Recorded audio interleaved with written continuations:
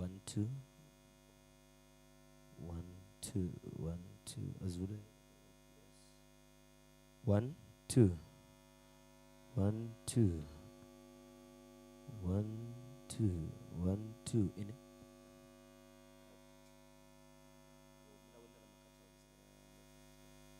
One, two. One, two. One, two.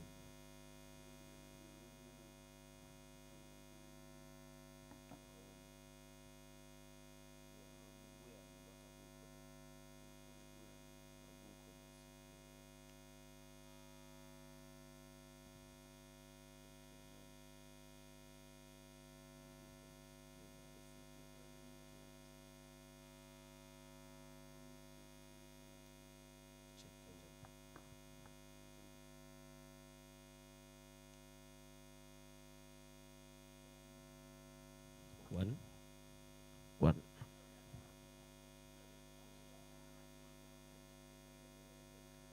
One, two. One, two. One, two. One, two. Two.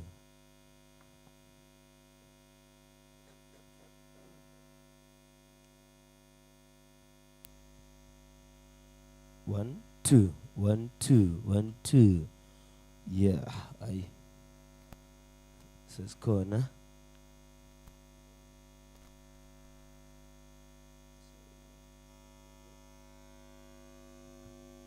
Cha.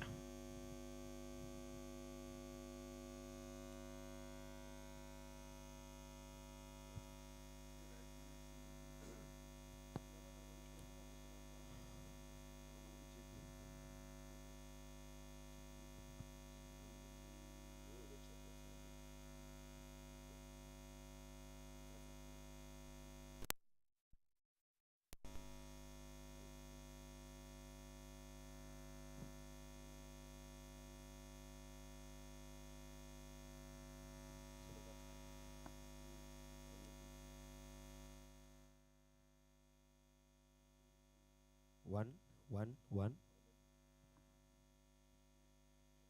One, two.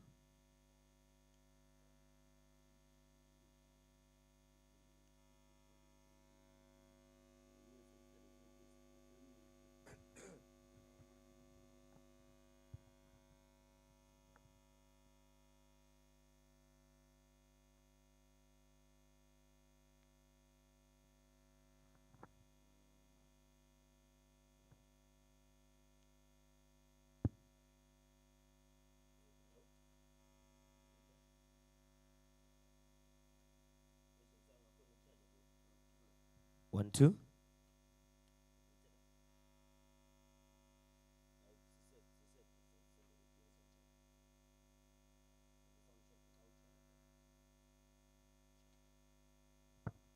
One, two. One, two. One, two. One, two. One, two. One, two. One, two. One. One, two, three.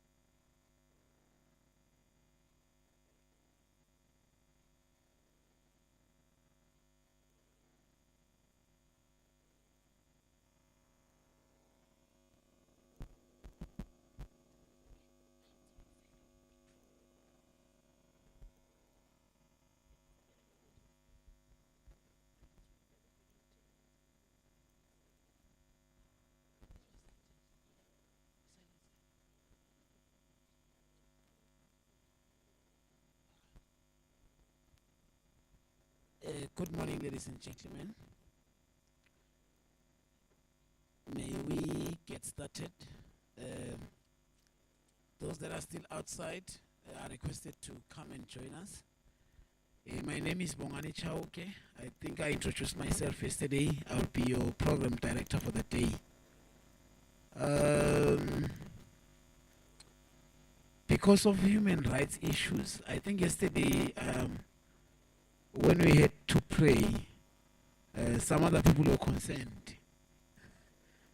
We're concerned that some of us pray to their ancestors, and some of us don't believe in God. And my atheists, that's what they call them. But in any case, welcome to day 2 of the symposium. I'm sure we had a lot of, we benefited a lot yesterday from all the presentations that we have. And special thanks to our speakers and distinguished guests that we had yesterday. I'm sure some are still coming. We will be having more today of the presentations as per the program that is in front of you. At this juncture, I would like to welcome Tsolofelo. I'm being tempted to rename myself as well. Even Chauke Chauke. It sounds nice, eh? Bongani no ngathi kade Chauke Chauke. Mathebula entabang mathebula. I think it sounds nice. So let me welcome Tsolofelo to do the first housekeeping issues. I think he will tell us what he'll be here to present. Can we welcome him with a round of applause? Thank you.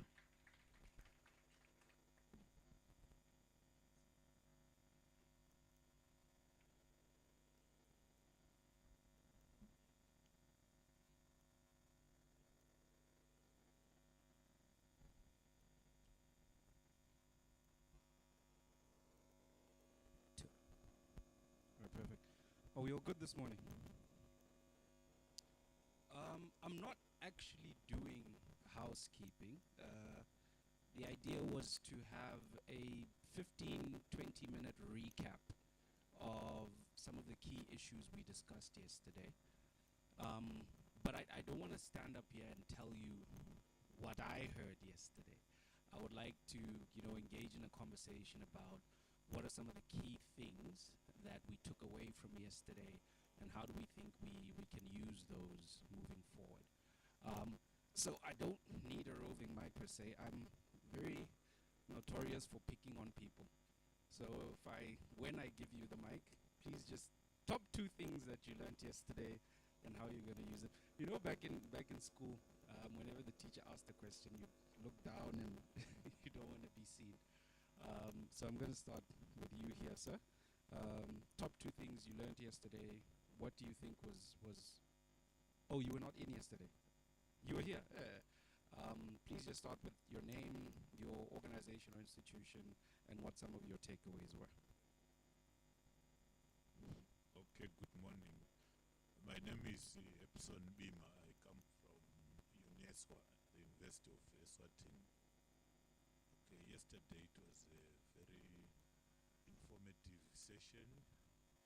One thing I got is that everyone in the house seemed to support the issue that it is the procurement people who are responsible for making sure that they professionalize their space and they get their independence from the rest. I think I disagree with that. I will discuss later on. Then the other issue is that we have a regulatory board in the name of Esppra, and they have got a lot of responsibility. But as they try to implement their overall goal to make sure that we have effective and efficient procurement, they are surrounded by so many powerful entities, and that needs to be unbundled. Thank you so much. We were having a conversation this morning actually about the importance of political will and strategic support for organizations like Esppra. You can run as wild as you want, but if you don't have the executive support to execute on your mandate, it makes it really difficult to do that. Dr.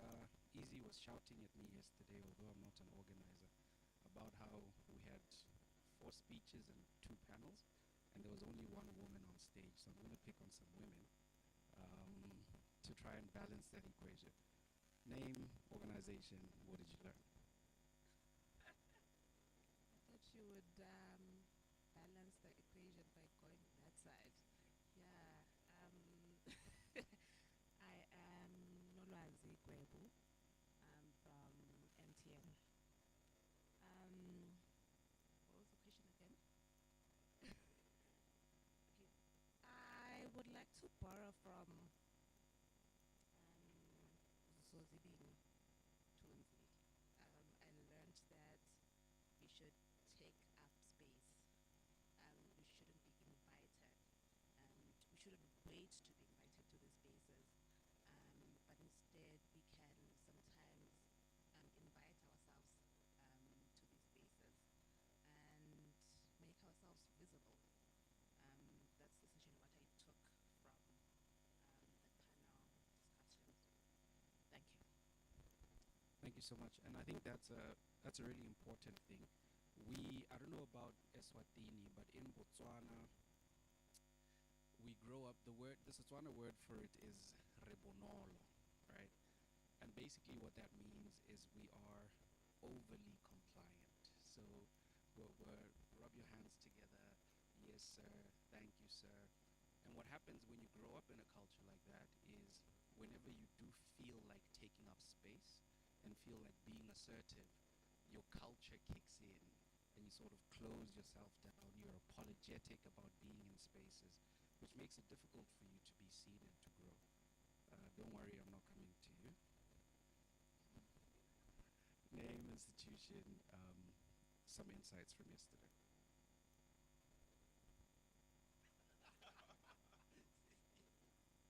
Can I take it?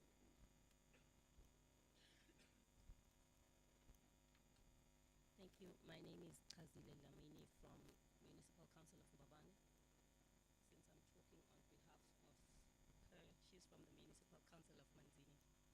So Mr. Ronald yesterday said we should keep walking. We should, like the IT guys, we should deliver so that we are noticed. And he also said we should do that by not only being compliant, but also, you know, developing ourselves professionally, um, talking, and taking up space, like you said. And you said we should also learn a lot, read a lot, so that we are more informed and we are able to talk to the whole business. Thank you. Oh, sorry. What I wanted to ask, or what I wanted to say from yesterday, there was Mr. Warren Lamini from Central Bank. I think he's the director of supply chain. And we've always discussed that in our space we get to maybe senior manager level and then we report to director finance. But Central Bank has director supply chain. I would have loved to learn from him or hear the story from Central Bank how they got to reporting to the director finance to being a directorate on their own. That would have been a good thing to hear. Yeah, that would have been a great case study. I know it's one of the things that we struggle with in South Africa as well. That most supply chain functions or procurement functions report into finance, which I think is a terrible, terrible, terrible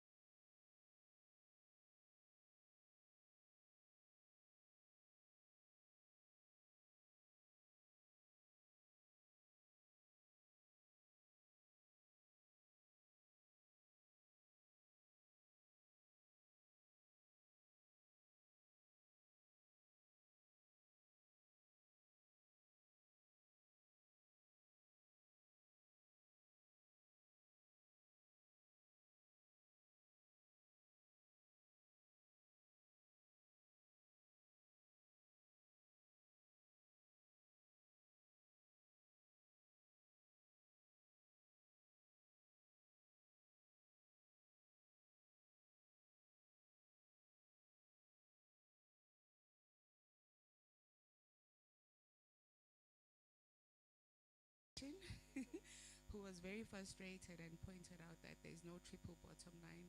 And as a sustainability believer, I was kind of shocked about that, but we hope from today's session he'll come out with a different perspective. Look, so I don't disagree with him.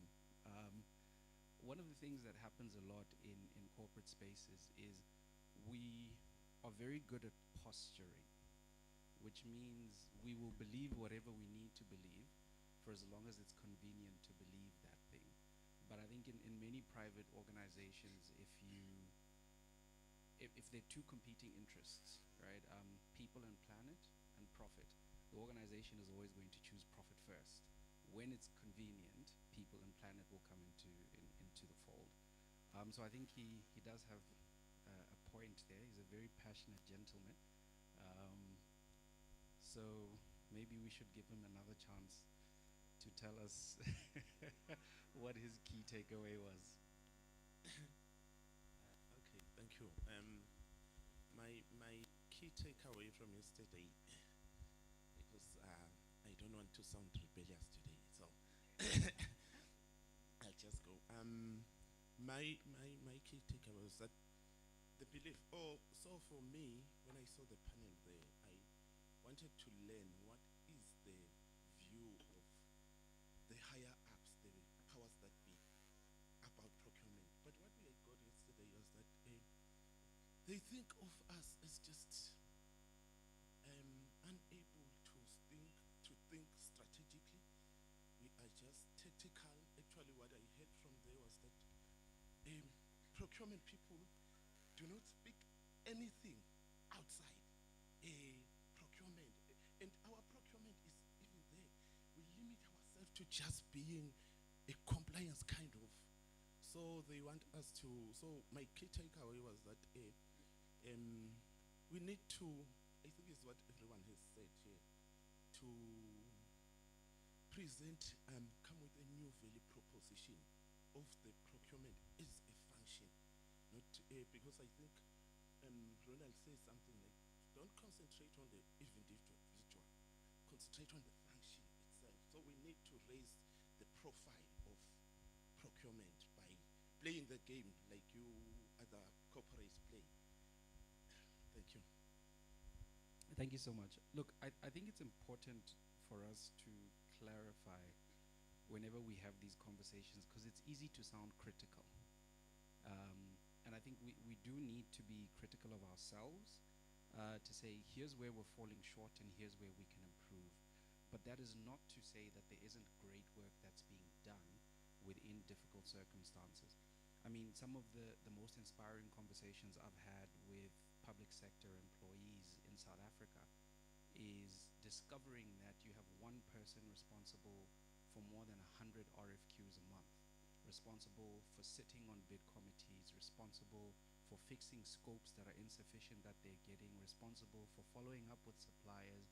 So you have one person who has all of these responsibilities, and it makes it difficult for them to excel.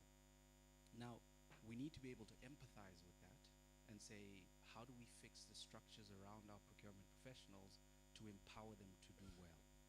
But while we are doing that, we also need to say, here is how procurement professionals can improve within the difficult context they work in. So I think you raise a really valid point there. Sometimes it can sound overcritical. As I start reading emails, it's fine. Doc, as someone who isn't through and through procurement and supply chain, what were some of your takeaways? Okay, thank you very much. I think I've learned a lot yesterday from Dr. Ronald, and he has set the turf very well in terms of what we are discussing today and yesterday as well. But he has put a spotlight on procurement and highlighted the importance of procurement, because for any transaction to take place, for us to deliver in terms of the services that we're delivering as the public service, something has to be done and it has to start with procurement. So we tend to treat procurement as a by the way kind of thing. However, it is the most fundamental thing in any department, in any agency. And coming out of here tomorrow or Friday when we finish, we all need to walk out with the same mindset that public procurement is the most important thing for us to be able to deliver goods and services to the public out there. Thank you. Yeah, you can see a PhD came out there. When a PhD talks, you can tell. Sonke, some of your insights. I'm sure all of you are familiar with Sonke, or most of you. If you have problems with SIPs, this is the man you talk to. Or if you have compliments. My takeout would greetings to everyone. My takeout also came from a message that Ron shared yesterday with the keep walking concept, and it also spoke to how everything collaborates in terms of the various stakeholders that govern the space. So I found it very integral and very important for people to polish up on those micro credentials and everything leading up to exactly where it is they want to be in the procurement space, and not necessarily focus on just wanting a seat, but on the actions that they actually take to occupy a seat at the table. And there was one other critical takeout I took. It escaped me at the moment, but thanks. Thank you so much. I think we really did have an amazing first day. There were quite a lot of insights shared by most of the speakers. And I myself, I think, walked away with some learnings. You know, you, as a human being, you develop a way of thinking. And whenever you're faced with a challenge, that's your go-to method of thinking through problems. And I've always thought through challenges from the point of view of the organization. But what really stuck with me, and I said it yesterday, was the be the talent comment that we got from Norma. And I think it really encapsulates the responsibility on the person to position themselves to allow great things to happen for them. I thought that was wonderful. I'm looking forward to learning a lot today. We're going to hear some insights from Zambia. Okay, we're going to hear some insights from Zambia, who've been able, at least from the legislative point of view, do a lot of work to support procurement professionals. So they've basically said, if we hire you and you're not a procurement professional, no qualification, you get 10 years in prison. You and the person who hired you. So, you know, that is a brave step to take, but we can all learn something from that, Sonke. The other takeout I took, which I think needs to be echoed a lot, is something that you said. Actually, it's about not focusing on the responsibilities or the power that you can't make use of, rather focus on exactly what it is you can do. And I think that was very, very profound. Thank you so much. Flattery is always good. All right, so looking forward to some great discussions today. Let's not take up too much time with the recap. I'm gonna hand over to the Director of Ceremonies, and let's have some good conversations. Also, like guys, no one came to talk to me during the breaks yesterday. I don't know if you don't like me or what's happening. Please find me and let's have conversations. I'm a nice guy. I know I don't look nice, but I am. Thank you so much. Thank you. Can you give him a big round of applause? Thank you, Tolo Fellow, for coordinating this housekeeping. At least it's clear that yesterday we all learned a lot. From my side, what I can say is that I repented yesterday. You see, when we were discussing the issue of recruitment, where you find that, I think one of the speakers here did indicate that when we are to recruit procurement professionals, we normally would put the procurement qualification as an added advantage. And now the thing is, in our organizations, normally those adverts are prepared by the HR people, and what we do is we just provide input and then they advertise.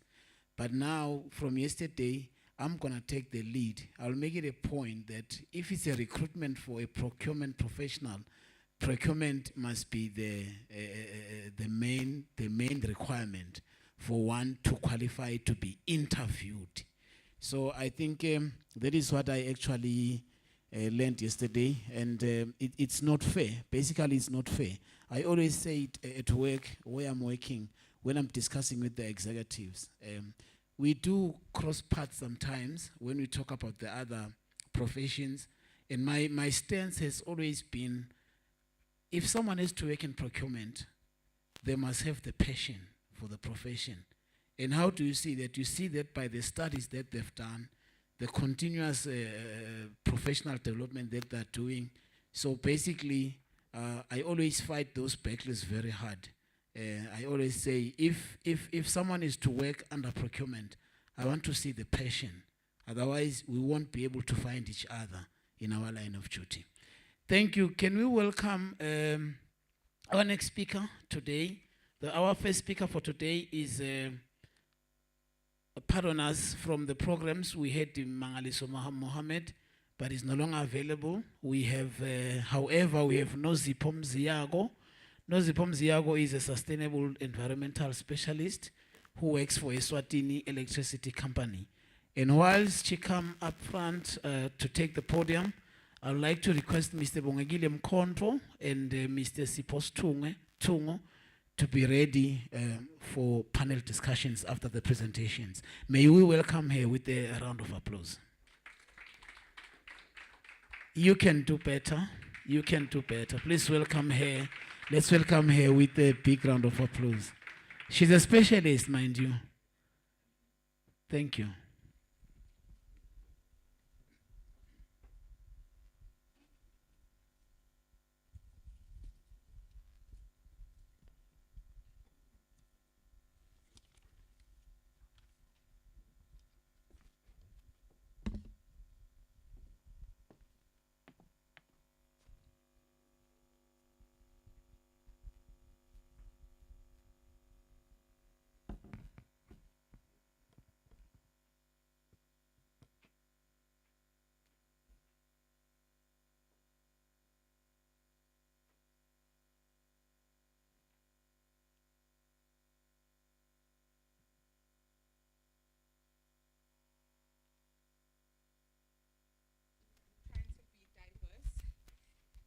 Thank you.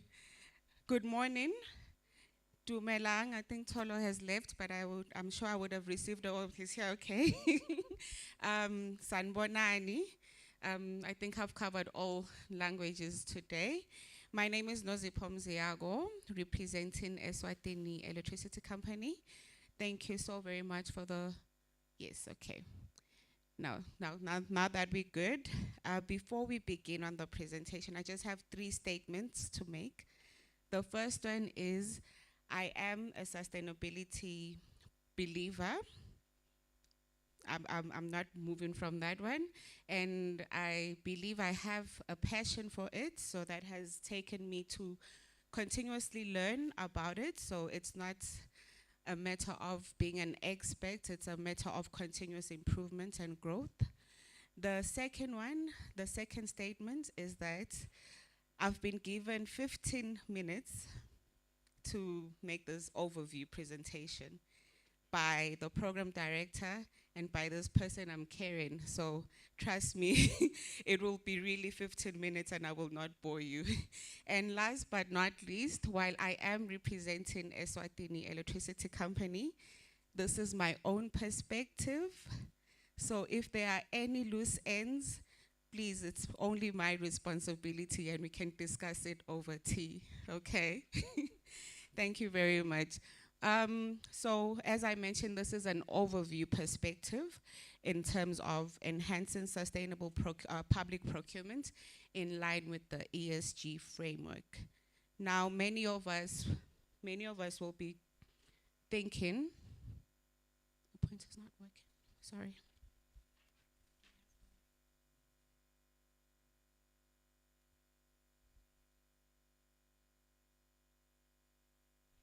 Apologies.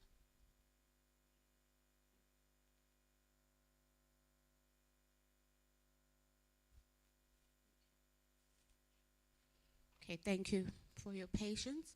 So, while giving this presentation an overview of what ESG is, especially in the context of sustainable public procurement, we'll get into the background and more like a history of what ESG is, get into how it relates to sustainable public procurement, look at the gaps, especially in the context of Eswatini, and maybe introduce new ways of thinking before we get into the panel discussion.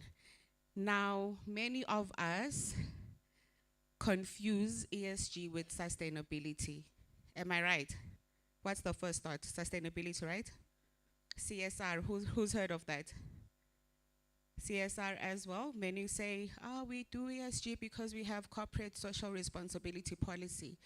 While those terms are often used interchangeably, and they do overlap, by the way, they are very much different.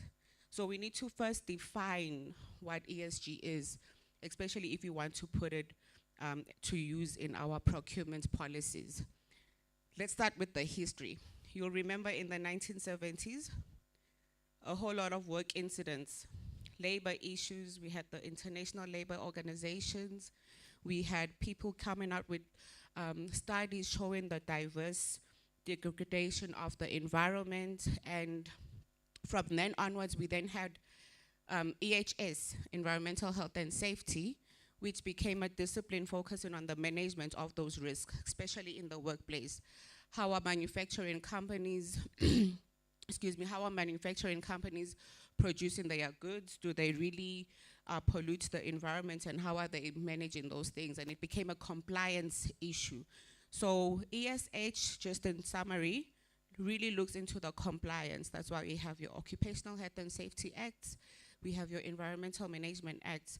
We're looking at the compliance, especially in the workplace. But we moved then into the 1990s, now where world leaders are meeting, they are flying and going to Brazil, to Rio, you know, having all that fun. We had a Brundtland report in the around the 1990s, where they coined a term, actually it was 1987, apologies for that. They coined a term sustainable development that now looked at three spheres, trying to find a balance really between the environmental aspects, social aspects, and economic considerations when we're doing development projects. That's where the triple bottom line comes into effect, when we have John Elkington's triple bottom line concept. Now, this balance, we'll get into that, this balance kind of fostered this confusion, or this line of thought where some say there's only one bottom line at the end. But I'll show you now. I want to move to CSR. Now, looking from the 1990s to the 2000s, companies really got into the field that we have environmental issues, social issues, and economic considerations. But we know that companies still want to make money. There's branding. So marketing became a big thing. Hence why then there was this term, corporate social responsibility, which is more of a voluntary tool. So to improve the company's image, the brand, what are they doing for society? So you have companies going to paint schools, companies picking up litter, companies planting trees, and then they'll be like, yes, we are sustainable. So those are those are the keywords that are being thrown around when it comes to sustainability or ESG in this day. But now, what we need to understand is that ESG, unlike the other disciplines, we'll see sustainability there. On my far left, we have the first sustainability model where we have overlapping circles. And Mr. Tolo was very correct. If we have those overlapping circles, we then choose as organizations to focus more on the social aspect, or focus more on the environmental aspect, or even when it comes to shove, put them all aside and really look at the money. Hence, it becomes a one it becomes a singular bottom line rather than the triple bottom line which we want. So this model of sustainability has moved into what we now call a nested approach. So the nested approach, as you'll see, be there on my, sorry, the pointer's not working. The nested approach is just one circle. As a human being, I'm one, but I have a brain, hands, feet, I'm one person. So it has moved to foster a nested sustainability model that shows that everything works together towards running of the organization. And hence why to date we have, in the 2000s, this ESG model, which is one encompassing of everything, which doesn't really deviate from the three circle model, but puts it all together in what we call integration. By integrating, we are combining all the factors together. Excuse me.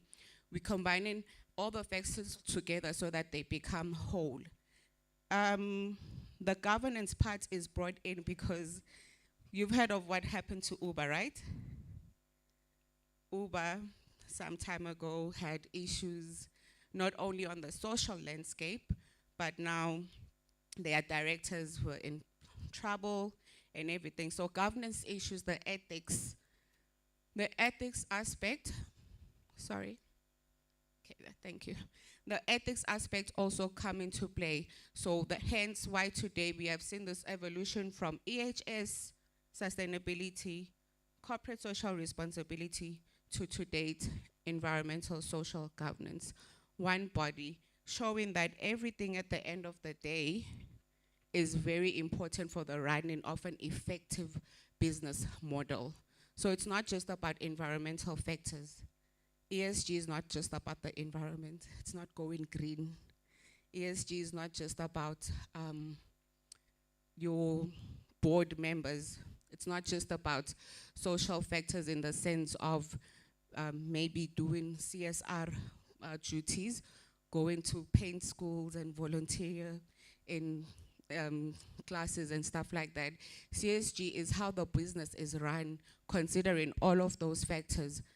And we'll get into that really. I'll give examples as we go within, as we go throughout this presentation.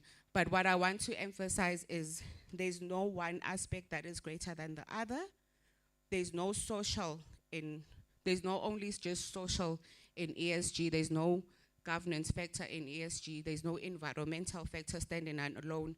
It's one body. As a human being, it's one body, making sure that the company is run effectively to make money at the end of the day. Yes, so the money is important, but how we make our money is also very important. Now, why was there a shift to now the 2020 onwards? Why are we focusing on ESG? Why is it such a big buzzword? You'll note here that the sustainability and CSR components really are more self-regulated. So when we're looking into sustainability, how many of our organizations are ISO certified? We get in there, but most of us, right? And that's a very good sustainability practice, but it can be self-regulated because we have, the standard itself is not a legal instrument. It's also not, they don't publish your results out there to say, we did find that they really do dump there, so we just gave them a major NCR. It's not really that much regulated. It can be externally regulated, but it's often more of a self-promotion. So it goes along to the branding. So sustainability in this aspect is more of like a CSR tool. Don't get me wrong there. I'm not saying it's the same, but it's more like. Whereas with the ESG now, we get, if a company now fully gets into ESG, there are quantitative measures, there are matrices that are followed and evaluated against that company, not only looking at a standard per se. So for instance, As EEC, we have the ISO 14001 certificate looking into environmental matters. When it comes to ESG, that would only be one aspect because they look at the whole thing.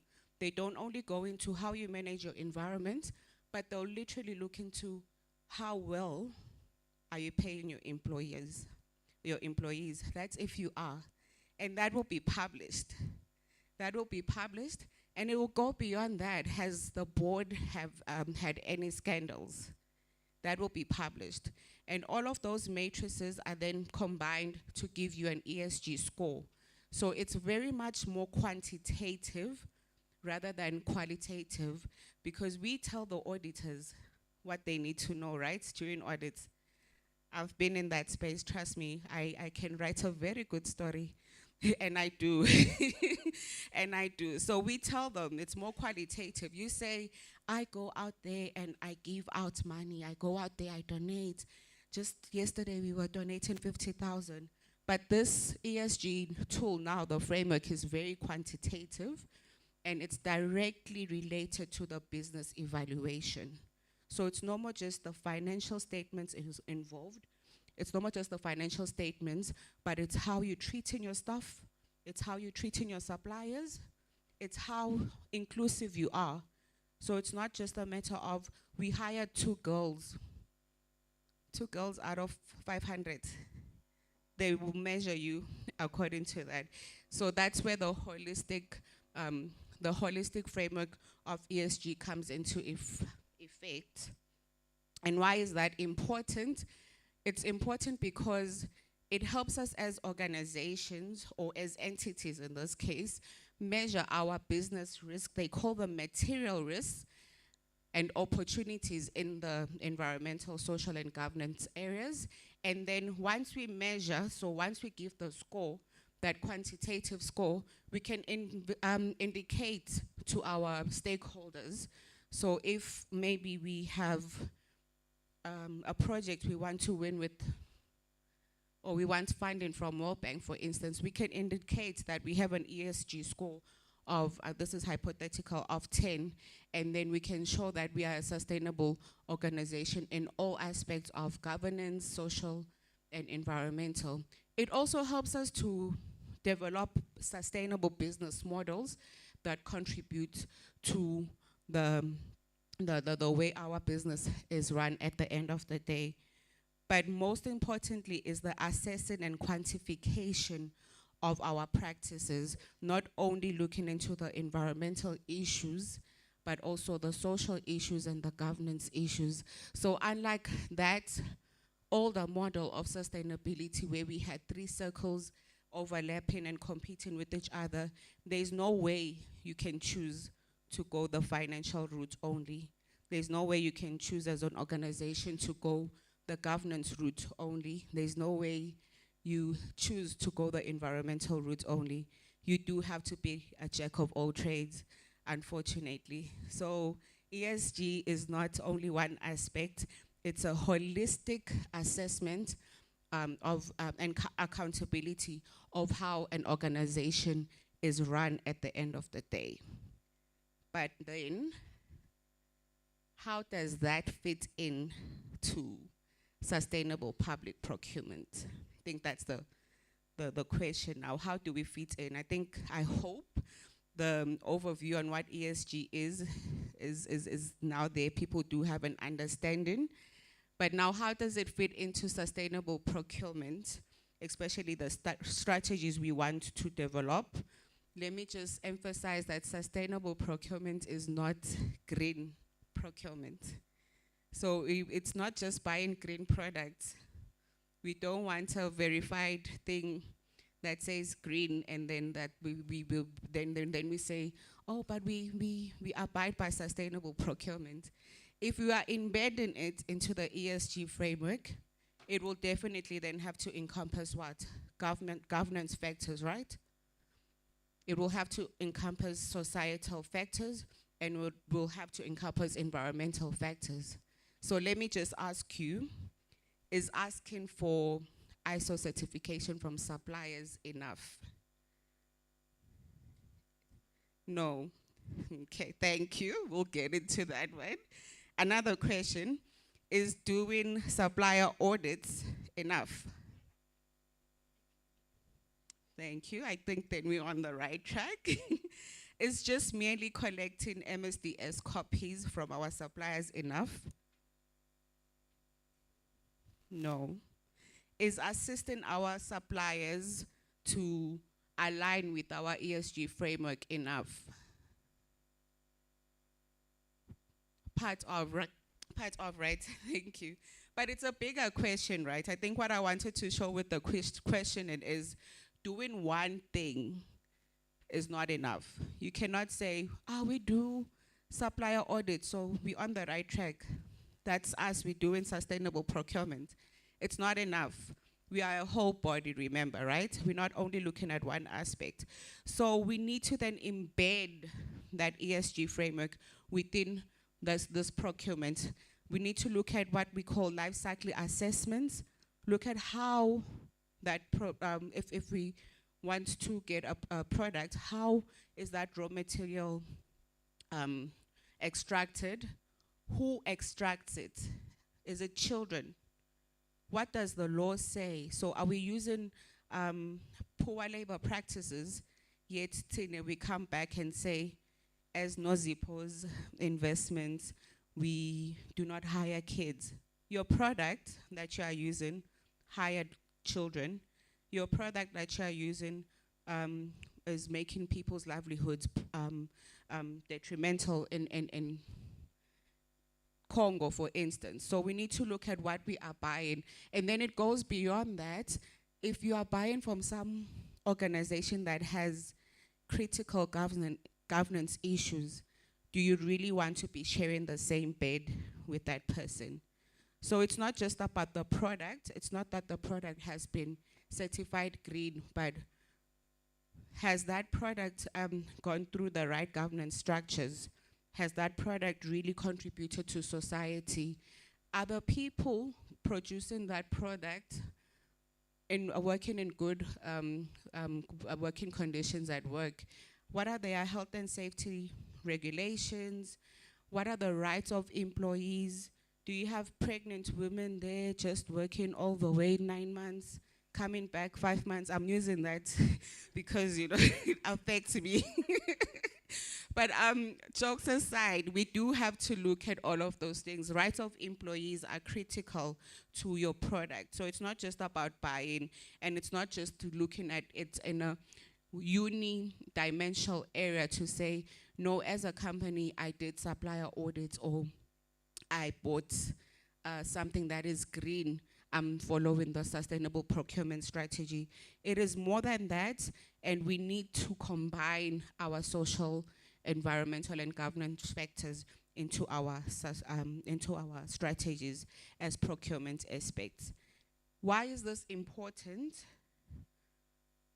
According to UNEP, it contributes, by public procurement in general, contributes significantly to the country's economy. For developing countries, I pick developing countries because we are nonetheless a developing country. It contributes to up to 30% of the GDP, and that's serious. So if we don't have the necessary controls or sustainable controls in this manner, our GDP is greatly affected. And if we embed the ESG framework as well, we would be playing a critical role in achieving our sustainable development goals, because we are a signed party to them as a country, as Eswatini. So in particular, Sustainable Development Goal 12 talks about responsible consumption and production patterns. And it's, I want to just highlight that it's not only about Sustainable Development Goal 12. If we can look at the first one, for instance, if we buy in locally, are we not contributing to the first goal? We are, right? We would definitely, if we buy in locally and contributing to Magela Share, are we not then contributing to Sustainable Goal 2? We are, right? So it goes, if you look closely, it's not just going back to moving away from one sphere or one aspect of doing things. It's not just about one thing, but it's taking holistic approaches, taking that combination of all the factors that matter for this bicycle or this wheel to go through, to continue going through. And in this case, we mean in us operating as a nation, us operating as businesses, and us operating really as human beings. So how do we do this? I did give a few examples. This is an overview, so I did say we won't be getting into, we can take the whole day or even a week looking into ESG and sustainable public procurement, but these are just some examples and they are not in isolation. So it's not just that I'll be doing one thing and I've covered all the boxes. I did mention green products, and I put the green really because we've heard of greenwashing. There's a lot of greenwashing, so we have to be careful of that. If you as an organization really want to go or be aligned with the ESG framework, or and make sure that you cover all the aspects of it, be holistic in your products and not just go for green products to tick a box.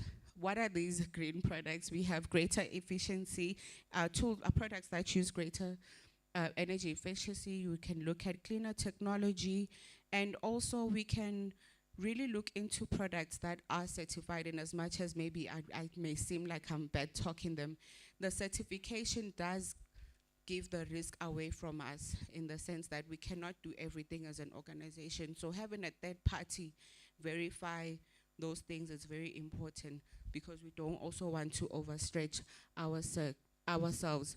Sourcing from suppliers who provide fair wages, safe working conditions is also the way to go. But now I would like to hear from you. I did pose the question. I asked if just asking for the certificates from suppliers is enough, and you said no. So maybe while we're having this discussion and after the panel discussions, we can find ways of how we can really validate these things. Should we now start asking for salary slips? Should we?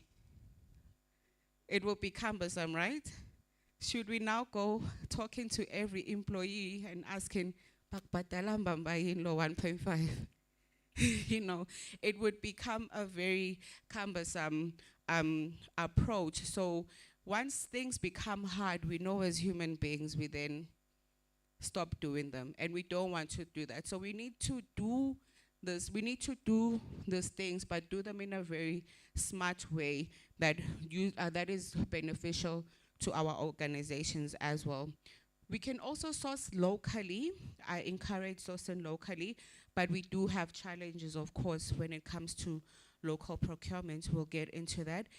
But one way of alleviating that challenge is to engage with local communities, so to engage with our suppliers to find out their needs and support for local development. I'm glad that ESPPRA will be having a session with suppliers this week as well. So that's very important, because I think it's key to find out, not only just talk down to them, tell them, you need to do this, you need to do this, you need to do this, you need to do that, but also get what challenges they are facing, understand their needs and support. So it's one way we can combine ESG into sustainable public procurement. Well, these are one of the ways, but we'll have a more discussion on these factors as we have in the panel discussion.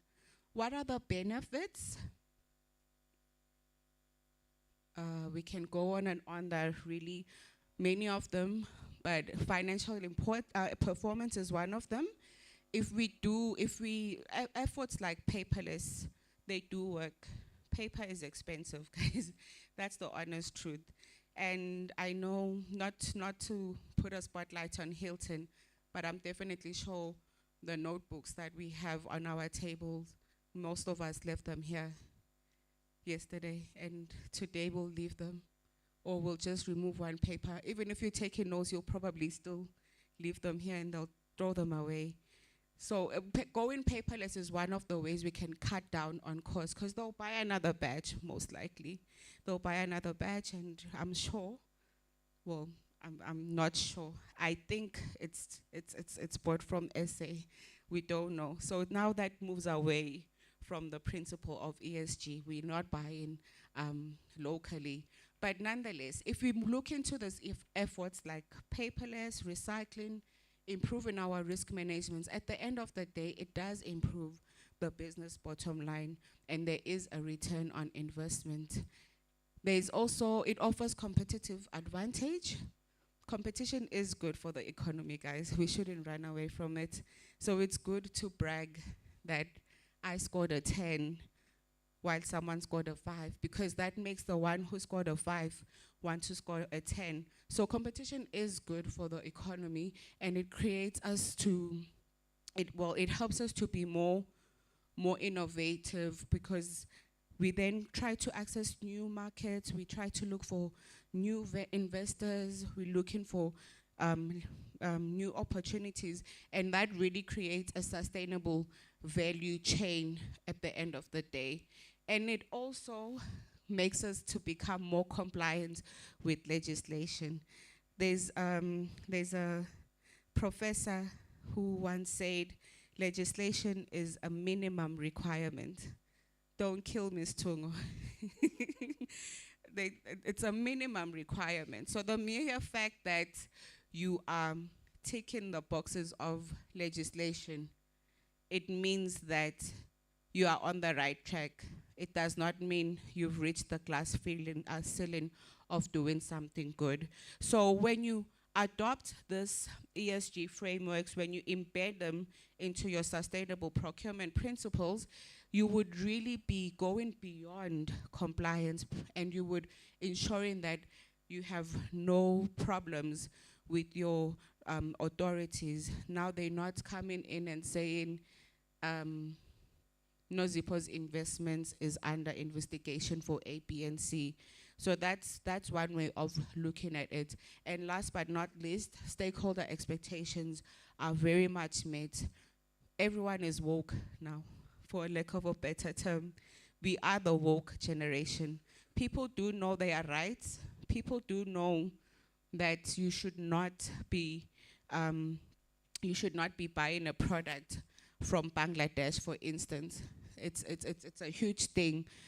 I know people, I'm one of them, who shy away from buying from Shane, for instance, because it's mass production and the working conditions, they are very poor in many factories. So people are aware of what's happening. People are aware of the requirements. People are aware of a lot of needs that we need to meet as organizations. So by adopting this framework, we would really be on the right track of making sure our stakeholders are happy. I did say, though, we have challenges. So it's not just enough to adopt the ESG framework into our procurement strategies, especially when we don't even have available products in our country. That's a big problem, unless I'm wrong. We want to source something that will tell us that we don't have, we can only procure it in China. That takes days, that's money. It gets shipped, and we not only then going to buy from the factories that have maybe poor work conditions, but we're contributing to greenhouse gas emissions. So that's a problem. It is a challenge.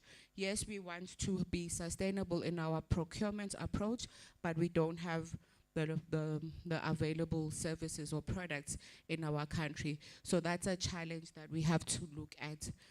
Also, costs. It does tend to be, no, let me not say it does tend. Let me say it seems to be costly, because I don't really believe it is costly. It can seem to be costly to management. I'll make an example. We are currently implementing a project that really emphasizes on social safeguards. So our contractors need to believe in very stable situations, you know. And if they cannot afford that, we have to assist them. So for the company, that may seem as a cost because it wasn't planned. It wasn't put in the budget initially.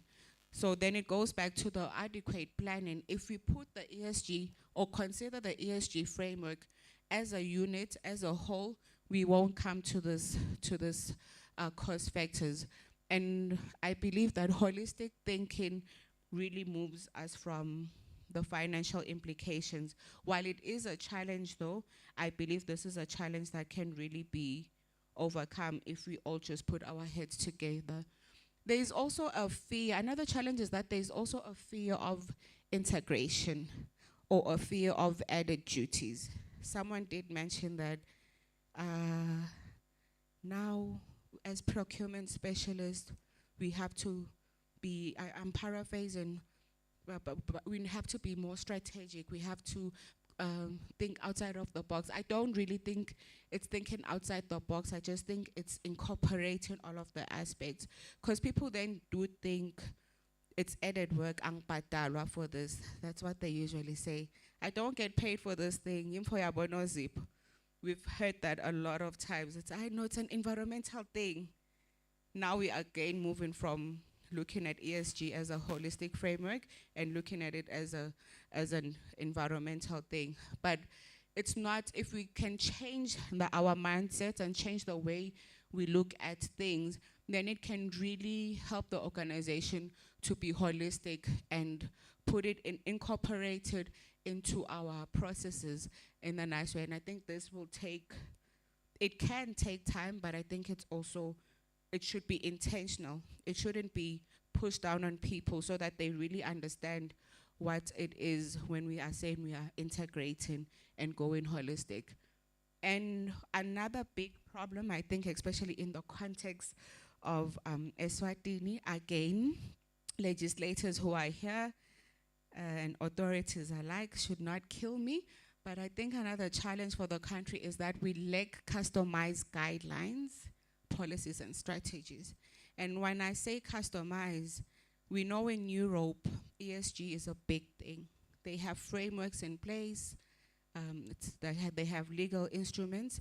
What we tend to do now is play within their market and not contextualize it to Africa, contextualize it to Eswatini, because it's not enough to just know what ESG is.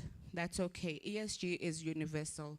The definition of it can be universal, but how you apply it, that needs to change. So in the context of Eswatini, ESPPRA, EEA, and all other bodies present, I really hope that we can get to a place where we have our own localized framework that will really guide us on how we should do it, how we should incorporate it, not only in our procurement policies, but in our projects and the likes, because we do want to be involved, but maybe we are just doing it the wrong way, and that's a problem. It opens up a room for poor understanding. Then lastly, talking about understanding, what I've seen as a challenge as well is lack of capacity building and training within this regard. We don't understand what ESG entails. Hence, it's very easy to confuse it for CSR. It's very easy to confuse it for sustainability. It's very easy to confuse it for ESH as well. It's very easy then to just say, I need someone who has an environmental degree to go and implement ESG in my organization. It's not just about the environment. It's not just about the social aspects. It's not just about governance issues. It's more than that. So once we capacitate our people, the people we have, so if you're a procurement specialist, I believe, this is my perspective, I believe you should be capacitated, you should be trained on how to integrate ESG framework into your processes, in as much as HR in their profession should be trained and capacitated to integrate it into their business practices as well. And that will create a holistic thinking for the organization. I hope I was as short as I said I would be. No, apologies for that. But now in ended, I want to ask, I'm putting a question back to the floor. What now, looking into sustainable procurement practices, how can we be in line with this? We have a whole lot of success stories, by the way. I have a link I can share with the organizers. There's a link. We can just go there. Have a lot of success stories in Europe on how public procurement has incorporated ESG, how they have matrices for their tender evaluations and the likes. But what I'm asking is that we create our own stories, success stories as a country. Who knows Ngwenya class? I think you're aware of Ngwenya class, right? They are on the right track. You know, they source their products is local, handmade, and they source their oil for their furnace from KFC or recycled diesel even. So they are on the right track, and they go beyond. They teach about sustainable practices at school. They hire local people around. So we do have our own success stories, but it needs to go from individual businesses to now national level. What are we going to do? I'm posing this to us, to you, to us, as specialists in our own fields. We can do this. We need to create them, and I hope the next symposium that ESPPRA will have, we will really be getting into the success stories that we've seen. And in closing then, for real now, we talked about, I think Mr. Ronald shared the aspect of influence. Professionals need to have influence in the boardroom. When we go out there now, when we are being put into committees to implement our strategies, procurement strategies in line with the ESG framework, I really ask that it does not become a tick box exercise, but it really becomes an influence exercise to change the mindsets of your leaders, to change the mindsets of our legislators, to change the mindset of our community members as well, not just to say we have done this, we're certified now, we have a rating on the internet. Let's go out there and have real influence and be change seekers. We cannot wait to have our own success stories next year. Thank you so very much.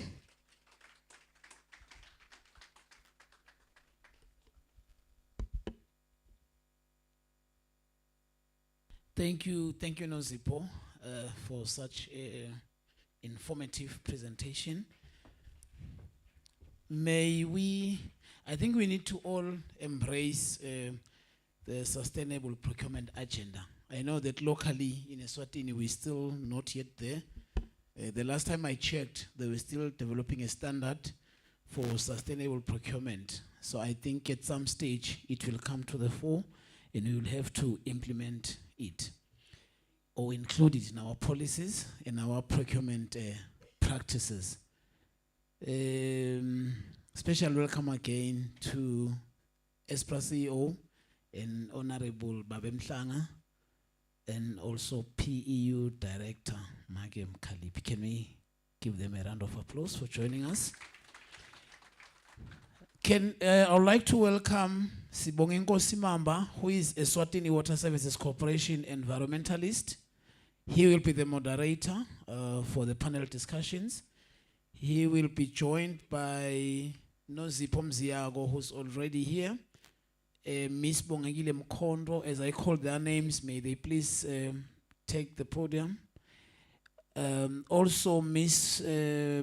Sipostungo, who is environmentalist at Eswatini Environmental Authority.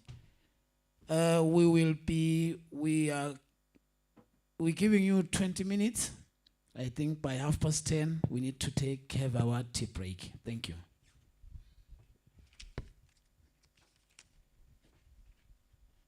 Thank you and good morning. Ngicela sishayele noZipho Tandla again. She's very passionate about the subject matter. Yaga ESG. So my name, I've been introduced, Spongos Mamba, and I'll be moderating this session for now. So Nozipo says in her concluding statement that it should not just be a tick box exercise, a sustainable procurement, which is procurement with the heart, basically. And we are doing it not because we want to have good CSR reports at the end of the financial year or ESG reports, but she's saying it actually has an impact on business continuity. And probably it's high time, Nozipo, as she says, that we include issues of sustainable procurement in our risk registers, enterprise risk registers, to consider the risks that the business will face in the future. But she did give a presentation that was well-rounded. My assignment right now is to get into the questions, and if we do have time, we'll give the floor to pose a few questions as well. In a minute or two, I'll ask that you introduce yourself and probably just tell us briefly your claim to fame. So I'll start to my immediate right. Good morning, everyone. With all protocol observed in the house, I am Miss Bongegile Mkondo, Uge Program Director. What's Mr.? I am Miss Bongegile Mkondo from Pikes Peak Town Council. I'm working there as an environmental health officer. I am passionate about issues of environmental sustainability. Thank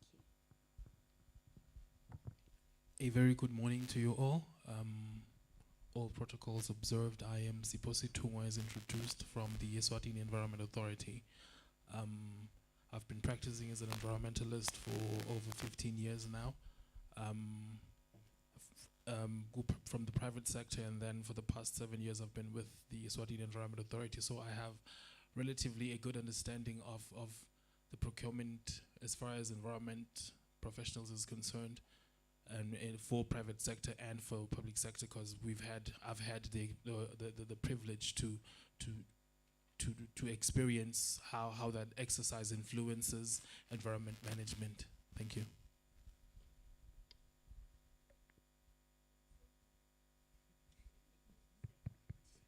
Should I still go ahead? Okay. Good morning once again. Nozipho Mziyago. I work with the Eswatini Electricity Company. I love learning very much, so that's my claim to fame, really. I'm always eager to learn, and unlearn even most times. So I believe one day I'll also be Dr. Mziyago here as one of the panelists. Okay, thank you. So in your presentation, Nozipo, ukulumenga ukuthi there is lack of customized guidelines and policies in the nation to actually implement sustainable procurement. If we look at the global landscape, we see the development of ISO standards. I believe it's ISO 20400, 4000, that speaks to sustainable procurement. Sometimes we source funds as a country from development banks, and they've proper frameworks that incorporate ESG into the expenditure of the funds that they lend to us. And for the most part, when we implement projects that are funded by these development banks, we do streamline sustainable procurement in these processes. But as a country then, what frameworks do we now have in place? Maybe I'll put Mr. Stung on the spot here. And what is in the pipeline, and actually to develop the guidelines, the frameworks, the policies, to make sure that we streamline this in our procurement. Thank you, Mr. Mambo, for the question. As yet, as Eswatini, we appear to be struggling in that respect. As Nozipo was presenting, she did mention that there are projects that are implemented in the country where international funders who have safeguards, environmental and social, who will basically ensure that these are observed during the early stages of the implementation of the project. The moment the early stages of the implementation of the project are done and then these are handed over to the locals, then you find that we then begin to shrink or diminish in our approach to how we then manage the associated issues.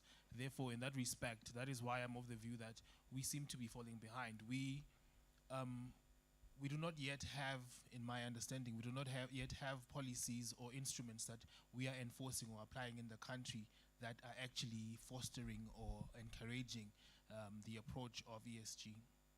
Thank you. Okay, thank you. Maybe the next question that I'll pose, I'll open it to anyone in the panel.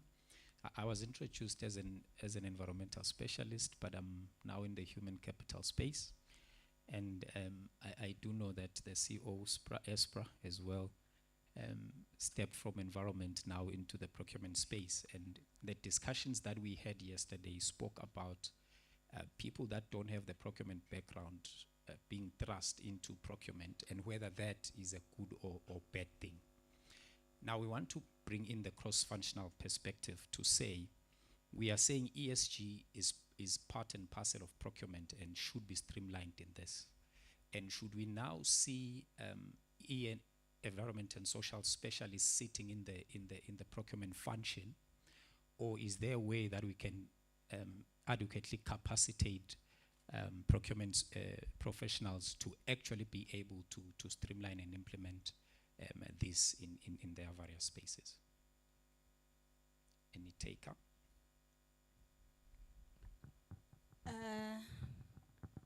I think this issue of ESG principles, it is an issue that is cutting across probably all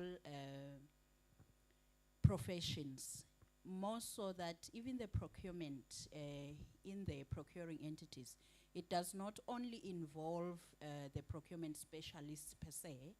So I think it needs to be mainstreamed within all operations and safeguarded through policy that will guide and force the entities to actually have these ESG frameworks incorporated into their operations, rather than having a procurement officer being an environmental someone.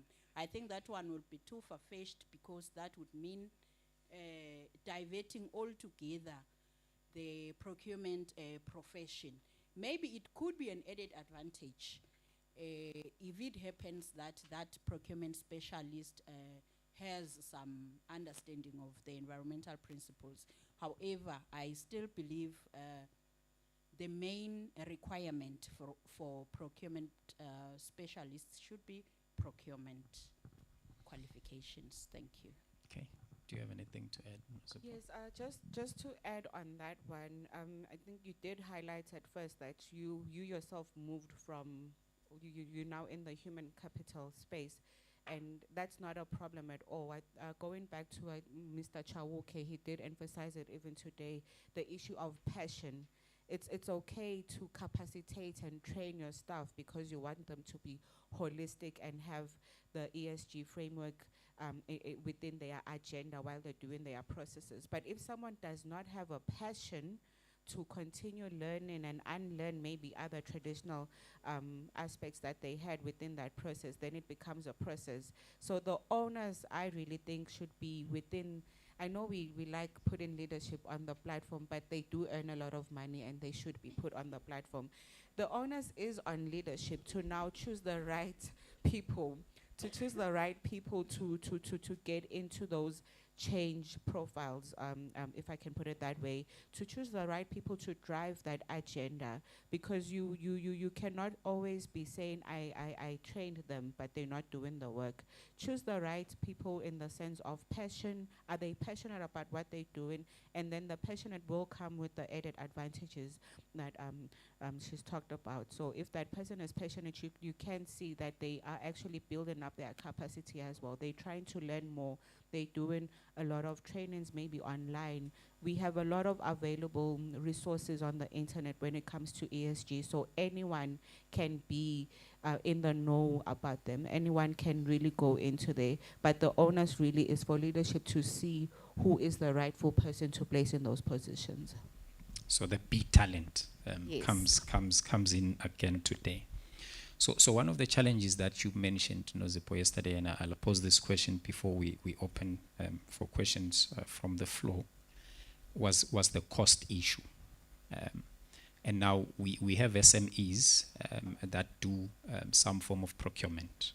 So how do we now make sure that they are supported to adopt sustainable procurement practices, bearing in mind that at a strategic level we did say that it's not just about CSR, it's not just about an ESG report, but it actually has impact on the bottom line in terms of the triple bottom line for the business, for people, for the planet, and for profits as well. So how do we communicate and support SMEs to make sure that they are part of the journey that we're speaking to today? If I may, I think symposiums such as these, such as this one, is instrumental in ensuring that the better proportion of society is aware of the shift that is happening as far as procurement is concerned. Moreover, if you are going to focus on one aspect and overlook all the others, because as already mentioned, as already Nozipo was presenting, she did point out that there are all these role players that are part of the process. Therefore, we need, of the procurement process, therefore we need to integrate all of them into the picture. And then if you have symposium like these and we actually share what the requirements are, even your SME is going to look and learn from that experience and then consider as to how then can I shift my business to actually be compliant or be ready to deliver when such opportunities actually arise.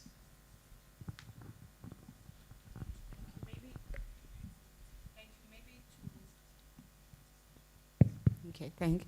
Maybe to add on that one would be the aspect of adequate planning within our organizations, because in as much as I did highlight that CSR is not ESG, it is it can be interchangeable, and it is part of that aspect. So we need to plan to help them.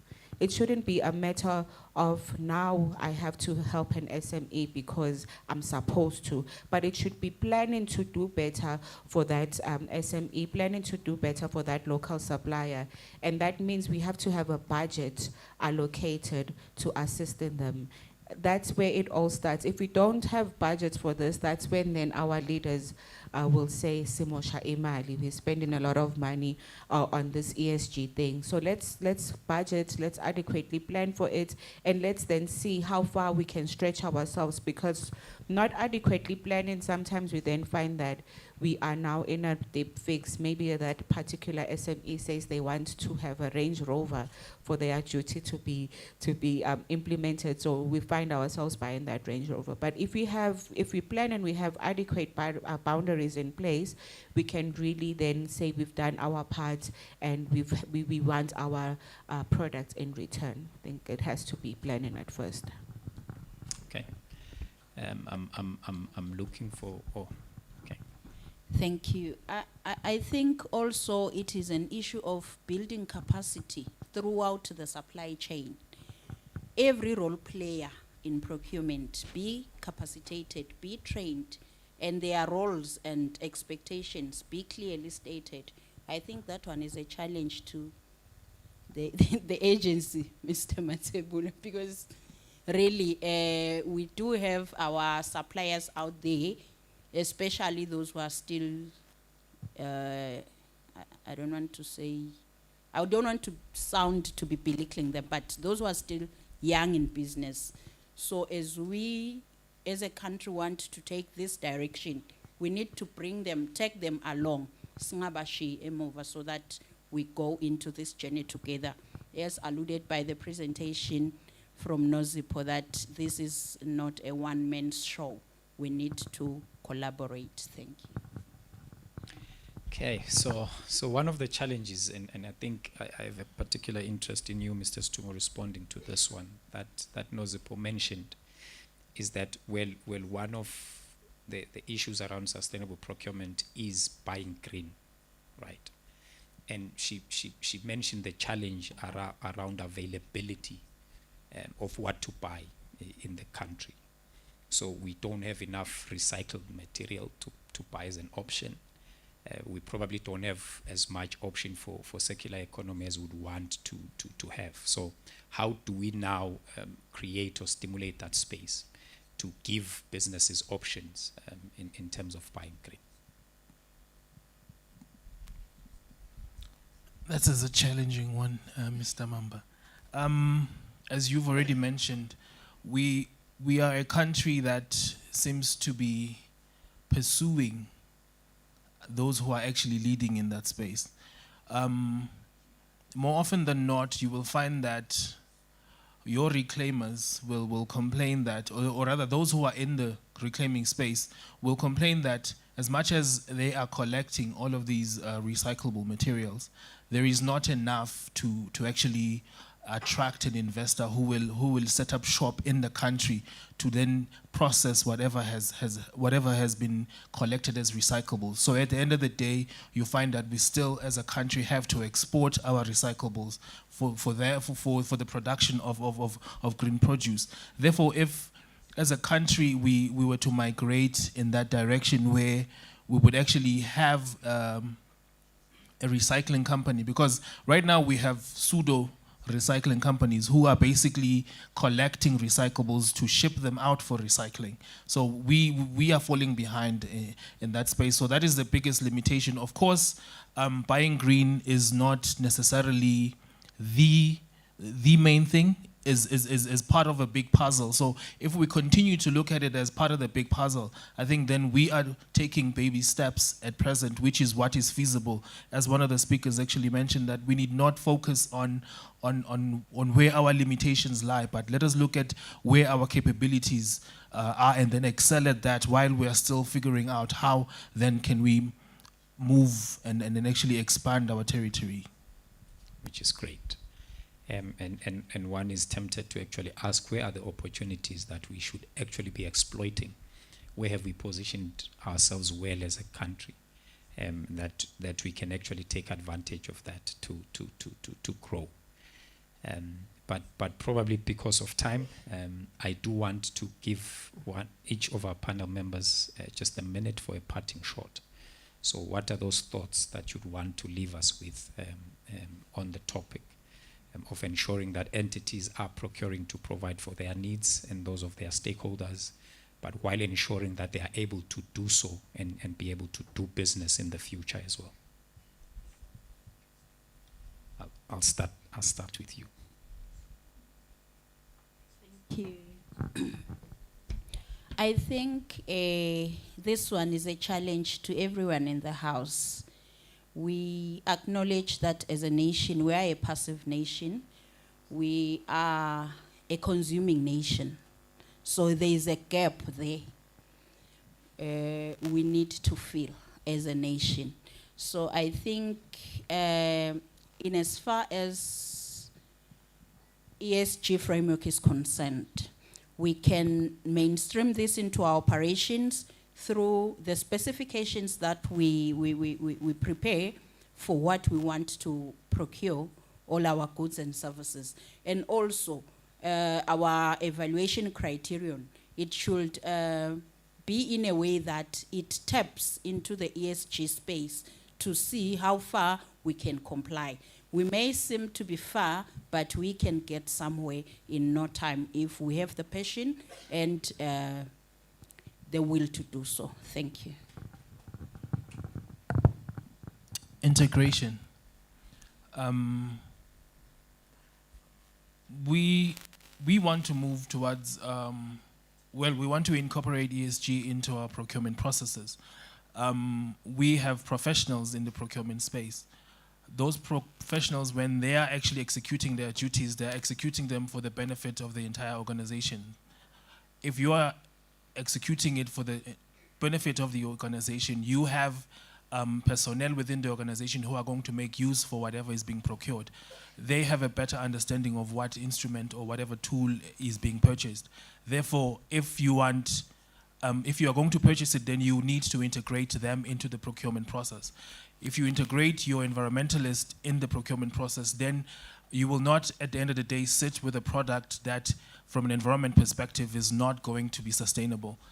You are going to sit with a product that has social violations if you have not incorporated your social personnel. If you do not have a social personnel in-house for the procurement exercise, rather find an integrated professional in the procurement process so that that professional would advise on how you are actually going to screen from which supplier to buy from or which produce to actually get so that it actually does comply with the ESG framework. Thank you. I think my parting shot would be based on influence. I did end with it within the presentation, but now just to emphasize, everyone, I believe, I would like to believe everyone does know what ESG is or has an interest on ESG matters within our various organizations, agencies, or legislative bodies. So my take would be that person who's interested, go out there, learn more on the framework, learn more on how you can implement it within your particular space, and don't just stop there, but go into influencing the decision makers, because many of us maybe don't have that that decision-making power, but we definitely have an influence on our leaders. So let's have that intent and let's go out there and influence the decision makers, and then I'm definitely sure we can then see the integrations Tungo is talking about, and we can see the holistic approach as well going forward. Thank you. Thank you. Thank you.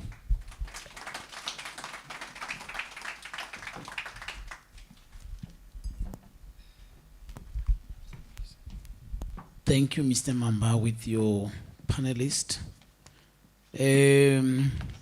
At this moment, I would like to give us, I'd like to give you 20 minutes break, tea break. I think tea is served outside. And when we come back, we will be looking at ethical leadership in public procurement. So now the time being 34 minutes past, we should be back by 54 minutes past. Thank you.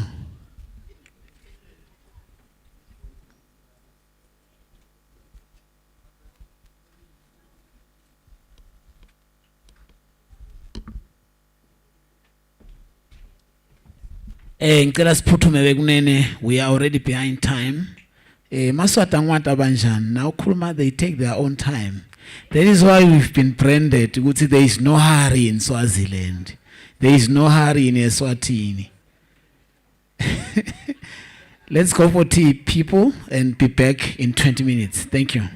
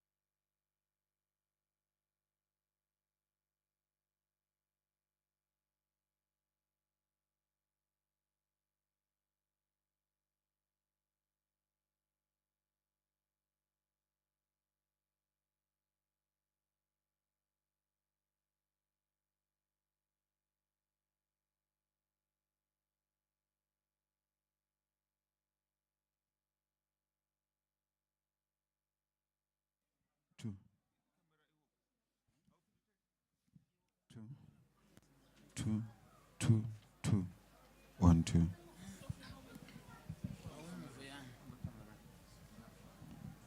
The time now is 50 something minutes past. Can we all come back?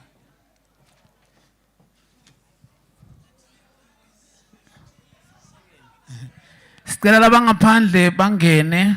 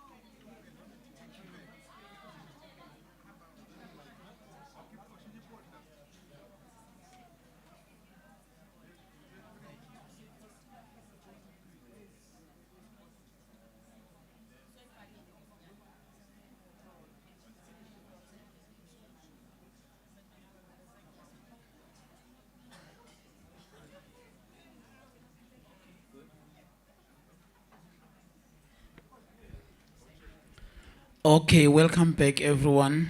We are moving on. We will be having a presentation on ethical leadership in public procurement, which will be presented by Dr. Izimangaliso Malachi. I'm sure I'm pronouncing it correctly. We have seen her profile, I think, from information that was being circulated by SPPRA on the speakers for the event. She holds qualifications in cost and management accounting, business administration. She also has over 25 years working experience, both in the public and the private sector. Throughout these years, she has worked as an accountant, focusing mainly on donor funding management and on financial reporting in the banking, tourism, education, and private sector. She also has lectured part-time in financial accounting and cost accounting. Ladies and gentlemen, may we welcome her with a round of applause as she comes to the podium to present on ethical leadership in public procurement, where she will be talking about strategies on achievement of value for money through prevention, mitigation, and combating fraud and corruption. I wish there could be a time when it is no longer in our vocabulary to talk about corruption. How I wish. How I wish. It is not in my vocab anyway, but I see people like it. They like talking about it.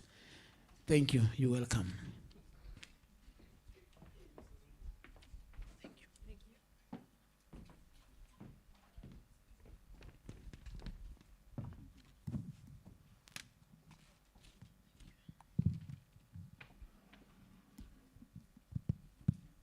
Okay, good morning, ladies and gentlemen. Goeiemôre sanbonani. Dumelang.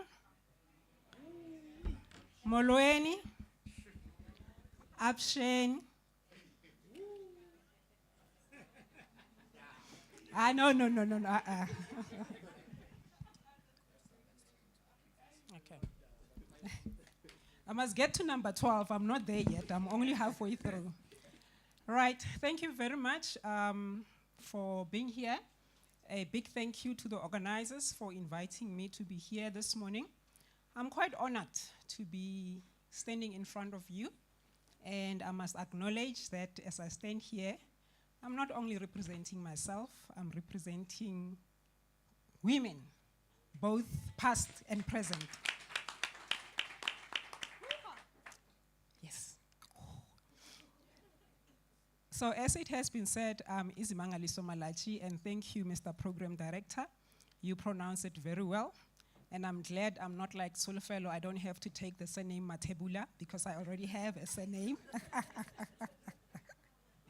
So I am from the National School of Government, and just a bit about ourselves as the school.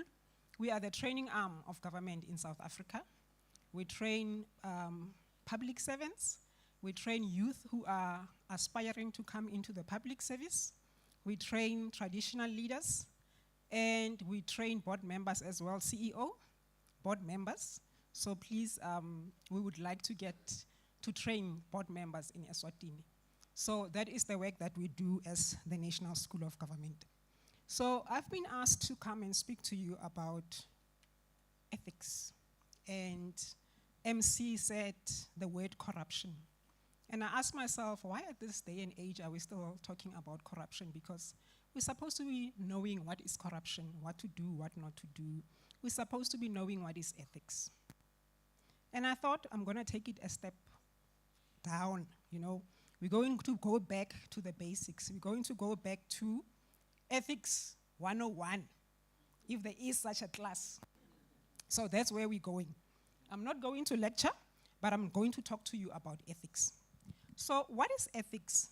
It's about how we ought to live our lives, how we treat others, how we make decisions, how we run and manage our lives and organizations beyond the demands of the law and regulation. Basically, it is about doing the right thing right. Isn't it? Just like my name. So ethics are viewed as moral principles or values that we use as a compass for us as public servants, you know, in terms of what is acceptable and what is unacceptable. Also in our own homes, we have got acceptable and unacceptable behavior. In the public procurement space, we have acceptable, we have unacceptable behavior. It's the same. And I always say when I talk to students, when I talk to learners, I said, if something is difficult for you, bring it home. Bring it to your environment at home, then you will understand it better. When we talk about money, looking after public finances, bring it home. Ask yourself a question. If I was given this budget of $1 billion, if it was my own money, would I still make the same decisions that I'm making today? If it was my own purse, would I still be using it the way that I'm using it right now? So for you to understand some of these things, take a step back and bring it home. So ethical conduct is important for any leader, because as a leader, you have people that look up to you. You have followers, the people that you are leading in an organization, they look up to you, consciously, subconsciously, and otherwise. As a leader, there is that drum that you are beating, and that is the story that the CEO told the other day, that he beats a drum, and you have to follow the beat. So that is the kind of leadership that he is showing in his organization. Therefore, if you are a leader, you need to be ethical, because if you are not ethical, everybody is going to follow what you're doing. And I like to use the example of, you remember a few years ago when we had our former president, President Nelson Mandela, right? People used to emulate the way he talks, the way he walks, the way he used to dress, and that shows the kind of influence that he had amongst his followers. So same as where you are sitting as a leader, whether you are leading a huge organization, whether you are leading 4 or 5 people, there are people who are your followers who are looking up to you, and they will do exactly what you do. When you go short left, they will go short left. When you put your hand in the cookie jar, they will also put their hand in the cookie jar. Therefore, it's imperative for you as a leader to be ethical. So ethics is about how a person differentiates between wrong and right, between evil and good. And leaders, they should always strive to be on the right side of the law, to do what is right all the time because of the people that you are leading. And code of principles about ethics, we talk about values, we talk about morals, we talk about character, we talk about the behavior of a person. And I'm still saying, if you don't understand, take it home, then you will understand better. I think yesterday, Dr. Ronald, they spoke about being worried about his son, whether he's teaching him the right morals or not. Thou shalt not steal. That is what he's teaching at home. But when he goes outside in the environment, what happens? When he goes into the working environment, he comes across people who have different morals. But if those morals are not entrenched in your son, Dr. Ronald, he's going to lose them along the way. But if it's something that he was brought up with, he will never forget that. He will always be on the right track. So ethics has to do with the character of a person and how they behave, whether they are inside or outside an organization. So ethics start from home. And I always say that ethics should be taught from as far as primary school. Because ethics, it's things that we grow up with.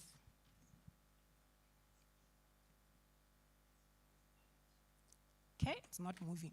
Now, for you to remember what ethics is, I want us to do a little bit of an exercise, okay? Your right hand. You're not going to say anything. You're not taking an oath. We are just doing an exercise so that you can remember what ethics is, okay? Then with your index and your pointy finger, you form a circle, all right?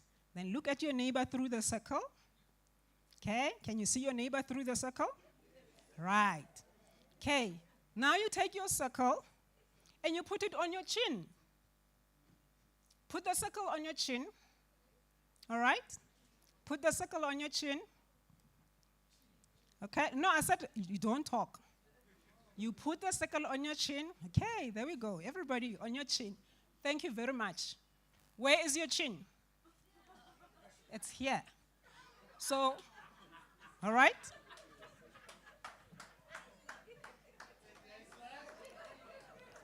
Are we together? You see? So what am I trying to say to you? Exactly. You are doing like me because you are looking at me and you are following what I'm doing, but you are forgetting the truth that this is not your chin. And that is ethics. Right? So don't do what others are doing. Don't do what you see. Do what you know is right. And that is ethics. If you cannot remember anything else, then please remember the exercise. I hope they captured you on camera, CEO, you know.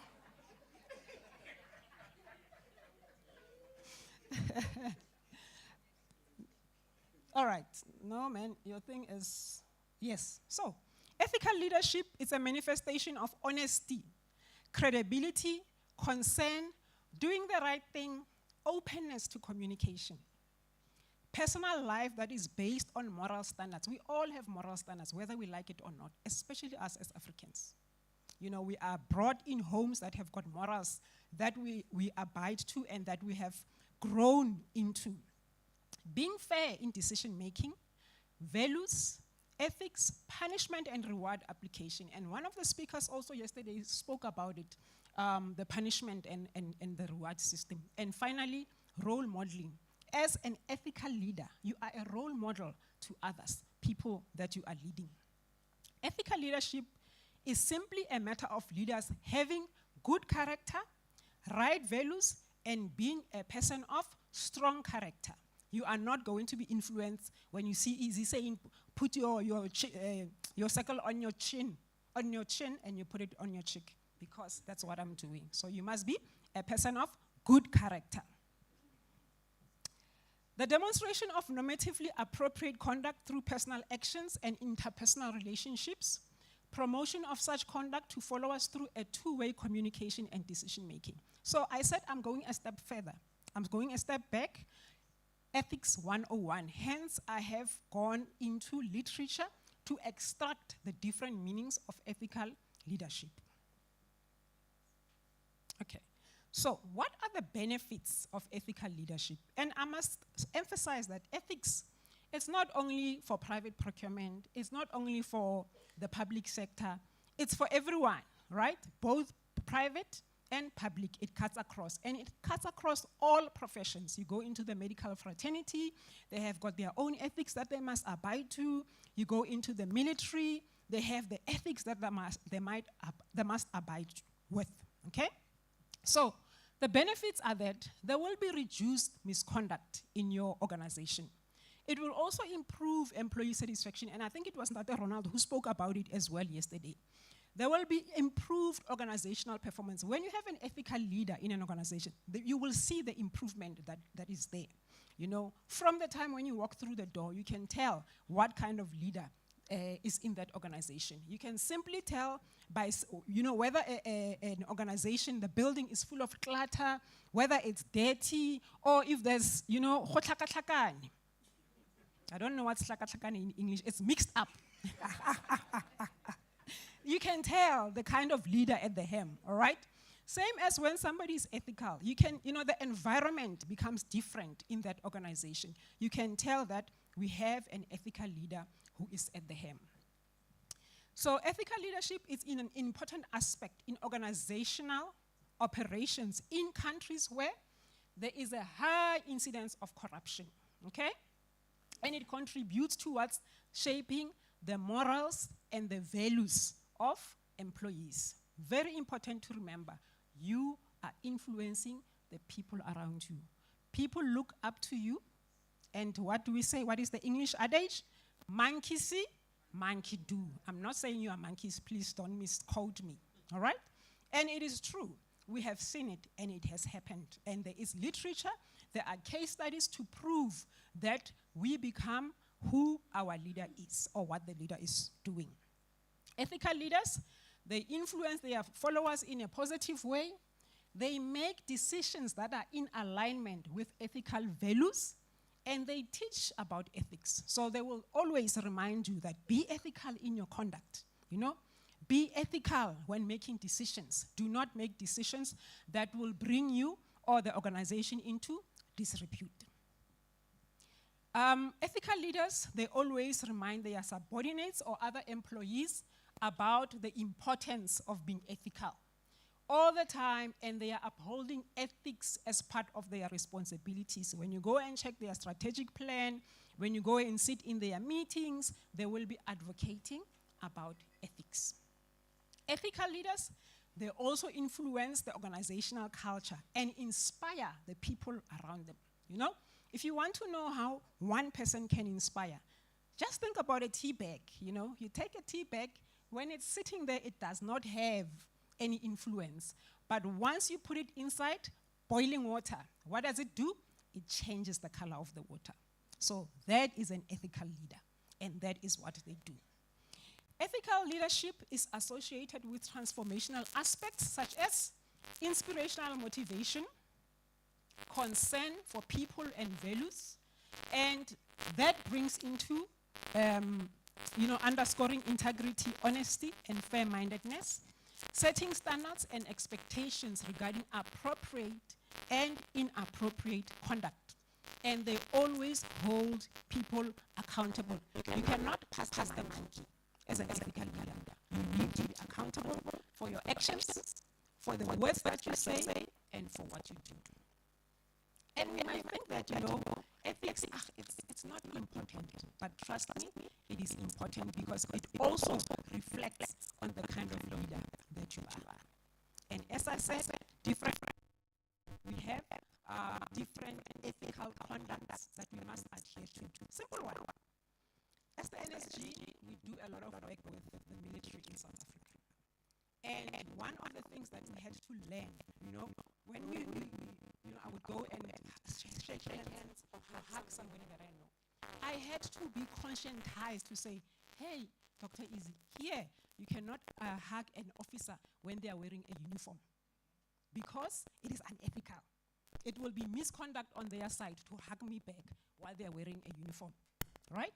For me, it sounds like, oh, okay. But for them, it's something that is very important, and it's part of their ethics in that profession. Another example, in the medical fraternity, you know that as a doctor, you're not supposed to have personal relationships with your patients. It becomes unethical, right? So for you and I who are not in that profession, it might look like, why? Ne? But when you really look into it, think about how many patients does a doctor see on a daily basis? You know, how many people who look, appealing comes into the doctor's office? Well, think about a gynecologist. Yes, think up if there were no ethics that were, around, what would happen to the poor doctor, right? Aye. Why are you laughing at me?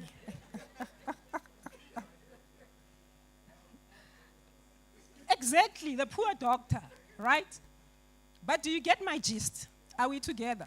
Remoho. You're going to learn Setswana by the end of the day today. So when I say remoho, it means that are we together? Okay. Right. Let's carry on.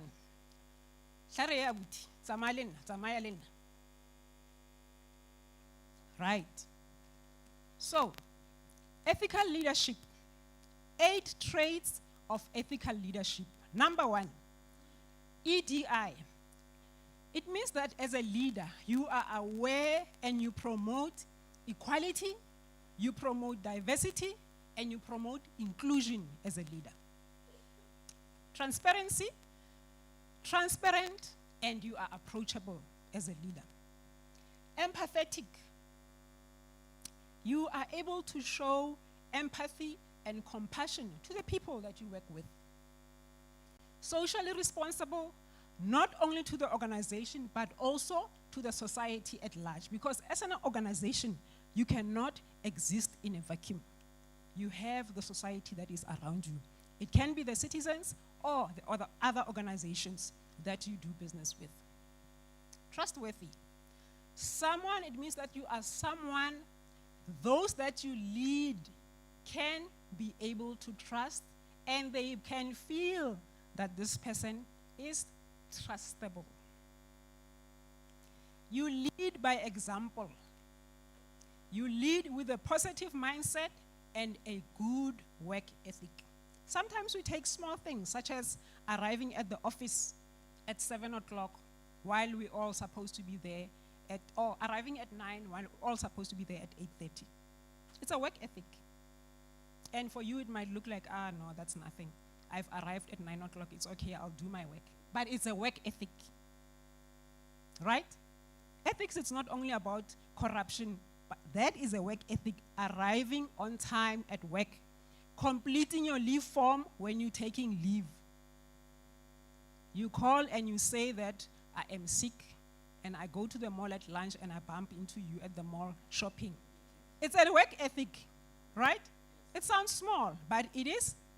Are we together? It's a work ethic. And it has happened many times, Somebody calls and say, oh, no, sorry, I am so sick, I cannot come to the office. Meanwhile, they're going for an interview. And when they get there, they find me sitting on the other side of the table as a panel member. Huh? It has happened. And it's a work ethic. You said to me that you are so sick that you cannot come to the office. Kante, no, that department has asked me to become a panel member. Already, you're not going to get that job. Clar. It sounds small, but it is a work ethic. Safety as well. Develop a psychologically safe workplace for employees. You feel safe when you are at work. You've got some departments, when you walk into them and it's like, oh, am I going to come out of here? Huh? For whatever reason, it could be the building that might fall on me, or it could be the people that are working there. You'll never know. But as an ethical leader, you must create an environment that is psychologically safe for your employees. Integrity. has the best interest of the company, have the best interest of the company at heart, right? And integrity, what is integrity? It's honesty. As a leader, you have the best interest of the company at heart, both financially and morally speaking. If you are in the public service, always remember that you are working with other people's money. It is not your money. You cannot take that money and go and buy KFC and say, no, it's just KFC, 30 rand, no one will know. It's not your money. Okay. Essence of ethical leadership. Essence of ethical leadership in procurement, it lies in accountability and stewardship. You need to be accountable for your actions. You need to be accountable for the decisions that you're making. You cannot pass the monkey and pass it to somebody else and make that somebody else accountable. So if you are a leader, you need to know what is happening in your organization. You need to know what are the decisions that are being made. Have conversations with your procurement officer so that you can understand where are the blockages, what are the challenges, what is it that they require as procurement to be able to achieve the objectives of the organization. And I think it was Mr. Becky yesterday who said the strategy of the organization needs to be in tandem with procurement. I cannot be saying that strategically we want to achieve 1, 2, 3, while procurement is going the other way around. We need to be in tandem because the strategy is going to be influenced by the budget and by the procurement. I cannot say that I want a black chair while procurement knows exactly that there is no way in South Africa where we can get a black chair. Or the budget says, okay, as the CEO, you want a black chair that costs 50,000. Meanwhile, in the budget, we only have 10,000. We are not in tandem. So we need to be in tandem and work together. So the leaders, they not only adhere to high moral standards themselves, but they instill those values to others. They impart the values, they impart the knowledge, the information, they share. So as a leader, don't be selfish. Skaba selfish. Share that information, share that knowledge with the people that you work with. And don't be scared to empower the people that you work with. If you are a leader and you think that, hey, this one looks like they're going to take my post, then you are in the wrong chair. You must be able to sleep at night knowing that when you're not there, the next person, your deputy, will be able to run that organization successfully. That way, you know that you have done a great job as a leader.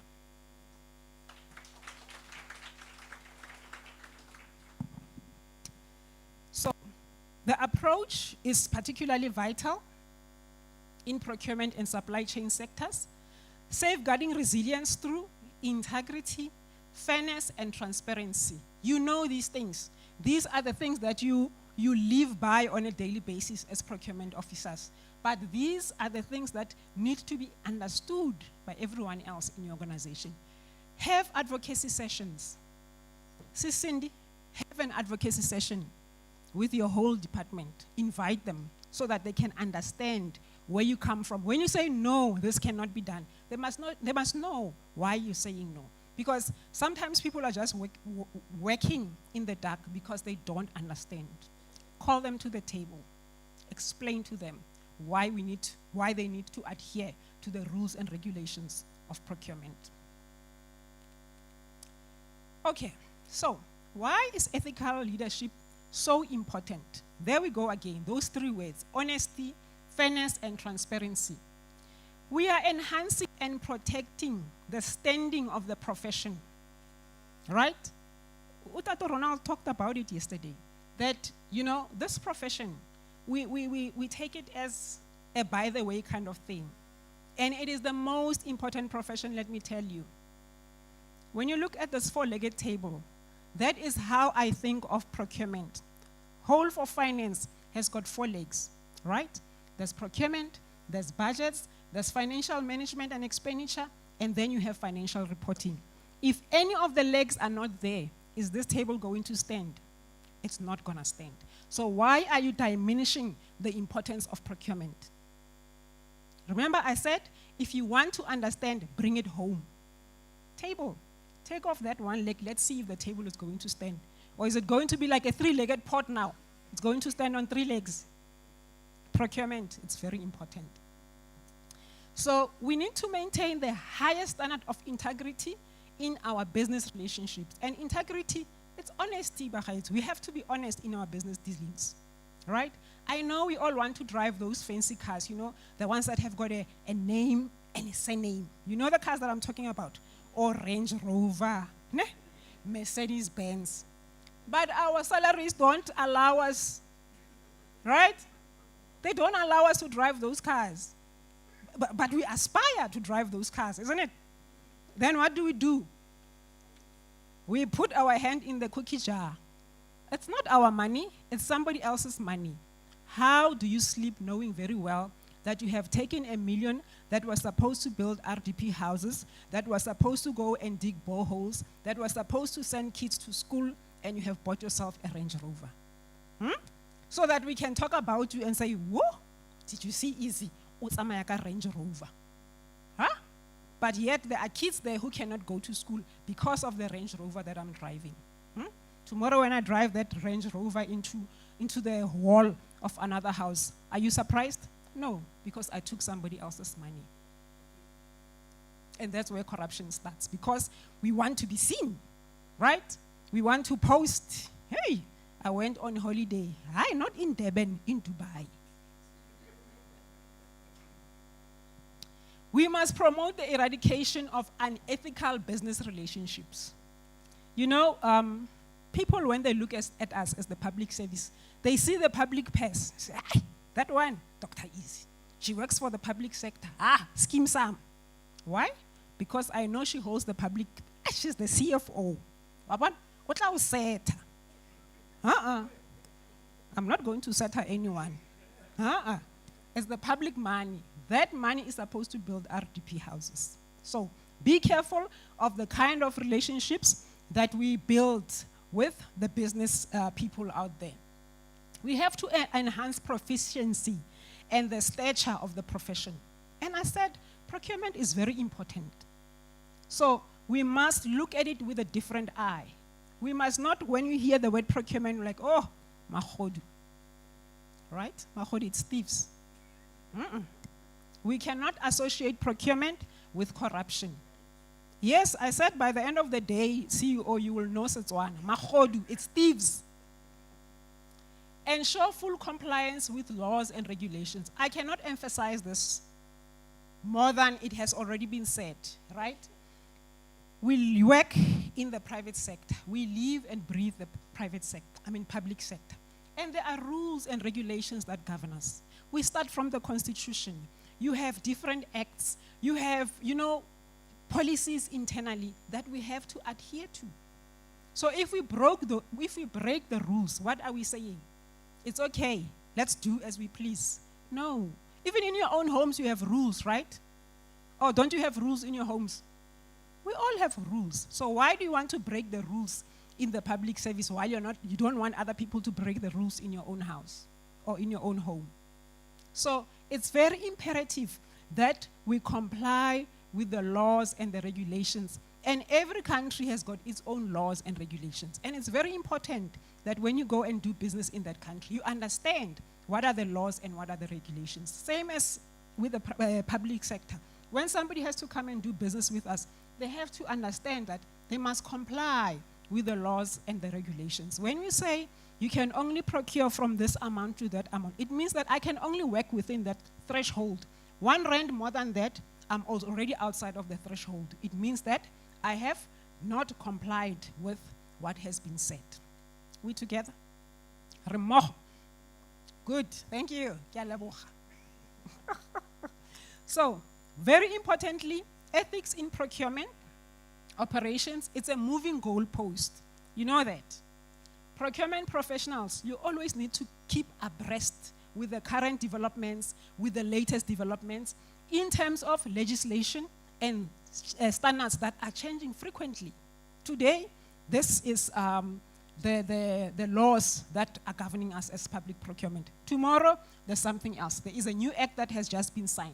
Now we have to remember that there is a new act that we have to adhere to. And these are the fundamental things that you need to do as a public official. Whether you're in procurement, you're in finance, you're in strategy, but these are the things that we need to remember, to adhere to. Okay? So, how do we embody ethical leadership? 5 important ways. 1, employee empowerment, and I've already spoken about it. Empower the people around you so that when you're not there, they're able to pick up the baton and run with it. The organization can still run without you. Don't think that when you are there at the helm, it's you at the helm, nobody else. There must be people that are empowered, right? By empowering others, you are saying you are creating an environment of trust and respect. You engage in dialogues with the people around you. You are offering constructive feedback. You know, you have done this report for me, but I think 1, 2, 3 was lacking in the report. You are empowering that person so that tomorrow they can improve. You give equal opportunities, whether male or female, whether black or pink, equal opportunities to everyone. So you nurture an atmosphere so that your employees can thrive as an ethical leader. Fortifying supplier relations. We often think that suppliers are by the way kind of thing. Suppliers are very important because we need them to be able to deliver the services that we are delivering. Otherwise, we would not be able to achieve the objective that we have set. Through equitable and responsible interactions, you build a lasting trust with your suppliers. Mutual respect, which is grounded in ethical dealings, ensure long-term collaboration that will benefit the entire supply chain. Championing responsible sourcing, I think my sister before me spoke about it as well. Risk reduction, proactive stance on risk management. Risk management is very important as well. Within supply chain, you conduct your regular audits and compliance checks. Setting the industry benchmark, you influence the broader industry standards. Collaborating with regulatory bodies and associations and develop and promote guidelines of conduct across the sector. And that is what is still going to be done here at home. I'm calling it home already. Can you believe it? Right, so unethical behavior. There's a lot of examples that we can think about. And I have already said that the reason why we end up in these kind of behaviors, it's because we want to be seen, we want to show off, we want people to know that we have arrived, right? Our salary is not enough. Therefore, we end up doing these unethical behaviors. Bribery, and that includes cash payment or gift, extortion or coercion, where it's involved that you bribe someone, a supplier or a buyer. Sometimes it can be accompanied by a threat. If you don't do 1, 2, 3, I'm going to take back my car, you know, the one with the name and a surname. Illegal sourcing, substituting cheaper materials, and we see this quite a lot, hey? For those of higher quality, okay, I'm supposed to build RDP houses. Bricks are very expensive. I'm just going to substitute cement and not put 50 bags per house, only use 5 bags. What's going to happen? Once we get thunderstorms, those houses are going to collapse on people. Favoritism, giving preference to friends or family over others. Nepotism, right? I'm not taking the supplier because I don't know them, but there is a board member, and the board member's child has got a business, and they have tendered for this job. I'm going to give it to the board member. What is that? It's favoritism, it's nepotism, and we see that a lot. So, you have read about these cases, you have heard about them, and some of them are still in the news. Gauteng PPE tender corruption was uncovered. We've heard about it, we have read about it. Eskom, broken heart, the leaking procurement system that keeps South Africa in the dark. And most of the cases that come out about corruption, where do they start? Procurement, right? No. We are not thieves in procurement. Rude awakening to SA's procurement failures. It takes 2 to tango. And I know Utatu Ronald said it yesterday.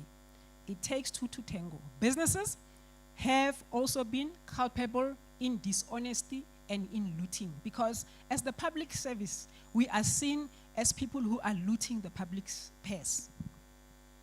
But there are businesses who are part of that looting. So it takes two to tango. Various international companies who have also been involved in the tango, the dance that we are doing. SEP, you have read about SEP. You have read about ABB, who had to settle in terms of the bribery that they were engaged with.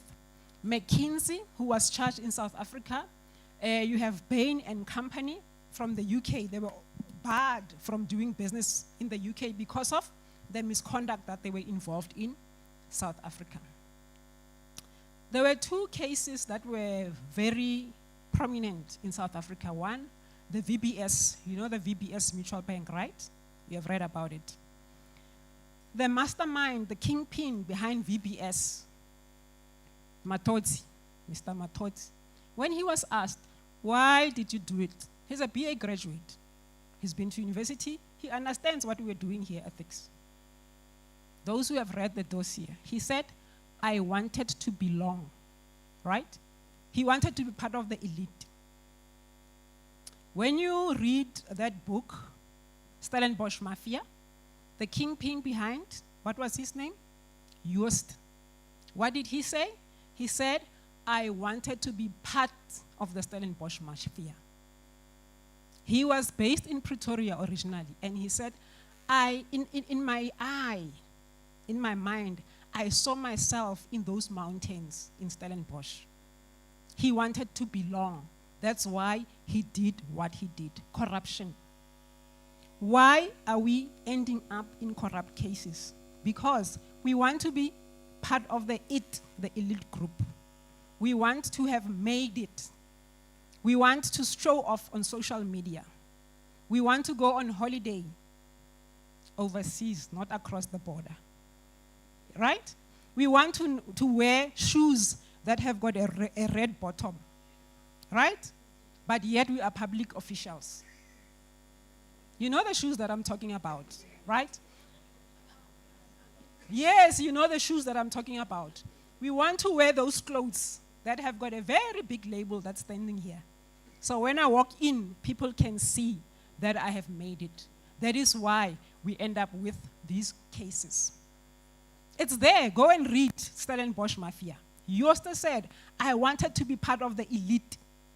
Those few who have made it, who have money. But his salary did not allow him to do that. So what did he do? He stole. Put your hand in the cookie jar. It's not me. It's there in the media. Go read about it. So what is the way forward? Public and the private sector, they need to collaborate in the fight against corruption. As the private sector, as the public sector, we need to work together. Because most of the time, we are sourcing, where are we buying from? We are buying from the private sector. So we need to work together.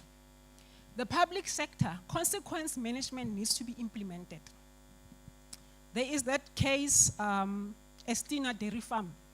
It's a 280 million that has just been thrown out of court. The evidence was there. Was anybody charged? No one. Consequence management. What do? We find you with your hand in the cookie jar. We just slap you and say, it's the CEO. It's okay. Sometimes what do? We move you from this organization to another organization. Or we put you at home for a few months. When we're done, we move you to even a bigger organization. You get my drift, right? There must be harsher sentences against perpetrators, because right now, we are not setting a good example as the public service. We are really not, putting measures in place to ensure that people can be brought to book, especially if it's people that are well known, especially if people in the political spaces, we tend to cover them for them. Zero tolerance towards corruption. There must be zero tolerance towards corruption. Let's do lifestyle audits. Let's see the 10 cars that are parked in my yard. I'm a public servant, but I've got 10 cars in my yard. And combined, those 10 cars, they are more than the annual salary that I get. Let's do lifestyle audits. Building stronger regulatory bodies, this is where you come in.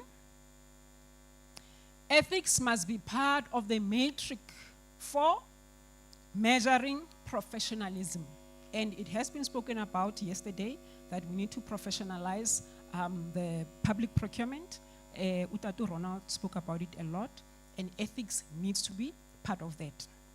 We must promote ethics as a culture of each organization. University curriculum, we need to include ethics as well. We need to know what are our universities teaching, because when they come into the working place, when they come into the work environment, the poor students, they do not even know, how to complete a requisition form. Training of officials, public servants, political office bearers, inculcate a culture of ethics. And I did say in the beginning when I started that as the NSG, we also training members of parliament. We also train, the president has been to one of our courses. We were in Zambia in February, where we were training your members of parliament. Your president was also there. We were training them on ethics. So you can invite us to Eswatini, CEO. We will come. We will not take you to South Africa. We'll come. Oh, Mushonicha, you can invite us to come and talk about ethics at parliament. Suitably qualified individuals in supply chain. Supply chain is not a rubbish bin where you say you cannot work here, therefore go to supply chain. In soccer, they relegate people who don't, or teams that do not perform, right? Say, Kaizer Chiefs has gone into relegation. That will never happen. That is what we do in our organizations. This one is not performing here in strategy or in the office of the DG. Let them go to supply chain. We need people who are suitably qualified in SCM, who will be able to be gatekeepers, who will be able to make right and relevant decisions. We need to comply with rules and regulations, and I cannot overemphasize the reason why we need to comply. Then, as I conclude, let me conclude with a story, right? I'm not giving away my age, but I'm just telling a story. So, it says there, it starts with you. Many, many years ago, somewhere in a faraway country, there was an old man. This old man used to sit at the marketplace. At the market, that's where people come, they go, they do different transactions. And on one particular day, there was a young man who was playing tricks on people that were coming into the market. So he had a little birdie in his hand, and he would ask people, is this birdie dead or alive? If you say it's dead, then you say, no, it's still alive. If you say it's alive, and so on. Then he asked the old man, and the old man said to him, it depends on you. You can squeeze your hand, and the baby will suffocate and die. Or you can gently hold it and allow it to live. So for us to achieve anything in procurement, for us to be ethical, for us to eradicate corruption, it depends on each and every one of us. So ladies and gentlemen, that is my story for today. Thank you very much. Ke a leboga. Ngiyabonga. Baya danki. Thank you, Mr. Yes, Remog. Are we still together? Can we give her a round of applause, please? Remog. Yeah. We shouldn't be mahodi, thieves. Yeah? Hey, we shouldn't be thieves. Thank you so much for the wonderful presentation, Dr. Izimangalizo, Dr. Miracles. Maybe we should say that. Thank you so much. It's very, very informative. They say charity begins at home. So ethical conduct begins at home. Corruption, when your partner gives you some money and you don't bring the change. It's corruption. Then you start mentioning in the shop I found in Dali, there was a special. That's corruption. Umahodi wena. You are a thief, you are thieving. So please, ladies and gentlemen, charity must begin at home. When your partner, when you ask for 100 rands to buy bread, just come back with bread and the change. Because that behavior translates, it goes to the workplace. Ufike uyasihlupha le utayelele ekhaya. So let us please, and while she was speaking here, I also remembered that in most of our corporations, our executives, they play golf on Friday without signing off for a leave. Yeah, I'm sure Matsebula doesn't do that. On Friday, we miss them. When we procurement officers want to authorize a certain purchase orders that are at their level because they are busy playing golf. And actually, they also invite us to join them. I'm not talking about my organization. That is a disclaimer, please. Okay, thank you, ladies and gentlemen. Can we be joined by our panelists? We have the Honorable Mr. Madala Mhlanga, who is a public accounts representative for the Public Accounts Committee. We have Futhi Sangweni from the Office of the Accountant General, Auditor General, Office of the Auditor General. We have Veli Ngwenya from Esppra, Eswatini Public Procurement and Regulatory Agency. And we have Menzi Taylor from the Anti-Corruption Commission, also Ndonzima Vele. So the moderator of the time will be Ndimpiwe Shabangu, who is Advocacy and Communication Specialist at Kango. Can you give them a round of applause as they come to the stage? Thank you.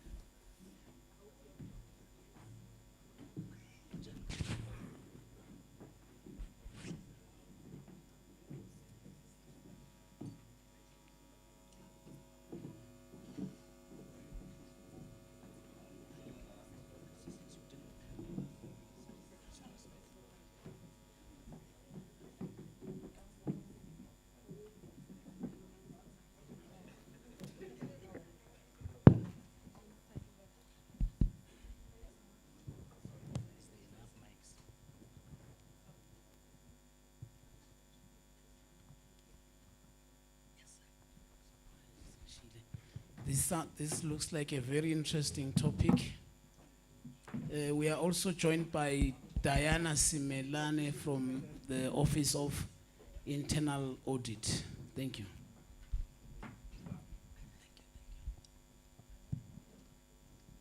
No, thank you very much, and thank you also to the previous speaker, Dr. Malachi, on ethics. I'm Ndimpiwe Shabangu from the Coordinating Assembly of Non-Governmental Organizations, which is an umbrella organizations of NGOs. I think right now we are close to 97 memberships, so we are an umbrella organization. And in terms of training, my training is in international relations. And in terms of skill-wise, it's facilitating stakeholder engagements and the likes. So it's a pleasure to be here. We thank the Esppra and other partners for enabling such platforms so we can engage on pertinent issues which have to do with our service delivery. Thank you. I just will quickly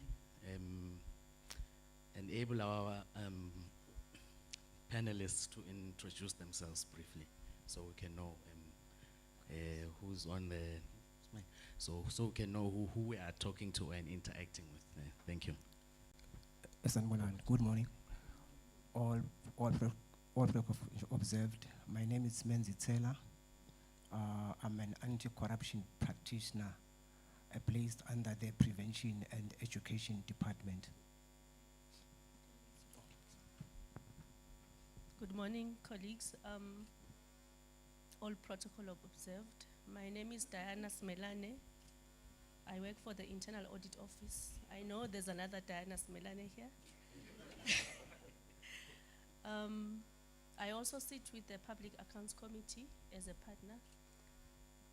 Today I'm here to discuss ethical leadership in public procurement, which is a very important subject in my place of work. Thank you. Good morning. Thank you so much, Chair. My name is Futhi Sangweni, and I'm from the Office of the Auditor General. I find it very exciting to be in a conversation like this one, where we're deliberating on issues of ethical leadership, which is a portfolio where I think the office strives with the mandate of ensuring accountability and transparency on the discharging, or rather utilization of public funds. So for me, it's such an interesting table to sit in this discussion, and I'm very much optimistic this is going to bring insight to so much of us in this room, and ultimately cascading it to the outside audience in fighting corruption. Thank you so much. Thank you. Good morning, everyone. Is it still a morning? I haven't checked time. But hello, everyone. My name is Veli Ngwenya. I'm working for ASPPRA at the Swatini Public Procurement Regulatory Agency. I'm under the Department of Audit and Compliance. My main portfolio is the Compliance and Investigation Department, unit. I think my experience in public procurement and working with the SPPRA will give me the edge to address all issues that bother us on the regulation of public procurement. Thank you. Thank you, Program Moderator. Madala Mhlanga, the Chairperson of the PAC in Parliament. I think our duty is to basically see to it that the public funds are not embezzled. We look at wasteful expenditure, but our duty is to probe, and the controlling officers and some other people, they've got an obligation to give answers. Then we make recommendations to the relevant other partners, which is the ACC, not limited to the police, the Director of Public Prosecutions, and ultimately our matters should end up in court if there is some criminalities involved. So all this borders around service delivery. So that's why we are a very much interested party in such forums. I thank you. And thank you very much for our panelists for introducing themselves. So now we have a good idea. It's a very wide array of stakeholders. Without further ado, so our topic that we're addressing is ethical leadership in public procurement, focusing on strategies to achieve value for money. Procurement through prevention, mitigation, and combating fraud and corruption is quite a long topic, but the key takeaways is that it has to do with value for money in the public procurement process, and also combating fraud and corruption, and also incorporating those in a strategic framework. So Dr. Malachi already addressed the ethical considerations in the public procurement process, so I won't delve much into those. But however, I will state that ethical leadership in public procurement is crucial for ensuring that procurement processes are conducted fairly, transparently, and with integrity. So this points out more to our leaders in the whole process, in the public service. So the strategies that we identified in preventing, mitigating, and combating fraud and corruption include implementing strong legal frameworks, enhancing transparency, that is making procurement processes open to public scrutiny. I'm glad we have the PAC here, which can deter corrupt practices and encourage competition.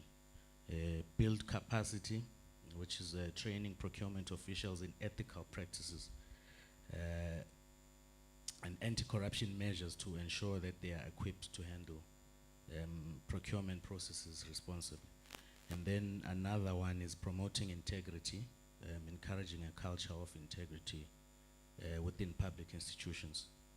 And then utilizing technology. I think yesterday it was mentioned that the less interaction or human interaction in the public procurement process, the less likely of corrupt practices will occur. And then monitoring and evaluation, procurement activities where you regularly monitor them. And then whistleblower protection. So those are the strategies that we identified. Just also to delve quickly,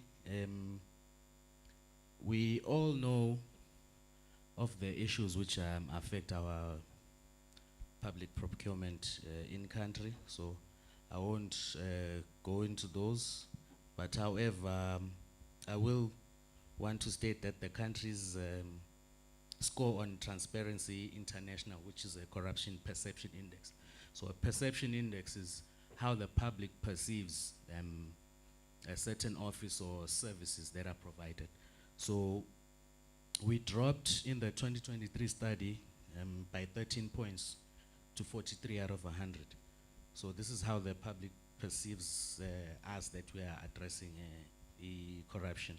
And that also affected us in accessing the Millennium Challenge Corporation funds, which is a fund established by the US Senate for developing countries. So since we dropped 13 points, we are not eligible for that fund. And then in 2022, the Public Accounts Committee revealed to Parliament that since 2018, so since 2018 to 2022, 7.4 billion in public funds, which was about 8% of the national budget for that period, had been lost through unauthorized expenditures by government ministries. Since we're talking about ethical leadership, I think here that stat that says 8% of the national budget, just from 2020 or 2018 to 2022, we lost 7.4 billion and then looking into our developmental aspirations, I think that's quite a lot of money for any country. And then just to come to the questions that we have, or the guiding conversation, I'll just start with the first question, and it's not for a specific entity. If you feel in your spirit, this one is mine, please answer. So we can have a conversation. It's our conversation as a platform, so we can see how we can come up with strategies to improve. So without further ado, what measures are being taken by your respective offices or organization to prevent corruption and fraud in the procurement process? Thank you.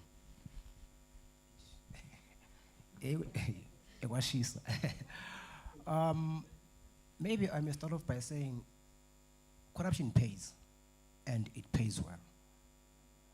I think the moderator did say that we have lost 8%. If corruption pays and it pays well, it then needs for us to develop a culture of zero tolerance towards corruption. Not just making a political statement, but those who are charged with the leadership responsibility, they should demonstrate their zero tolerance towards corruption. And that by itself, it will then cascade down to the public officials. So the tone must be set at the top. We have seen recently, I think it was in Malawi, where the president fired the whole cabinet on allegations of corruption. That is setting the tone at the top. But with us as anti-corruption, we are coming from a model where say, let us make a cake and allow the rats to feed on the cake, and we'll chase after the cake. So officially, it has demonstrated over time that model is not working. We then engage our sister agencies in Botswana to perhaps come and assist us in curbing new incidences of corruption. I think in the PAC report some time back, they said now we are losing over 100 million per month. We then have to come up with systems and processes to say, how can we lower that? Maybe I can end there for now. Thank you. Just to correct my brother here, the Zambian president fired the whole anti-corruption leadership. Just all of them. And then they are now, yes, fired all of them. Thank you.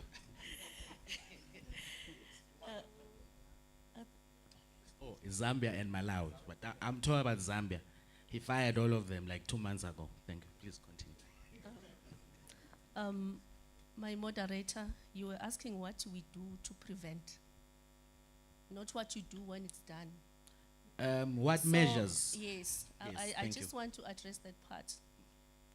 The internal audit process says we are looking at 3 areas. We're looking at risk management, we're looking at internal control, and then we're looking at governance. In my area of work, what we do is to conduct governance audits, whereby the audit process says you are going to interview each level of that institution, and this is where you discover that people do not know their code of conduct. They have the banner on the wall, but they do not know. So when we are done with the audit, we are getting conclusions, and we are recommending that a management should actually sensitize them. Awareness is the key to trying to make sure that everyone is aware of the ethical behavior that is expected of them. Thank you. Okay, thank you, moderator. From the purview of ESPPRA, we say that corruption is inevitable in the public procurement processes. Because of many things, it becomes a fertile ground for this corruption to manifest. So we are doing all that we can in terms of training our stakeholders on corruption activities, how to prevent it and how to deal it, how to report it. We do make that presentations whenever we are having that time or opportunity to present to our stakeholders. So that is how we deal with it. But what needs to be underscored is that as the regulator, we are dealing with information. So if we're dealing with information, we act on the information mostly that we gather from our stakeholders, that is the procuring entities. Now, if the procuring entities is not giving us the information, it becomes difficult for us to act swiftly and in accordance with time involved. So because some of the issues you really have to act as they happen in order to not to lose any evidential material relating to that matter. We can say to this symposium that we have dealt some issues of corruption relating to high-level officials, that is a controlling officer for a certain parastatal, that we have been following, and we taken the matter to appropriate bodies. We work with anti-corruption, we work with the police. We have also taken few matters to the police why should I say the entity? We have taken some matters, yes, to the police, because I've already said, which involves corruption. So, because in our investigation we felt that the police can deal with that subject matter because it wasn't involving only corruption, but there was also fraudulent issues surrounding that matter. So far, that is what we are doing, and we implore our stakeholders here that they have to share the information with us so that we collectively fight against this syndrome. Thank you. All right, thank you. Jason. Thank you, moderator. I think I can't agree fully with what the other speakers allude to what they've said, but I think yesterday our first presenter, our expert, he said, due to bad procurement, we lose people die. And we've seen it even in our jurisdiction. People have died because of bad procurement. As we speak, we've got a problem of medical supplies in our kingdom. We have got about 400 million worth of drugs that needs to be destroyed. And it all started in procurement. 400 million worth of drugs. And people are short of drugs in our facilities. So I can't fully agree with what our speaker said earlier on yesterday. And I think this is an African scourge that is ravaging our continent. We also have our Stellenbosch in Eswatini.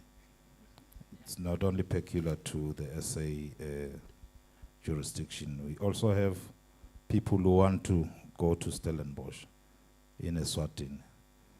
So I also fully agree with the last slide that we need public-private collaboration. I can't mention it more of the culture of cultivating integrity, honesty, and all that.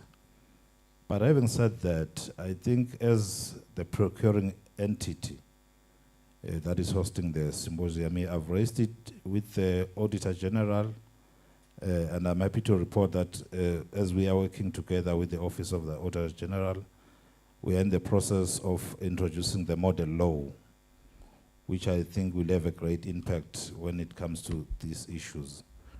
Because some of these audits, they come very late when the damage has already been done.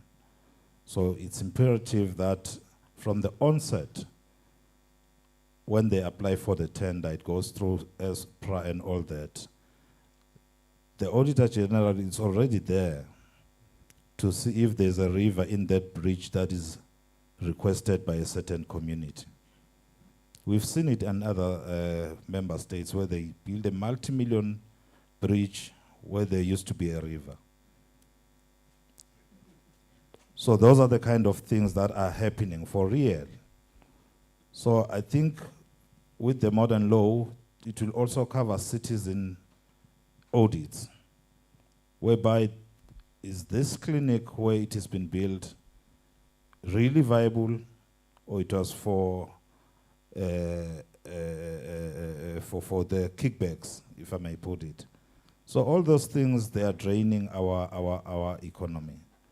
And the last one that I can touch on as PAC, our legislation, it says old as our independence.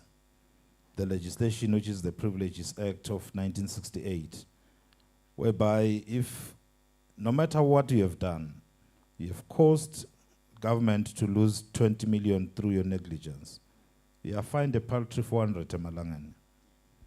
You go home and you come back again next year, you are charged, like you said, it's either you are transferred or... So we need to hold hands together as a Maswati and assist. Maybe if we have the Privileges Act either amended or repealed and put some stiffer fines And our recommendations, we can only do so much as PAC.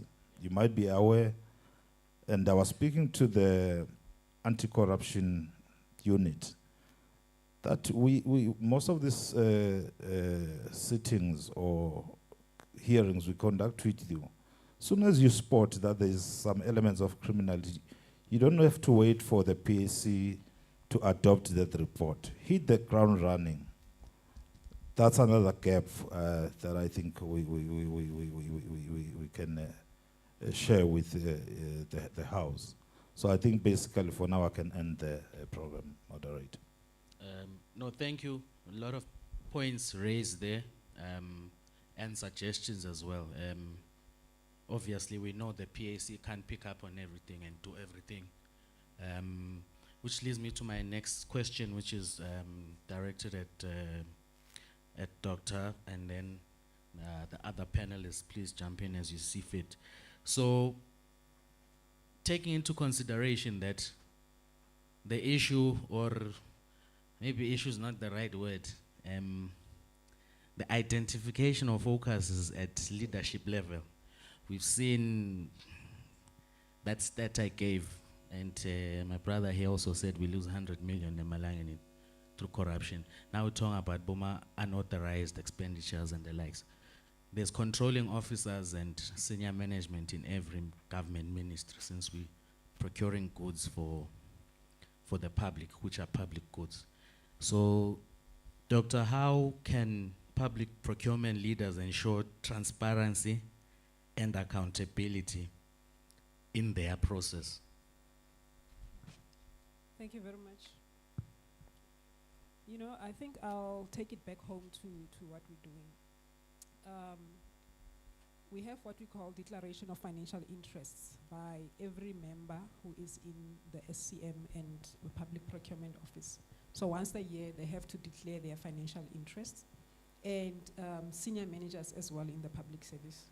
They declare their financial interests once a year, and that is being controlled at departmental level, Department of Public Service and Administration. And also in the Public Service Act, it is stipulated there that public servants are not to do business with government. So if you are found doing business with government, you know, there's consequence management. So those are some of the things that can be done. But also good governance, it plays an important role. And I think I have covered most of the things in the presentation that I have done. So let me not take everything and give to my colleagues as well to add, but I just thought I would add on what we are currently doing back in South Africa. But also, advocacy sessions and training of anti-corruption measures is quite important, you know, so to remind people in terms of what needs to be done in the kind of work that we do. Thank you. No, thank you. How can public procurement leaders ensure transparency and accountability in their process? This is their process. The stakeholders here all have experience in interacting with public procurement leaders at different intervals. So please take it away. How can public procurement leaders ensure transparency and accountability in their process before our money goes missing? Over to you. And maybe before I answer, I'd like to dovetail from the presentation made by Doctor here, that you can be ethical but lacks integrity. It is a huge impact on how you carry out your functions. You can be ethical but lacks integrity. I think the doctor understands what I'm saying. Basically, when you are within the space of your employment, you can be 100% adherence to the rules and regulations. But outside that regulated space, your real character, your internal process, your moral character will then take lead. It is quite important that persons who are serving in the procurement space, they should be vetted on continuous basis, including periodic declarations of assets and liabilities that will then inform lifestyle audits. Also, there should be periodic corruption risk assessment and management to say which areas of the procurement process is vulnerable to corruption. That will also come with specific mitigation factors on how to minimize the risk of corruption. Because, as I've said, we continuously saying we are losing 80 million, 200 million, but as a country, we are not positioning ourselves to minimize new incidences of corruption. Thank you. If I may take on from that, thank you, Menz, and thank you, Dr. On the cases of the processes, I would advocate that at leadership, there should be, they call it vertical and in a horizontal communication in the ethical spheres. I will not regurgitate what they've already spoken about on accountability and integrity. For me, in speaking on behalf of the Office of the Auditor General, I think it's Diana that has just spoken about risks. Our mandate allows us to foster into issues that would be risky to the public resources. So we venture out those risky elements, and then we bring about recommendation on how best to remedy issues like that. So in our processes, we, as the Auditor General per se, we should walk the talk. It should start in our office, because we are the mirror to the public. It's easier for us to adjudicate, or rather look into other risky area if our house is clean. So on that component, on the processes, I would advocate not only the office but also the stakeholders that it be imperative that the governance issues are considered with a heightened level. For me here, I'm even at a better space because the chairman is here and has spoken most about our office and how we bring into the issues of concern concerning government resources into the parliament, who then deliberate on those concerns. But now, having said all that I've said, the issue becomes the punitive measures now from the Public Accounts Committee. My concern is that for now, I don't know if somebody would come up with an issue. Once we get the leaders who have been found guilty on such issues, then what happens in a case of Eswatini? We've seen so many of these leaders who are not put into issues of solutions. Okay, no, thank you. So since, the Anti-Corruption Commission or anti-corruption interventions, they can be traced back in the country since 1998. But however, we still see rampant forms of corruption in the public procurement space. So I'm currently the researcher for the Open Budget Survey, which measures public participation in the national budget process, and it measures oversight, parliamentary oversight over the budget process, which means coming up with the budget, implementing, and then reporting back. So currently for public participation out of 100, so we are part of 120 plus countries participating. So this tool is used by IMF and World Bank in considering our requests and other mechanisms. So for public participation in the public budget process, we scored 2 out of 100, which is an improvement.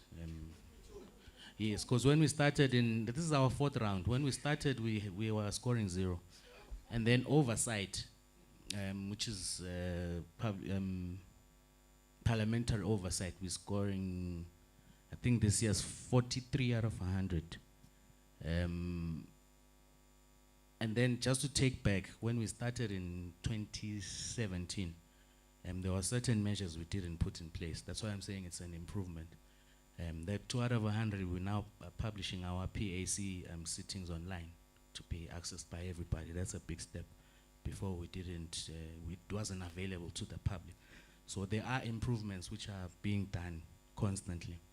So coming to my point that considering the AG or Attorney General audit report, what steps can you recommend in enhancing transparency in the public procurement process? Over to you, sir. Thank you. Considering the Auditor General's annual audit report, this is, when you go through it, it's like 200 to 300 pages, all shocking page after page. Because we do the research, we know no one's got time, and most people in terms of citizens, they don't have time to go through 300, 400 pages of findings. So considering the AG's audit report annually, okay, I'll say, since you've stepped in, I think that's more fair. What steps can you recommend to enhance transparency in the public procurement process and amongst the leaders themselves? Thank you, sir. All right, thank you.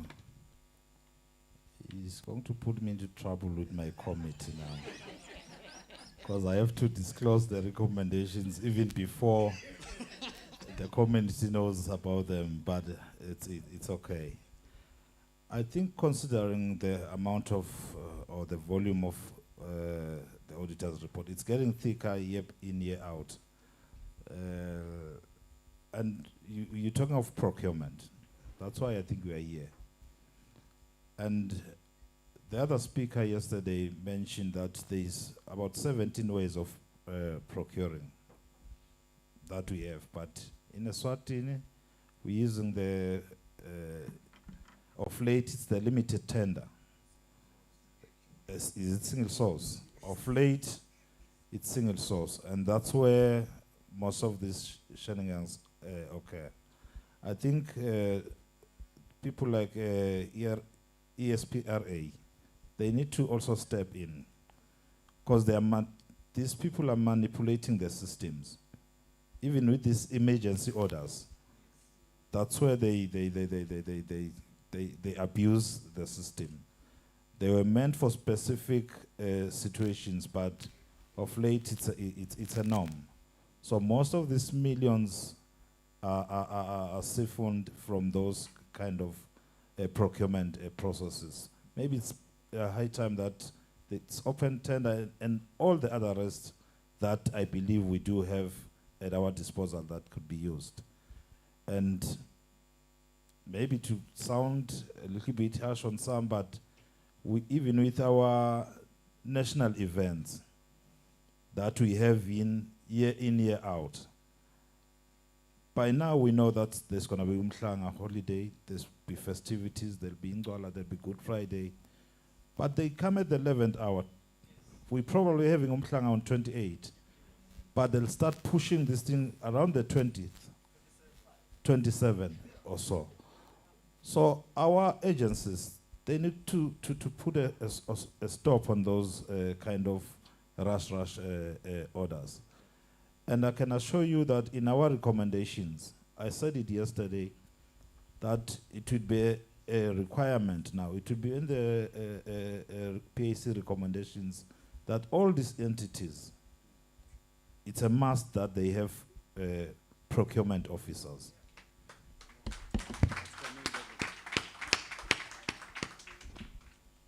No, thank you very much. Over to you, sir. Thank you. I hope I hope we have a rapporteur. These are, I can't wait to see all these recommendations and discussions.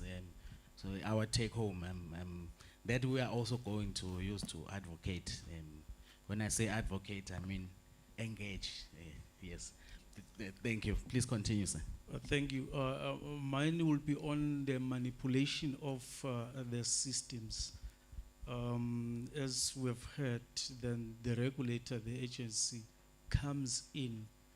But we need to understand that in most instances, we are actually in a very compromising situation where the national interest should be taken into consideration, and some other relevant issues what that will probably know. So we find that that application is brought on the 27th, and on the 28th probably there has to be the function. Or sometimes it's a matter that relates to health issues. Sometimes it's a matter that relates to, for instance, the issue of passports.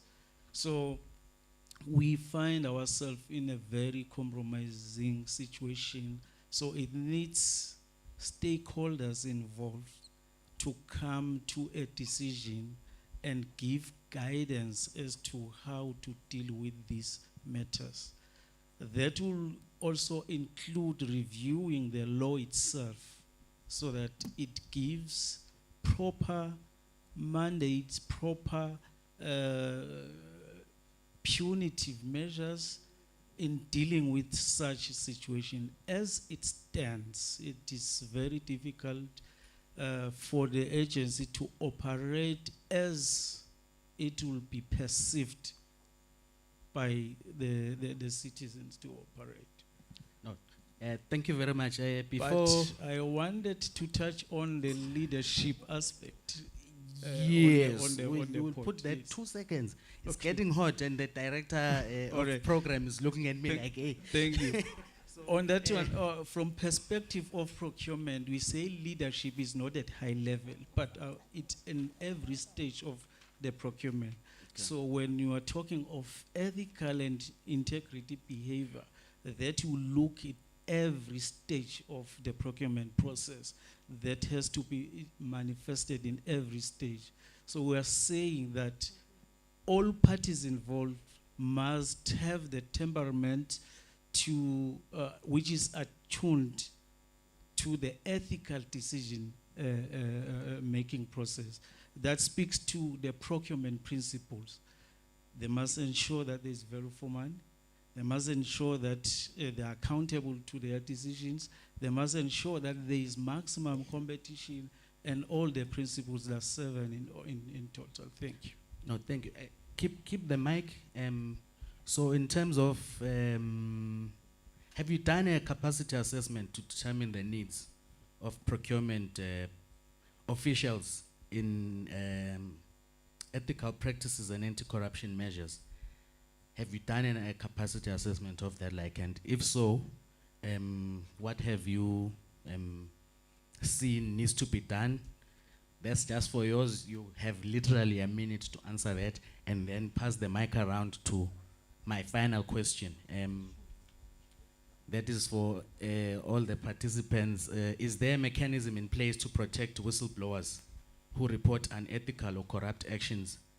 And how can the various stakeholders support in strengthening it? So if you don't have any, you can say we don't have any mechanisms to support whistleblowers, but, and then mention how can we come in as the multi-stakeholder approach and collaborate and strengthen it up. Over to you. Capacity building first, and then any mechanisms to protect whistleblowers, as these are the part of the strategies that we mentioned when I was starting. So thank you.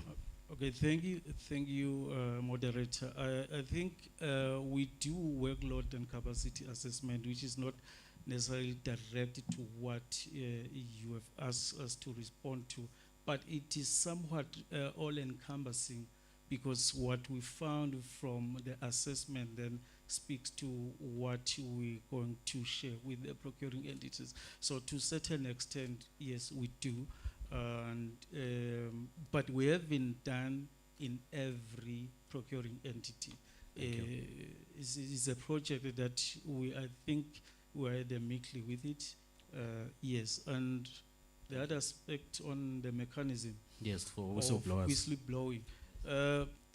I think we act in a very confidential way, and we do secure and protect, rather, we do protect our whistleblowers.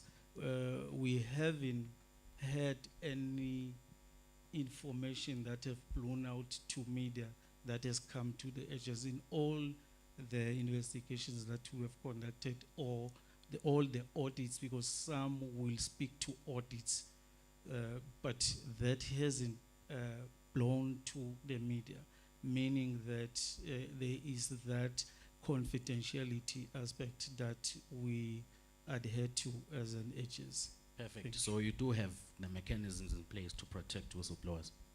Yes. Thank you. Over to you, Clinician. All right, thank you. I think it's on a parting note, if I heard it correctly. Yes, yes. But I'd kind of differ when it comes to whistleblowers. Maybe if we're in other jurisdictions, Maswati, which is over 1 million, you'll find that half of this house is related to me. You know, I know you're the other. So it's going to be a tough one for a good situation in Maswati. We one tribe, maybe with Dogotela the side, close, I would want to fix Zulu, Tungzomkomb, let's ask Bangla, let's ask what's new. As a Maswati, it's a tough one. But what I can say on a parting note is what Mr. Matsebula has done. We need more of such workshops. When we were born, we found that there were churches, there were priests, there were pastors, but still people are going to hell. So let's keep on. I mean, out of all of us here, maybe if you've got such a congregation at one Sunday, you'll only gain one person that, to go to heaven. The rest will still be on their way to hell. So this money won't go in vain. Thank you. Thank you, Esppra, for this platform. Auditor General's office. Thank you so much. Mine, as I'm about to wrap up, is on two perspectives. One is on the regulatory framework. I've been privileged to have done procurement performance audit on procurement in the public sector. And the slippages that we got from there was that there's not much collaboration between Esppra and the public sector entities, which I would advocate from here that I hear Babi next to me. He's promised measures on how to work that and strengthen that. That will be of aid for us. Also, is the issue of skill within the public sector. We also came up across that we don't have a cadre for procurement, and that's such a concern because most of the people that are doing procurement in the public sector are accountants, and some of the issues they really have no knowledge of. And the more concern is the Procurement Act of 2011. Also, there's so much gaps in that when it comes to roles and responsibilities. Okay. I think I'm in the right room where such regulatory framework could be fine-tuned and for the betterment of efficiency and effectiveness and procurement. Otherwise, an Auditor General, still our mandate to ensure accountability, integrity, and public funds. Thank you so much. Before you pass, do you have whistleblower to protect? Maybe whistleblower is, but to protect those who want to come forward and say, hey, you know what? My boss, I saw him colluding with the supplier. Do you have such channels in place? And what support would you need from us as a stakeholders? Okay, thank you so much. Thank you. For whistleblower, at the moment, there's no much formal or written down policy on whistleblowing. Yet there's so much protection when it comes to the confidentiality. We've also have that, but not as at policy level. So I would also advocate that at policy level, there be a policy for whistleblower. Thank you so much, sir. Great, thank you. Over to you, ma'am. Okay. Thank you, moderator. I wanted to talk about, you said something about multi-stakeholder collaboration. What I want to present, everyone is presenting problems, but I want to present a solution. The internal audit is establishing what we call a combined assurance program.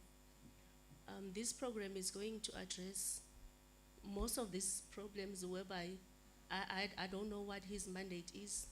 I don't know how to bring an issue to finality and so on.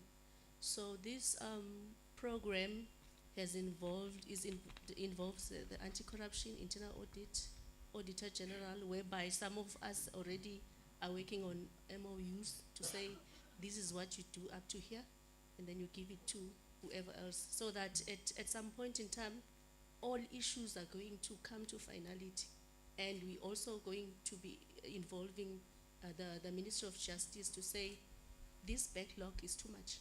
Can someone work on this issue, on this maybe a case up to finality? So it is an effort, and we are really working on this. And SPPRA is also there, and they're really giving us the support. So, yeah. Great. No, thank you very much. Over to you, sir. Thank you.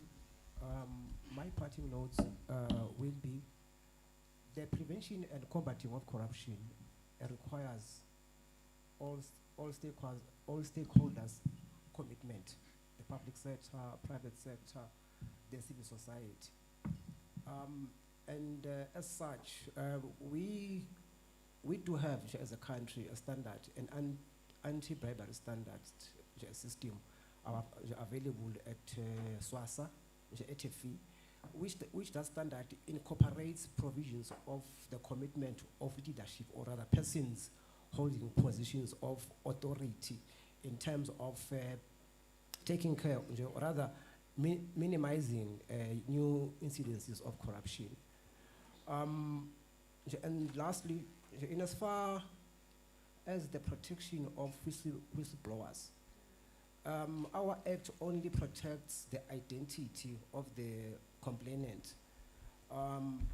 We have been trying to encourage Parliament to enact a law specific to whistleblowers, with the view to give them confidence that they get full protection in terms of those who will be reported on. Thank you. Doctor? Thank you very much. I think in terms of whistleblowing, the relevant agencies are there to protect your whistleblowers. However, you have instances where whistleblowers have been shot. I mean, the recent case of the CFO of Gauteng Department of Health, who was shot at point blank, in the morning while she was going to drop her kids. So yes, you do have agencies that are protecting whistleblowers. However, every now and then you would hear of cases where the witnesses get to be known, because some of the people that are involved, it's people in higher positions in government. But as my parting shot, I would like to say that congratulations on what you have started, this forum where you're bringing practitioners under one roof and leadership. It's a very good step in the right direction. As they say, a journey of 1,000 miles start with a single step. You have started walking, keep walking, Motsamai. Thank you very much. Thank you to Esppra for putting us all together for this platform. And as said, in this current climate, for us to come together, practitioners, lawmakers, constituent representatives, professionals, is truly amazing. And also speaking at leadership level, His Excellency, the Prime Minister, established an anti-corruption task team. I think in the next symposium, please tell us what happened. And on that note, thank you very much, and we appreciate truly these spaces so we can interact. And sorry to the participants of the time, I would have wished for you to pose questions to our very strong panel. This is truly a strong panel indeed. Thank you very much for your attention. And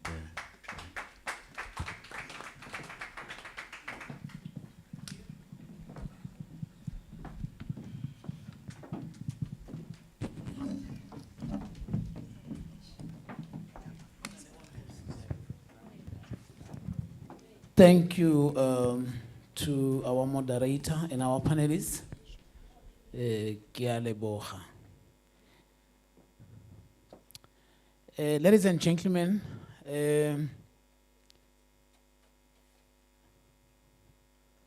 with the powers vested on me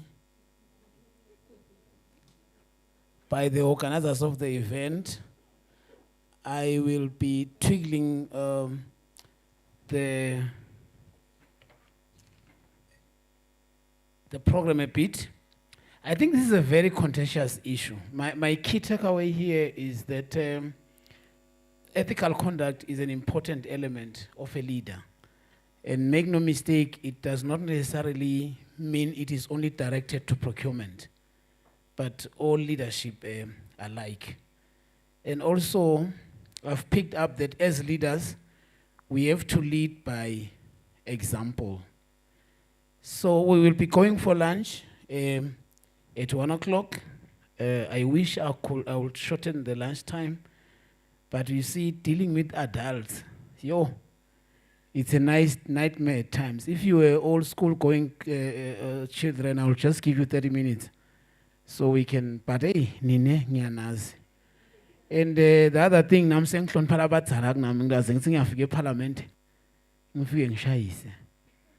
So, and guna market director and our PEU, I wish we could also see some procurement professionals in boards, in public entity boards. How I wish. Because if you can see, all those issues that are coming up are mostly related to e-procurement. So I would like to give the panel, the audience, the participants, all of you, just 15 minutes to ask questions, and then we'll go for lunch at 1 o'clock. Please be brief, just straight to the point, and you can as well tell us who the question is being directed to. My question, I don't know whether doctor can be able to answer that one. When I think of state capture, the question I have is, where were ethics? Where was ethical conduct at the time? I'm currently reading the Truth to Power book by De Ruyter for Eskom.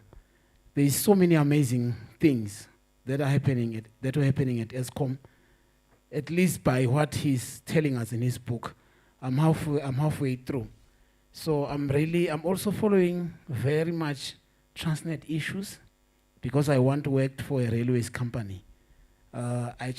I'm reading a lot of those stories. And mind you, I'm checking all the IRC reports at the ESPPRA portal as well.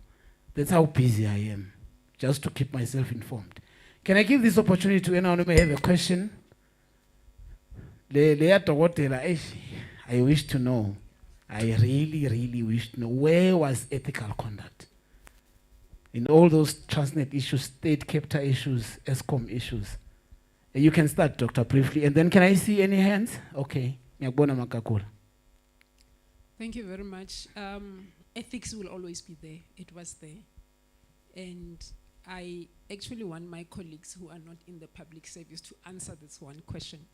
But my answer to you would be, a fish rots from the head. Okay. So it started with leadership, the leadership of the time. And when the leadership decides to, show ethics under the table, we are all going to follow suit. If the leader says to you, I want this to be done, find a way to do it.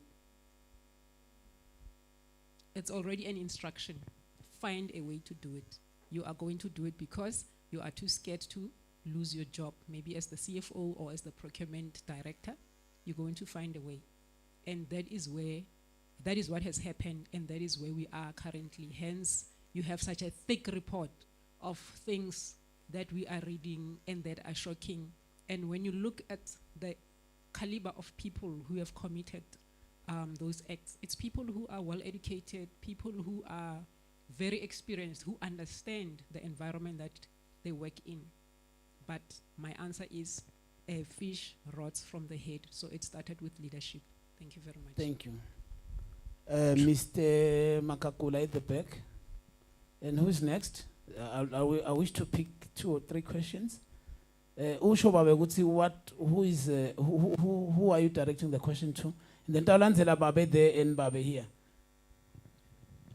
Thank you, Program Director, and thank you to the presenter and the panel. My name is Love Momakakula. I work for the Ministry of Health. Yes, Program Director, this is a very crucial discussion. Actually, if I may start from one of the submissions that was made by the panel members up there, that corruption is in procurement is inevitable. It is. But I want to make a humble plea to you guys. Please represent us well. Protect the profession. Please. I will make a simple example. I am ngingumfundisi. Pastor. Ngiya ke filling station one day, and then this one guy saw me putting 200 emalangeni fuel, and then he said, hey, gcwalisela nomfundisi, fill up the tank. So corruption is inevitable. Then five weeks down the line, the guy called me. I have submitted a bid in your tender. So that's why I truly support that is inevitable. But then, please guys, protect the profession. Thank you. As a pastor, a program director, we Please, know that sinning is inevitable. But we are saying, guys, try to be upright. Let me make one recommendation. I work for an organization. I work for an organization where they have a no gift policy. This will help, colleagues, if our organization will adopt a similar policy, no gift policy. No matter, even, okay, small gift can be categorized, okay, this can be acceptable, but beyond that. And then in my scenario, Chair, we have to then, as a professional, read in between the lines. If you realize, this is leading to a corruption, then report it formally. That this guy found me in a feeding station, and I didn't take note that this was going to lead me somewhere. But now I've realized that will protect you if things backfires. Thank you. Thank you. Can we, Siabong? I think there was another hand there, Mr. Masuga, I think. Who is it? That side. Okay, you can go ahead, Babe. Sorry, give it to Babe here. Thank you. My name is Bima from the University of Eswatini. It's not really a question. I just want to make a comment and maybe to give a small testimony. This issue of ethics, corruption, procurement, it's a war. The only difference is we don't have guns. But it's really a war. We need to fight it together, and we need to team up, and we need to support each other. But in any war, there are casualties. Can you Google Charles Kwaza right now? Can you Google Charles Kwaza? Charles Kwaza, Kuawaza. Charles Kwaza, KUWAZA.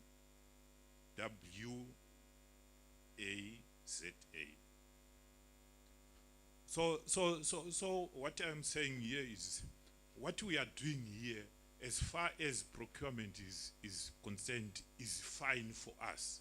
But there are people whom we are stepping on their toes.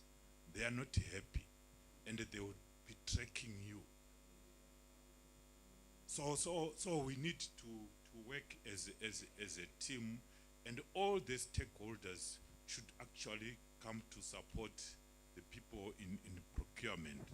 That is why I was earlier on saying, this is not the responsibility of people in procurement alone. Because if you say, we want to professionalize our procurement to save costs, whose costs? We want to professionalize procurement to make more profit, whose profit? To protect integrity, whose integrity? So it's not a responsibility of us in procurement alone. It's responsibility of everyone. Thank you. Thank you. I thought there would be questions on the floor, but we don't have any. I happen to have worked for a number of organizations, and there's a question. Okay. I happen to have worked for a number of organizations, and I may not have time to relate to you what we actually see at our workplaces. And I tell you, I always protect procurement officers. Not necessarily in the procurement office. I think in more often than not, the casualties have been procurement people, when in actual fact, there are so many moving bodies in the procurement transaction, from initiation to payment. I have over 20 years experience in the procurement space, so I can tell you long stories. But the good thing is that please maintain your integrity. The company that Umfundi is talking about, I once worked for too, where there is no gift policy, where you are being investigated every day. So what I did is I went to the director and said, look here, director, I'm here to work. Can I give you this opportunity? Please go to my community, go to all the employers that I've worked for, do your thorough investigation, leave no stone unturned, and tell me when you are done, so I can focus on work. Because now there were problems when you meet your brother in town that they do not know, and you have lunch with them. They record it somewhere. When you meet your uncle that you have not seen in many years, he say, Mshana or whatever, hey, I'm in a hurry, take these 100 rands. They recorded it down. And they start bringing a questionnaire to you. They start coming to your office. Chauga, you were seen with someone on Sunday at the corporate place. Who was it? Please give us an explanation in writing. So then I said to him, listen, let me disclose everything and do your thorough investigation. Then I know I'll be done with you. You can continue doing it every 6 months, 3 months. But let's do it first time before I lose focus on my job. Thanks, Joker. Yeah. I think in the spirit of honesty, we hate corruption, but we don't hate corrupt people. And that's the problem. Because if you go to each and every one of our social medias and you look at the people we follow the most, it's the most opulent that drive the best cars, even though we know from a lifestyle point of view, there's no ways that those people can afford it. There's an interesting lifestyle statistic that was done. I don't know if you know these guys that they'll go to clubs, they'll buy bottles for 200,000, 400,000, 600,000 rand. They'll have their Rolexes and they'll pour champagne on their Rolexes. So they took the top earning executives in South Africa and they took the most profitable companies in South Africa and they mapped out, if you're earning at that level or you own a business at that level, how frequently can you afford to do something like that? It was 3 times a year. Yet this is behavior we see happen every single weekend, which begs the question, where does that money come from? But these are people who we aspire to be We like them, we follow them, we engage with them on social media, and then we turn around and we say we hate corruption. The question is, do we really hate corruption? I think we'll get an answer in another day, but your guess is as good as mine. Okay, thank you so much, ladies and gentlemen. Thank you for your participation. Thank you for continuing being with us. I hope that after lunch, some of us will not disappear. And the assignment that I'll be giving you is that please look at the person seated next to you, and I'm giving you the responsibility to ensure that they are back after lunch. Please, just look at the person next to you. And when we come back, we will be flying all the way to Zambia, possibly Lusaka, to meet the Zambia Public Procurement Authority Acting Director General. Ladies and gentlemen, let's meet after lunch. Thank you. 2 o'clock.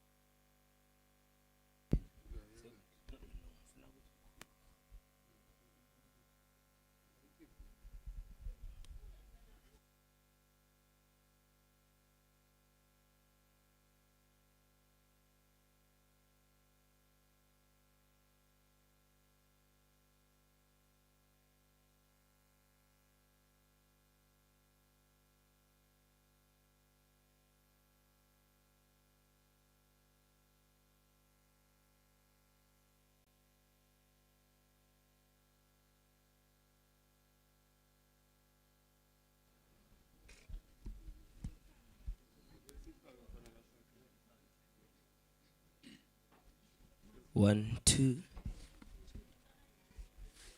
1, 2.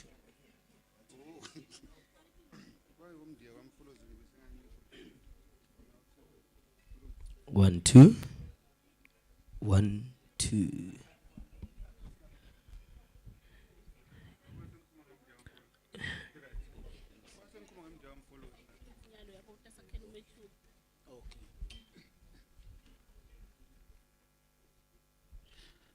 Welcome back, ladies and gentlemen.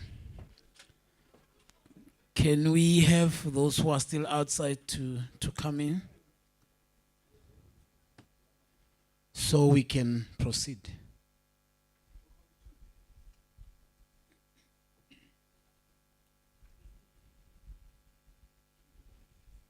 We will be talking about professionalization of the public procurement system.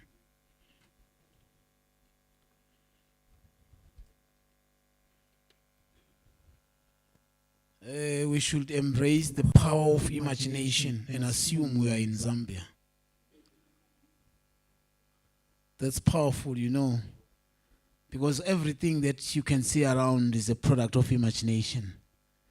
Someone thought about it and suddenly you can see it with your naked eyes. So let's imagine we are in Lusaka, I guess. I think that's the only town I know in Zambia. I heard about Lusaka, I think. So our speaker for this afternoon is Mr. Justin Matimuna, who is Director Research and Capacity Development for Public Procurement Management, Public Procurement Authority in Zambia. He has got a master's in business administration degree, majored in strategy and change management. He is also a holder of the Chartered Institute of Purchasing and Supply. He actually got his full membership in 2006. I'm not sure where you were at the time. He also has attained a professional certificate in practical purchasing and materials management. And his further education includes education with a major in physical science. He possesses a wide range of management development skills and certifications in procurement and value for money courses. He's an experienced public procurement professional, having participated in public procurement reforms, and has also held various leadership positions in procurement authorities. Ladies and gentlemen, can we welcome him with a round of applause to the podium? Thank you.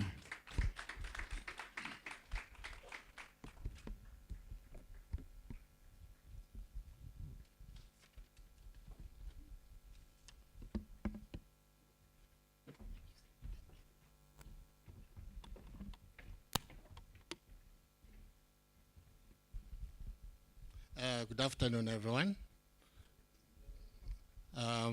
Our protocols observed. The high table has disappeared. Okay. As introduced, my name is Justin Matimuna. Currently, I'm acting Director General at the Zambia Public Procurement Authority. I've been in the field of procurement and supply chain management since 1988. So I've done almost 36 years now in building up, purchasing and supply chain management in the Republic of Zambia. I started off when I was a young man, 1986. When I graduated as a teacher of science, I changed immediately. I became a management trainee in the Zambia Consolidated Copper Mines. Those of you that are old enough, on the northern part of Zambia, we mine a lot of copper. And there was a big conglomerate company that was mining copper there. And I was privileged to be one of the management trainees in purchasing and materials management. We used to run about 7 mining companies under one conglomerate, and then we had the operations center where I was coming from, and we were coordinating various capacity building for purchasing and materials management. As you know, a mining company requires a lot of materials, and it was a big challenge for the mining company to have the right materials so that eventually the copper comes out. So in the early 80s, Zambia was the second world producer of copper. We were only number 2 to Chile at that time. So it was a business which was very serious of getting your purchasing and materials input right. If you get it wrong, then there will be no copper. So I was part of the group that was doing that. So after having worked for about 9 years, the company was sold during the reform program that we had. We used to have what we call a socialist or command economy under our first president, Dr. Kenneth Kaunda, from 1964 up to about 1991. That's when he ruled the country, about 27 years. And during that 27 years, we had a command economy where the government was owning and running all the whole economy. All the required things that are required in an economy, the government was running it. So we had over 500 state-owned companies and very little private, input or prayers. But owing to the humanistic heart which our president had during that period, Zimbabwe was not yet free, South Africa was not yet free, so he was supporting the liberation movement. And he also nationalized most of the industries in the republic. So the owners of those nationalized industries were whites. So they imposed sanctions on Kenneth Kaunda, and our economy went down. Then we had multi-party democracy, which started around 1988, 89, when the economy collapsed, and also the Soviet Union, where we used to get a lot of help, also was in a bad state. It collapsed. Multi-party democracy came in, and in 1991, we had a new president who replaced Dr. Kenneth Kaunda. So it was from 1991 up to date that we've had a lot of these reforms to change the economy from the command economy to a free market economy. And what was inherited at 1991 of that command economy was a serious mismatch to what we wanted as a free market economy. We ran to the World Bank, to the IMF to help us have this free market economy established. And they noticed a lot of gaps in our legislation. We didn't have also any proper legislation which was guiding the practitioners in procurement. Whether it's in the private sector or public sector or state-owned, it was free for all, like what you're experiencing. We were also in a chaotic mode, like Ronald gave you that model yesterday. We were also in chaos, actually, from 1964 up to 1991, which is almost 40 years of every Jim and Jack can participate in procurement management. There was no law which was forcing or coercing to say only those that are qualified in procurement should hold those positions. There was nothing like that.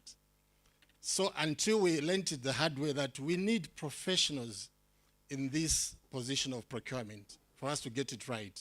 That's when we had, leaders at the top from the executive, actually, the president was very much interested in the Auditor General's report, the high year-on-year report on the audit reports, the wastage in public, stores was so observable. We are losing a lot of millions every year. We are talking about 500 million kwacha, all right, every year. And more than that, sometimes billions owing to bad procurement, misprocurement, wastage of stores which are in the storehouses or stockyards. It's all supply management, as you can see. And most of the Auditor General's reports were just on stores year on year. So we had to tackle the elephant, which was procurement and supply chain management was wrong in the country. So let's get to our presentation. I will shorten it owing to the time. Okay.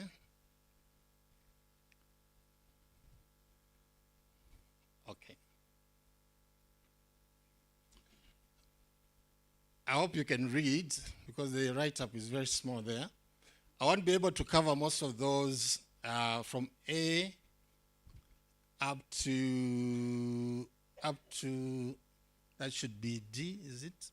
Key elements of professional systems.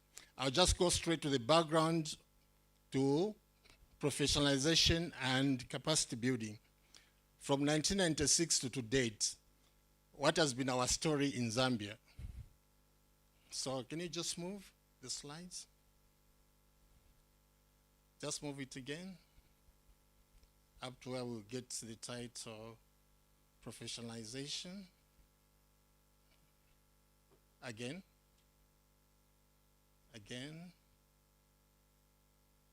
Keep moving. Just there, stop here. So the background to professionalization in Zambia started way back 28 years ago, okay?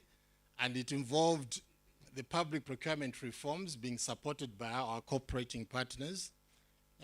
We looked at the current cadre of the people that were running the ministries, that were running the state-owned companies, the parastatals, the local authorities.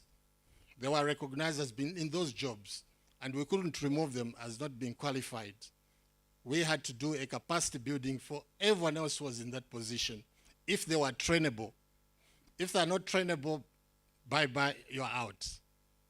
So the first project, which was supported by the World Bank, was called Financial and Legal Upgrading Project. This one ran from 1996 up to 2001, which is almost 5 years there, in which the key deliverables was that we recruited 100 graduates from the various universities so that they can be acceleratedly trained in the Chartered Institute of Purchasing and Supply diploma, and then placed in the key ministries that had high expenditure in the country, where we had agriculture, buying a lot of fertilizers for our farmers, the small-scale farmers. In the country we have what we call Farmer Input Support Program, whereby every year the government spends over $200 million to support the SME farmers to produce food. So in that area of buying fertilizers, whether they're basalt fertilizers, top dressing, urea, there was a lot of wastage. Buying also energy like petroleum products was also under the government at that time, and there was a lot of crookery in that area also. So we had to place those graduates in the key institutions that had high expenditure and also were observable to having had a lot of audit queries in the process.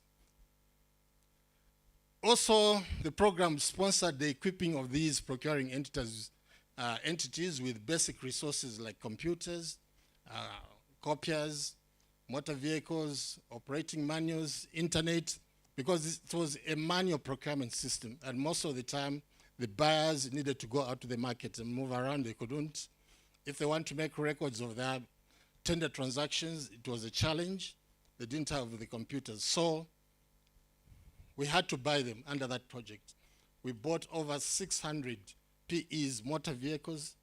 I think those were Nissan hard-body vehicles, yes. We also equipped them with a minimum of 4 desktop computers, 4 laptops. Then they had to be connected in a local area network, that's the LAN there, and also the wide area network, which is the World Wide Web, the internet, so that it would be easy for them to communicate. So this project was the commencement of upgrading, the skills level and also the resource, requirements for a proper procuring entity with this procurement unit or buying office to operate.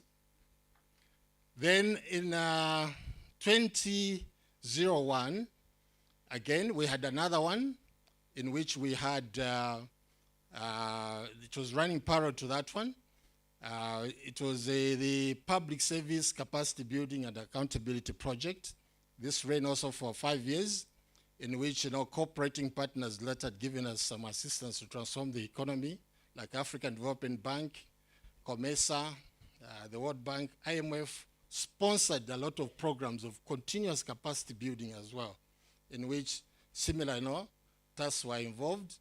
And also they helped us to transform our legislation.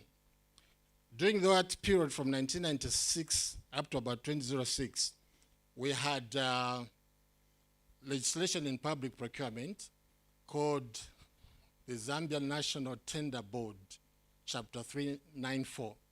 This one was premised on centralized procurement as well as decentralized procurement. So procuring entities would be given financial limits to say you only buy up to 100 million kwacha, that is category A. Others would be in category B, they only buy up to 200 million, and others would be in the apex, which is category C, they could buy only up to 800 million kwacha.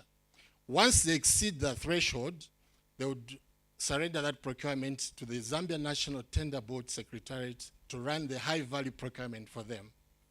So that was the Zambia National Tender Board Act for decentralized procurement and decentralized procurement under the command economy.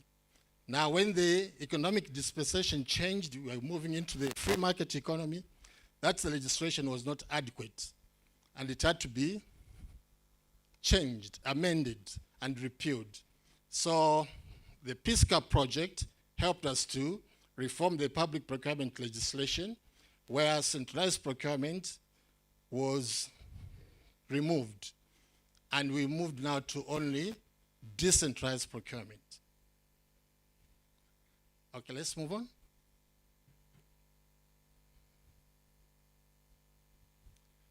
Okay, so with the change in the legislation, which was now based on the decentralized procurement in 2008, it was still manual procurement, but devolved to all the 700 procuring entities. As a regulator, the Zambia National Tender Board was now transformed into the Zambia Public Procurement Authority, because all procurements of what value, low value, up to about $250,000 is low value in our classification. Above 250,000 is high value. All those procurements were devolved to the procuring entities. The ZPPA was not allowed to advertise any high value tenders. Our role was only to regulate, to audit the procurement proceedings, to audit and monitor the procurement contracts so that they're adhering to the provisions of the law, the Public Procurement Act of 2008. So this also, as a reform process, made it easier for the procuring entity. If they are going to buy any procurement from low value of $0 or 1 cent to 250,000, that is considered to be or classified as low value, and it is shopping. This is why they just get a minimum of 3 quotations, show some resemblance of competition, and then you choose the best that can be awarded. However, if the procurement is higher than $250,000, it becomes stringent. All procuring entities conducting open bidding proceeding of high value were supposed to use the standard bidding document. Okay? So the standard bidding document is a de facto tender document which they're supposed to, benchmark against, localize it as a procuring entity, and then advertise that high value tender so that bidders would follow the instructions on how they're going to make their submissions as bids. So standard bidding documents were launched in 2012 with the support of PEMFA project. And we also went on to equip some other procuring entities with the various equipment that were required at that time. The program also sponsored various training programs in the Chartered Institute of Purchasing and Supply. On a full-time basis, we are selecting those workers in the public sector that were having a lot of interest, and they were able to progress over 2 years or 3 years. They'd be taken into universities and colleges to do the Chartered Institute of Purchasing and Supply, as well as the Zambia Institute of Purchasing and Supply qualification, and they also come on board during that period. Others that were in the other public sector functional areas, like those that are doing economics, they were equally sponsored by the same project. So it was quite holistic.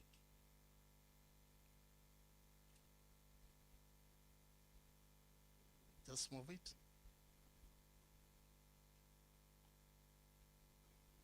Okay, so these programs, they were not free of charge. We were paying a lot of millions of dollars every 5 years over these periods when they were running.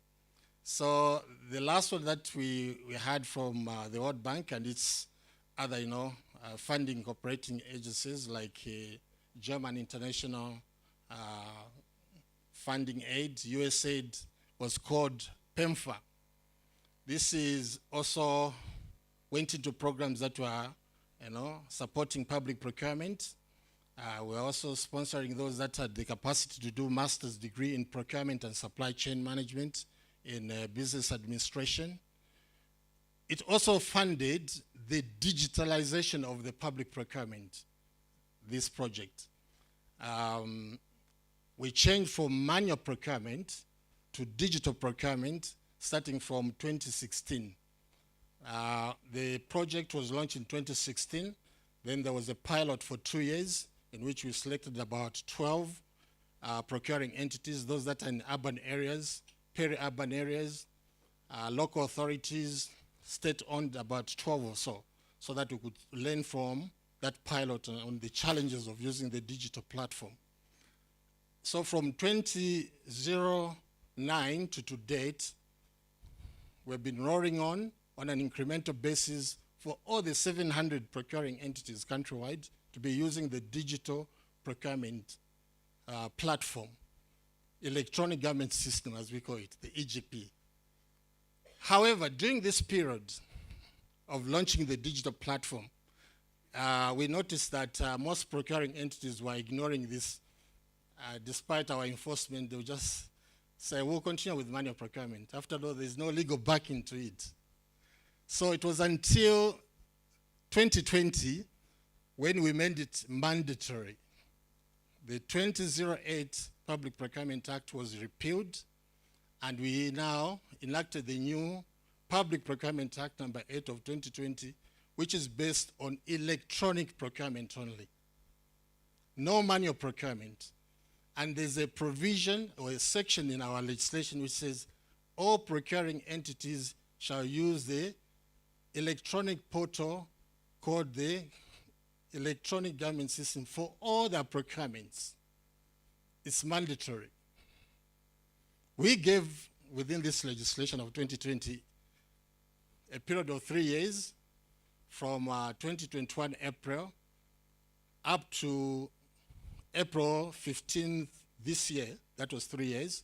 So it started the 15th April 2021, that mandatory learning period, and for them to get ready, those that didn't have the capacity to start using the EGP platform. They were given 3 years to transition from manual procurement to digital procurement. So came 15th April of this year, no manual procurement is allowed in Zambia in the public sector.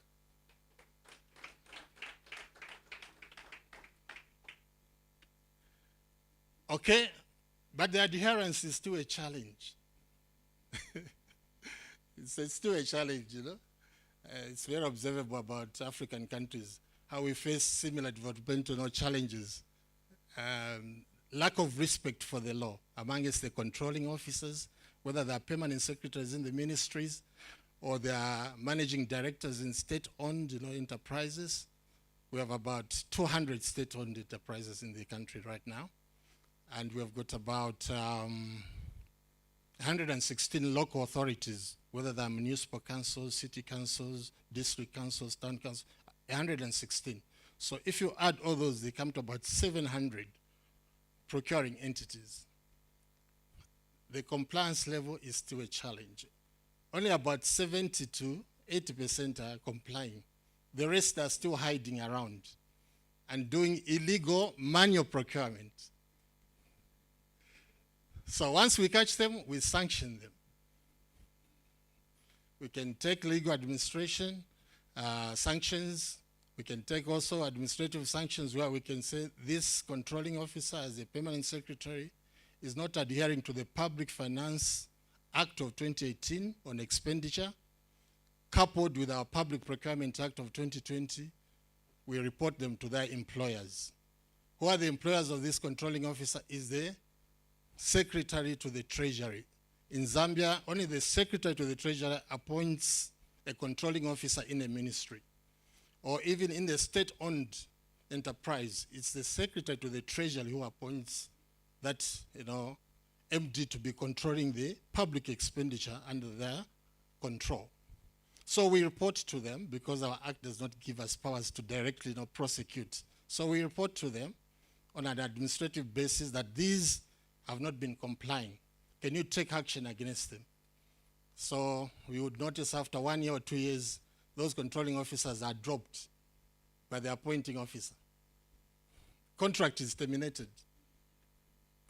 If the breach of the Public Procurement Act is so grave or serious, then we take it to the other regulatory bodies. As an authority, ZPPA, we can recommend to the Anti-Corruption Commission so that those controlling officers are charged for abuse of office. Or we can recommend to the Drug Enforcement Commission, which looks at money laundering, because the tendering system can also be used for cleaning dirty money and then becomes normalized. So the Drug Enforcement Commission can be reported to for the breach of the Public Procurement Act. We have got a memorandum of understanding with these institutions, the Anti-Corruption Commission and also the Drug Enforcement Commission. Recently also we had an MOU with the Financial Intelligence Center. These outflows and inflows of monies in the country can also be dangerous. Your public procurement tender system can be sponsoring, terrorism. So you have to be very careful. So all these are being monitored in the process. Okay, we have legislation, or we've got policies that have been grounded into legislation now to make sure that our path towards excellency is well guarded and enforceable by, the law, whereby the officers that are breaching can get themselves into the courts of law. We've got the Zambia Institute of Purchasing and Supply Act, number 15 of 2023. This one regulates the practitioners, whether they're in the private sector or in the public sector, they have to be registered with this institute. No one is allowed to hold a public procurement function, a private function relating to procurement and supply chain management without being registered with this institute. Those that are in the category of professional buyers, maybe they've got CIPS qualification or a degree in the purchasing and supply chain management, those are in the category of professionals. Then there's a category for those that are not qualified, but they are working. Those are given what is called an associate certificate until they graduate into the full membership. Those that are students are given also a student membership. So anybody who is found to be practicing procurement without any license, it's a serious offense under this legislation. They can be jailed up to a minimum of 5 years, maximum 10 years. Or they can be fined if they are found culpable in the courts of law, 500 penalty units, 500,000 penalty units. A penalty unit in the court of law in Zambia, it's about 1 cent. So just 1 cent multiplied by 500,000 penalty units will give you the dollar equivalent that they will have to be charged also as punishment, aside from being incarcerated. It's that serious. So this has brought a lot of sanity. No one is allowed to do procurement and supply chain function without being a member of the ZIPS. It's also aided by our Public Procurement Act of number 8 of 2020. There's also a section there. Just move on the slide. Yes. So under the ZIPS Act, you can see section 22 there. It's an offense for an officer to practice procurement without registration with an institute with a proper practice certificate. It's mandatory. If we go to our Public Procurement Act, section 25 sub 2, procurement and stores management shall be carried out by a person who is a member of ZIPS. So the two legislation work hand in hand. So when we come to the public sector realm, our Public Procurement Act is supporting also the ZIPS Act. So we work hand in hand. We've got inspectors that go to check various institutions on a structured basis, on a quarterly basis. They visit various, manufacturing entities, distributing, companies in the private sector. ZIPS does that inspection. As an authority also, we've got our own scheduled inspection on a yearly basis. At least we use, the Pareto classification. We look at the most high spending entities. We cannot do 100%, compliance checks or procurement monitoring. It's impossible. So we classify them according to the expenditure pattern. Those that have got a high expenditure budget, we focus on them. Those that have got minimal, we rarely go to them. Even if they breach, we'll catch them one day. Okay, so let's move on. Okay, we've also augmented what is already prescribed in the Public Procurement Act by issuing circulars. And as an authority, we've been given powers by the Public Procurement Act of 2020 to issue circulars so that they provide clarity on how, certain rules will be applied. So the case in here for qualification, we issued circular number 1 of 2019 on advice for the requirement of qualified procurement specialists. So the de facto standard is that for one to do procurement function, they must have a first degree in procurement and supply chain management from a recognized university, or they must have a graduate diploma level 6, Chartered Institute of Purchasing and Supply UK as a corporate member, or the localized Zambia Institute of Purchasing and Supply professional stage or graduate diploma. So these are the three that are the de facto standard. For one to be the head of procurement, for one to be director of procurement, manager procurement, they must have either one of those three. If they don't, it's an offense. They are breaching the Public Procurement Act. They're also breaching the ZIPS Act in the process. Let's move on.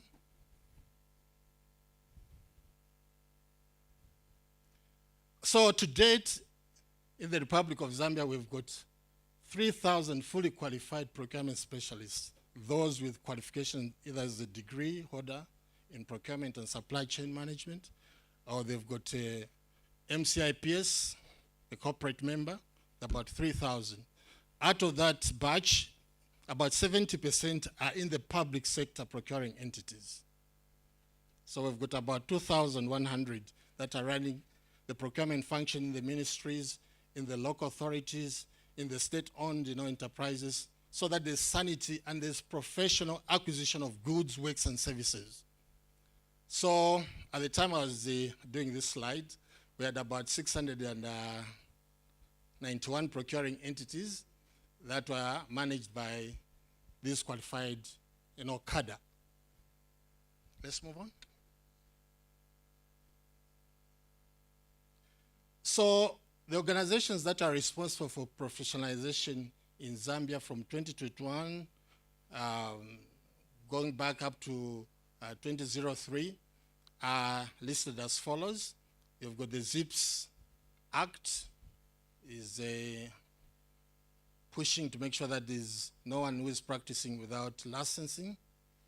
Our Public Procurement Act of 2020, all public officers must have those recognized qualifications. We are also working hand in hand with the universities to build up the profession. So we've got universities on the northern part of Zambia called Copperbelt University. They are running undergraduate programs in the procurement and supply chain management. We've got the University of Zambia in Lusaka. We've got the University of Lusaka that are running all these programs. We have about 20 universities or so in the country that are all doing these programs. Even local colleges, they've affiliated themselves to ZIPS and also the CIPS UK professional programs where they run these programs for school leavers and those that are already working. So the other batch also of individual consultants that are affiliated to ZIPS and ZIPS can also practice and they do a lot of capacity building. Let's move on, my colleague there. If you look at the secretariat where I'm coming from, we've also got a department that is endeavoring to make sure that there's professional development of the public workers. We've got the Department of Research and Capacity Development, which makes interventions through workshops, seminars, on-the-job on training. For certain areas, like a procuring entity may be struggling to prepare a standard bidding document or tender document before the actual tender is floated. We give them some clinics on how they can do it. We also carry out virtual trainings, especially during the COVID era. We did a lot of virtual trainings for our local authorities, those 116 of them. We also have webinars, e-learning materials have been developed and placed on our website. We've got 2 websites. There's one ordinary one for the ZPPA, and then there's another one which is linked to our EGP portal. So the bidding community can learn how to make the best offers. They will read various videos there, steps of how to do it. Or if it is those that are in the class of procuring entity, they want to learn about how to carry out open bidding within our national boundary, open national bidding, or they want to carry out open international bidding, or they want to carry out concession procurement. They want to carry out what is called force account. We have also about 15 procuring methods in Zambia. So a lot of those methods are simplified through our e-learning. We've got also informations, which are short guides on how to do things like, in one of our reform in Zambia, we've introduced what is called the market price index. We correct on a quarterly basis all the common user items in the Republic of Zambia under the public sector realm. There are about 3,000 common user items. So we get the market prices on a province by province basis, and also we have a geometric mean for the whole country. So for all those 3,000 items, there's a guided price to make sure that buyers do not inflate prices or balloon prices when they're buying for the government. It was very observable before the market price index, which becomes as a benchmark too. There used to be a lot of inflating of prices. A bottle of water, if you and me go to buy in the marketplace, is costing 1 kwacha. If the government is buying through a tendering system, the bottle of kwacha becomes 50 kwacha. How come? From 2 kwacha it becomes 50 kwacha. How come? So the government was losing a lot of money through inflation or ballooning of prices. So to control that, whatever they buy, they have to benchmark against our market price index, which we release every quarter. If the price is not in the market price index, they have to carry out another step called price reasonableness analysis. It's analogous to what accountants do. They do a cost-benefit analysis. So the procurement specialists have been guided how to carry out a price reasonableness analysis. Make a case for this price, which is not in the market price index at the time we are looking at that transaction. That itself has helped us to reduce the level of inflated prices. And also, there's less and less leakage from the treasury also. That's why buyers, are always accused that you are thieves, because you like inflating prices. Okay, let's move on. Okay, the other department is called compliance monitoring. These are the inspectors, and they carry out assessments of procuring entities to make sure that they're equipped to handle any procurements of low value up to high value. If there are any inadequacies, we recommend that the controlling officers carry out these corrections. Then we do carry out structured compliance monitoring, whereby every quarter we choose over 60% of the procuring entities and we check how they are adhering to the Public Procurement Act, Public Procurement Regulations, and our circulars. We carry out what is called procurement monitoring or procurement audits. We also have advisory services as a follow-up to the audits that we could have done maybe 6 months ago, 1 year ago. How are they implementing these recommendations? For instance, we would have noticed that they did not have an annual procurement plan as a procuring entity. And we had recommended that going forward, you must have an annual procurement plan in place, approved by your tender committee, and also you submit a copy to the authority so that we can monitor what they're doing, because we are running a decentralized procurement system. We have devolved everything to the procuring entities. So part of our monitoring is that they must give us the roadmap of what they're going to buy from January up to December through having a documented annual procurement plan. Whether they're going to buy consumable items, capital expenditure items, sundry items, everything must be thought through. Like the other colleague was mentioning, certain procurements are seasonal. You know when your celebration of independence is. Why can't you plan in advance? You know when Women's Day is coming, why can't you plan in advance? Everything you want to do is 1 hour before. And single sourcing or direct bidding. That is not acceptable. And you know, the way our electronic government procurement system is engineered now under the digital platform is that a procuring entity must have an annual procurement plan, load it onto the e-platform, and if they haven't loaded it onto the e-platform, they cannot buy by going to that platform. So there must be a prior loading of the annual procurement plan. If you want to adjust it, take it out, adjust it, and reload it. So that way, since it's mandatory, anyone who doesn't have an annual procurement plan, we can even monitor on a remote basis from our EGP plan that these 200 are not complying. And we start calling them. Can you show cause why you should not be sanctioned? Because you are breaching the public procurement already. We had one where it was a university. So this vice chancellor said, no way, we are going to the courts of law. There's no way as ZPPA you can sanction me. I've got power also as a vice chancellor, as a controlling officer. We said, okay, go ahead. But in the meantime, we had reported him to his bosses. He was advised, you are going to be fired. Just comply. Okay? So we are that powerful. Okay, so what are the lessons that we've learned as we've been pursuing this perfection in public procurement systems management?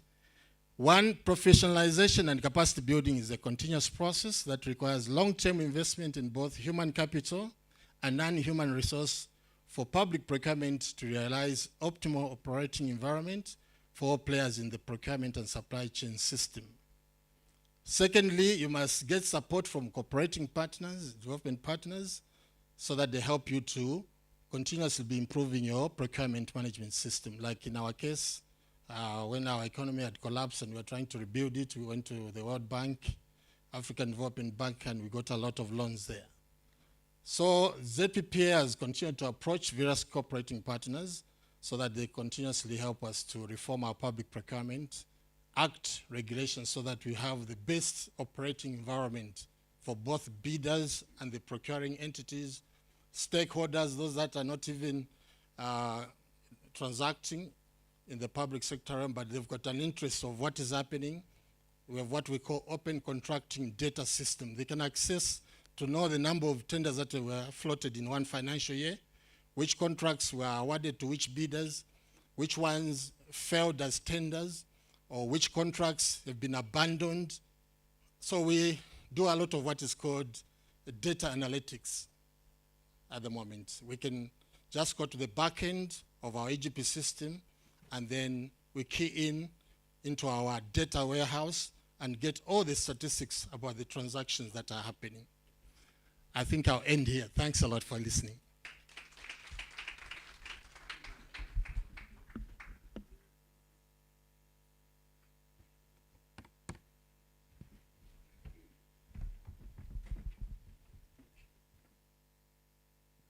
Thank you.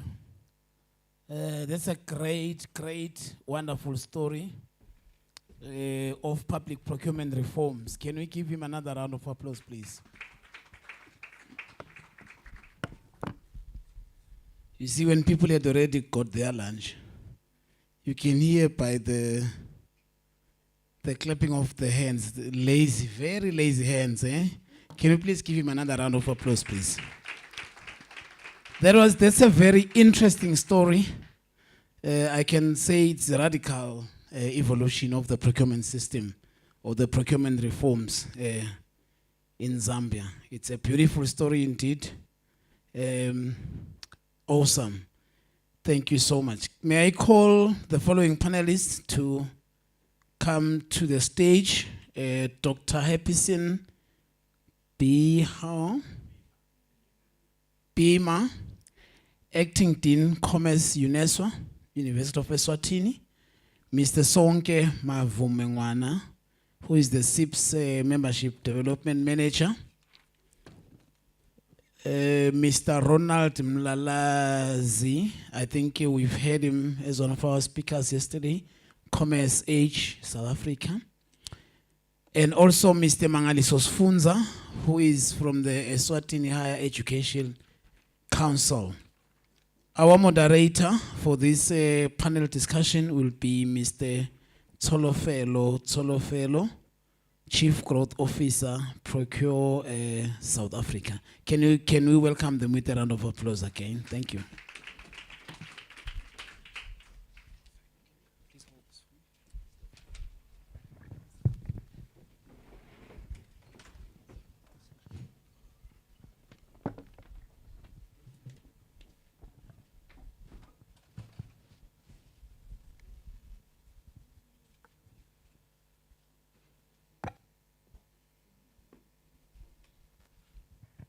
Thank you so much, Chauke. Great to be back on stage again with what is a very, very strong panel here. So I've been trying to prepare. We're talking about something really important. And you know what's great about this conversation, I think, and having it on day 2, is that on day 1, we got a lot from Ronald about where we are from a professionalization point of view, what all the gaps are, but also where we need to be. So what journey needs to be taken from the are to the need to be. We've had a wonderful presentation now from Justin about how they have done it. So we literally have a 3-legged pot that indicates where we are, where we need to be, and one of the potential ways we could follow to make sure that we map a similar journey to the successes they've had in Zambia. I think, Ronald, everyone knows you very, very well. I'm not going to ask you to introduce yourself again, but maybe I'll just start with you here, Sonke. Brief introduction, who you are, what you do, and then we'll move to my middle right. Thanks for that. Thank you for that. All right, my name is Sonke Mavumengwana, and I'm the SIPS Membership Development Manager. And essentially, the duties and the responsibilities that I have, particularly within this function, are to really account for the activities within the Southern African region, with everything to do with the membership and the qualifications that we offer in support of the roles that they play within the different regions and the communities. All right, thank you so much. Who you are, what you do, why are you here? Okay, thank you. My name is Epson Bima, originally from Zim. I worked in public procurement for 23 years. I worked for central government, then I worked for parastatals. Then after realizing that I was working with different partners who did not want to understand the language of procurement, I decided to go and start from the source. Then I joined the academic field, so I am lecturing in the Faculty of Commerce at the University of UNESCO. And that they can testify. Are these your products? Fantastic. So I don't want to be duplicitous and discuss things we've already talked about. I think we can all agree that professionalization is important, that it's about time we do it.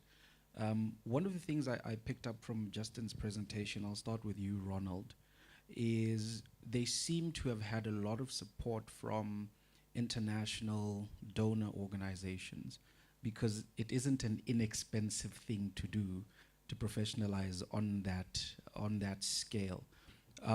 What do you think we are missing in terms of delivering that value proposition to bring donors and even the government to the fore to help fund a model for professionalization? Is it because we're not ready with the information to say this is what we need, or is there just no political will? Okay, no, thank you, Program Chair. I think, firstly, I really want us to commend the journey that Zambia has taken. And it's a proof of concept. It means this is doable. If they'd done it and failed, then we'll say, no, what, we shouldn't go this direction. But at least we know. If you remember yesterday, I said if public procurement is not done properly, it weakens trust. So the integrity, not only from within the practitioners, but from the investor's perspective. These international institutions that then came on board, they trust first in the system. The fact that there was a political will from Zambia, and the only way of safeguarding the political will is through the legislation. But the legislation cuts across. It's actually way beyond individuals. Individuals will come and go, but the legislation will remain. I think that's one thing that they got it right. So the confidence of the funders. They could see the commitment, they could see the political will, they could see that if they put their money there, it's going to translate into a good investment. So I think that's what they got right.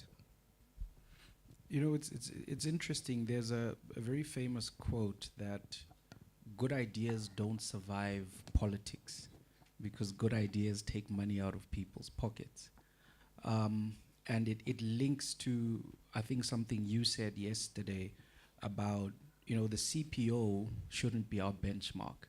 We should be looking to go beyond being CPOs.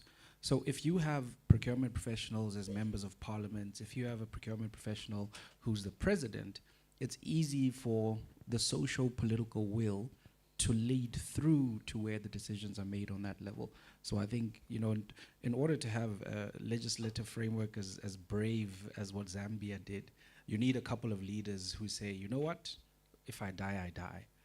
So I think that's really commendable. Sonke, SIPS is in a very unique position in this conversation, and I know you and I have had a couple of chats about this, because if you look at the Africa region in terms of collectivizing procurement professionals, you guys, I think, are the furthest ahead in terms of your membership numbers and just the fact that people do subscribe to the SIPS model.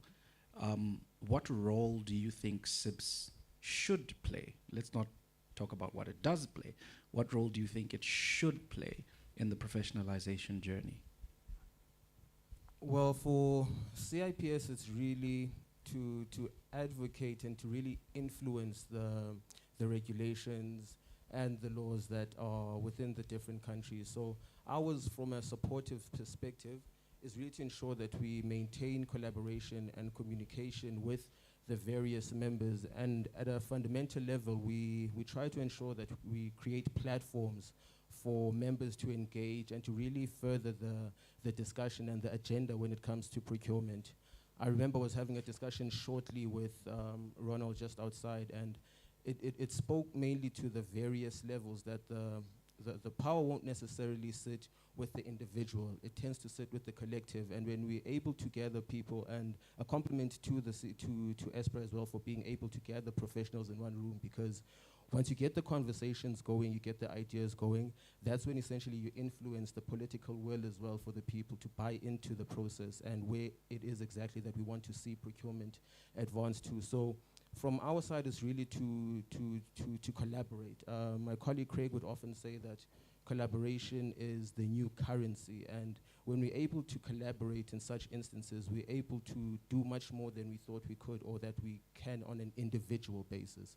So from CIPS, it's to have more of such sessions, make sure that it doesn't end up being a talk shop. I think Ron said yesterday that every time we come together, every time professionals come together, there are action points that we need to take out, we need to go back to the drawing board with, and then come back with a solution that can really drive us to where we want to be.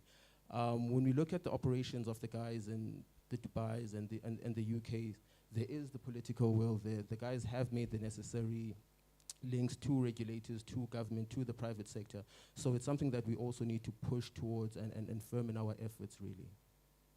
And you know, it is true to a large extent, because without having mandated it, I don't know if it's the same here, but every time you look at a procurement vacancy in South Africa, you'll have, you know, a degree or an MBA or a postgrad, and quite a lot of them will have a SIPS or MSIPS, either as a requirement or as an added advantage.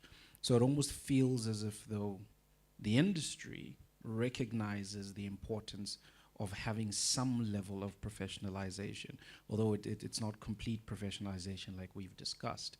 So because that need is there, why don't we have it? What's missing? Is there no driving force? Are we not smart enough? What is the link here that we're missing to get the movement going? Why haven't we professionalized? I also think to a large extent it has to do with something Ron touched on, that I might be mistaken, I think you said it. You said, if I die, I die. So from the regulators to government to private sectors, everyone needs to come together to be of that view, because even when you do see that it's an advantage or it's a requirement for you to have CIPS, it's normally with entities and institutions that deal a lot with the international sector. But for us, from a national or local perspective in South Africa, some entities or some entities within the public sector as well won't really have a full grasp and a full understanding of what it is that CIPS contributes to the discussion. And for us, really, it's not to cut off or to segment any other education institution or anything of that nature. It's really to say that you should have something that speaks to the laws and the regulations of the country, but you should pair that with CIPS to ensure that you are able to, is it operate locally and think globally, or is it the other way around? But essentially, that's the idea behind it, because SIPS just gives the global standard and the framework of the skills and knowledge that we would hope to see within the senior members of the profession. Okay, great. I think, you know, one of the things that underpins professionalization is endorsement from long-standing, strong institutions, and academia is one of those, right? You need the endorsement of a number of academic institutions who can vouch for the quality of a professional standard. From an academic point of view, what do you think the gaps have been in our journey to professionalization, number one? But also, in your reading of the room, do you think there's an appetite on the part of academic institutions to be a part of the professionalization journey and to contribute to it? Thank you. Yeah, now when you talk of the academic institutions, it's like they need to go to the market. They need to know what the market demands. They need to know where and how they can chip in and support the developmental process which is happening in the country. So it actually starts right from government, it goes down to the ministries, then it filters to the academic institutions. Now, for the academic institutions to say which programs should we offer and so forth, they need to understand the market very well, and they need to have done their research. Now, what we are seeing in most of the academic institutions is they have very old traditional programs, and they want to stick to those programs. So there is a gap between the developments that have happened in industry and the development that has taken place in the academic institutions. So even if you bring in someone, let's say you hire someone from industry and you put them in your faculty, if they try to bring in new things, it's a process, it's a long process, it's difficult, and it's so forth. But that should not discourage us. Like, for example, in our case, we started about 5 years ago trying to push for these professional courses or these postgraduate courses, but we faced challenges. But like in the issue of procurement, I think we have managed to push hard enough. For example, right now, we are in the process of trying to launch a postgraduate diploma in procurement to support what is happening in the industry. So we have done our needs analysis. We have already done the benchmarking processes. And now the next stage is when we have developed a program, we have done the analysis, we have done the benchmarking, we invite the stakeholders to a conference to say, this is the program we have developed, these are the modules, do you have any comments, do you have any questions, and so forth. Then we modify it, then we submit to the University Senate, then at the moment it now proceeds to go to ISHEC. But maybe on the issue of professional programs, because our ISHEC is currently dealing with basically with the academic programs, I'm not sure if they take on board the professional institutions. So I think that is another gap which we need to interrogate and see how the industry can be assisted. Okay, thanks for that. And congratulations on the qualification. You know, that is something that is so crucial for the local African context, because we have this discussion quite a lot. You know, SIPS has one of the most comprehensive content modules for procurement and supply chain in the world. There are people who will fail a module 4 or 5 times because it really is, it's comprehensive. However, there is a gap there to be filled in terms of the localization of the content. There is a need to have content that speaks more directly to what our indigenous challenges are, you know, and that comes not just from a thought leadership point of view, but by having postgrads like the one you're talking about that speak to that local context. Ronald, I want to tap on your brain a little bit. You know, we talk a lot about all the cross collaborators who need to come to the table in order for professionalization to happen, right? But the truth is, in a lot of our countries, politicians either don't understand the importance or are unwilling to drive professionalization because, again, ultimately it may take money out of their pockets. My question is, if we never get socio-political will, what are the alternative avenues we can go through to professionalize? So even if it's just the profession and a couple of institutions deciding we want to professionalize in a certain way, is that possible without government support? Okay, no, thank you. Sometimes it's difficult to try and solve a problem that you don't know. We may need to first identify, we are in a position to develop a responsive approach because we understand what the problem is. in my view, there aren't one that is leading to this. The first challenge that probably we have in terms of professionalization is to do with systemic structures. We first need to clearly define the career path. In Zambia, I think they have done this very well. Even the professional designations, they align to that. And not only that, but the job opportunities are linked to career, the job opportunities are linked to professional designation. So there is no middle ground. It's very clear. And then the other aspect that I think, which is systemic, that we need to look at is the quality of the programs that are out there.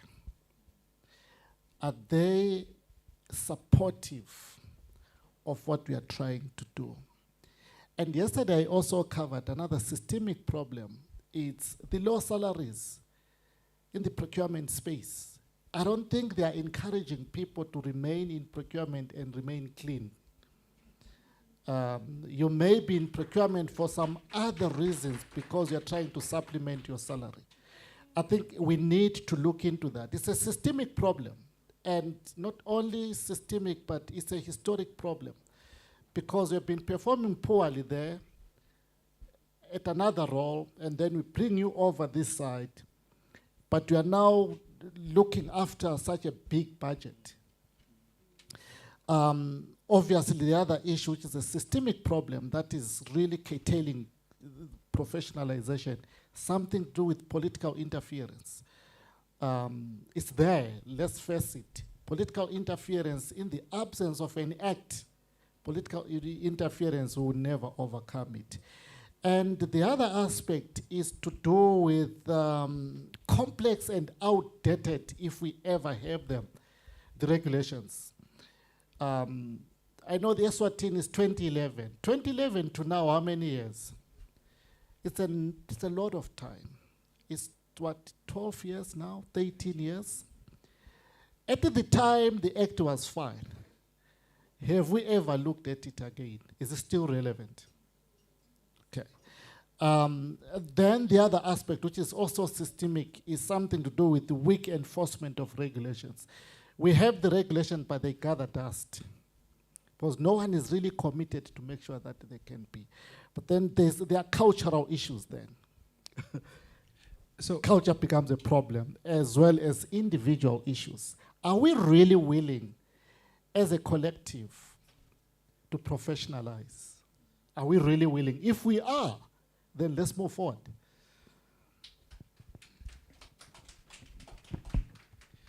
Thanks. Before I come to you, Sonke, I'm going to stay with you for just a quick question, Ronald. You say we, right? And my question is, who is we? And what does that journey look like? Because, you know, if we is an individual in this room who registers an NPO and calls some meetings and starts to gather momentum that way, then at least we know what that journey is. The problem is sometimes that we causes confusion because I expect Ronald to do it, Ronald expects the minister to do it, the minister expects SIPS to do it. Whose responsibility is this? Okay. First, we need to identify that, is there a problem? Yes, there is a problem. Now, who is we? We is everyone who is here. My voice on my own is not loud enough.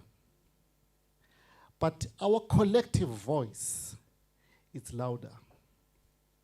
Hence, by saying we, I'm saying let's identify ourselves. Yesterday, I briefly, probably I'll talk about it again. It's the IT industry. They were very fragmented until they came together. Yes, I don't think there's a professional body for IT, but they are way ahead. Okay. And I often say this even down there in South Africa, say, did you know that the taxi industry is more organized than procurement people? the text industry, they've got an association. They're more organized than the procurement people. So sometimes it's not about education, it's about realizing the need, come together, come up with solutions. So the we in this narrative, it's everyone who is here. Except for me. I'm joking. Sonke, you know, we can't talk about SIPs without having a conversation about strategic partnerships. I think, you know, as an organization that's locally based but heavily UK influenced, because that's where it comes from, strategic partnerships are crucial in not just helping you tailor your offerings to the local context, but helping you understand the challenges of the local context as well. What is SIPS doing to move towards a direction where you are building strategic local partnerships, whether these be MOUs with different institutions? What's the work that's happening in the background there? We are constantly and currently in discussions with multiple universities in South Africa and around the other SADC countries, because primarily that is the region that we're responsible for. But in terms of these strategic partnerships, our key stakeholders are the members themselves. So those are the key relationships from a strategic perspective that we are looking to solidify, particularly where we are speaking about the MSIPs and the FSIPs members, because we understand that the advocacy really sits within those departments, trying to influence at a higher level the government or the regulator tends to be more of a challenge than being able to carry the voice and the message through the members that we have directly. So we had to first destroy the building in order to rebuild, and the focus is really to work with the MSIPs and the FSIPs to ensure that they can also carry the message and feed into the system again what it is that the market wants and what it means for us in the long haul. Okay, great, makes sense.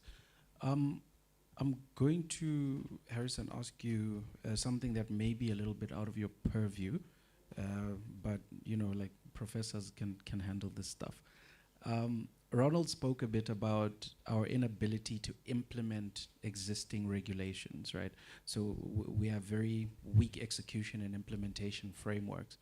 My question then would be, would that change if we professionalized? Where's the capability going to come from all of a sudden that enables us to support a professionalized framework? I mean, we can't work with what we have. How are we going to work with what we're aspiring to? Yeah, that one is very, very, very tricky. But I liked what the MP said yesterday.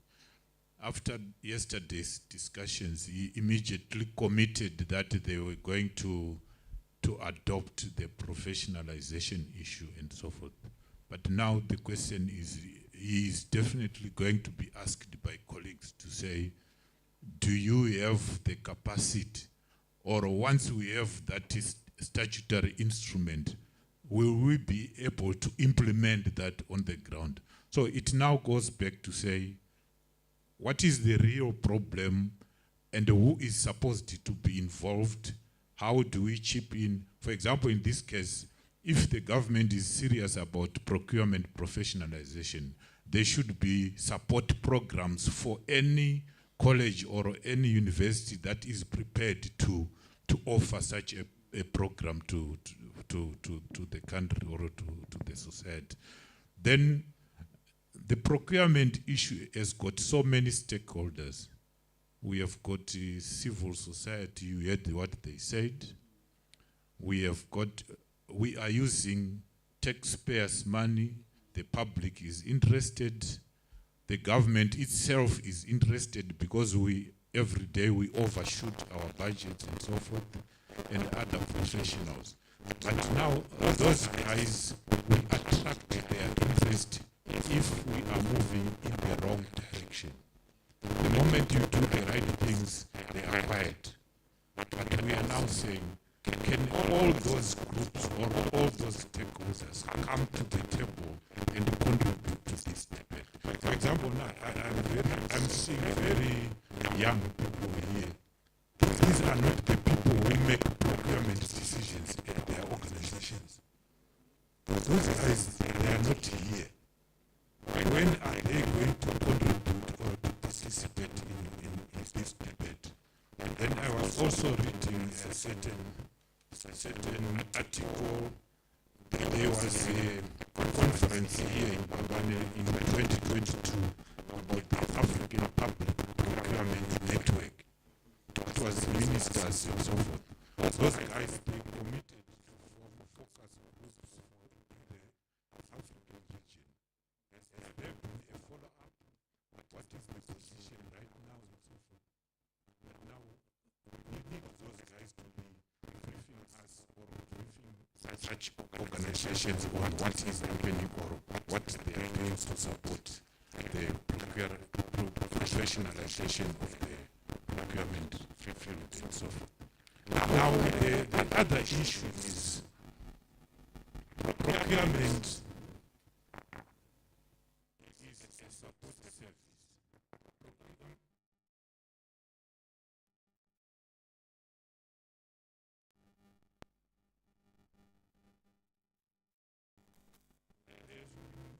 Many testimonies. Procurement is now a young brother to finance. It's now a young brother to HR or to operations. Do you think that relationship is going to change easily without the big brother or the one who claimed to be the big brother giving in what they have? They won't, because it empowers them, it gives them a stronger bargaining position within the organization itself. So all those issues they need to be interrogated.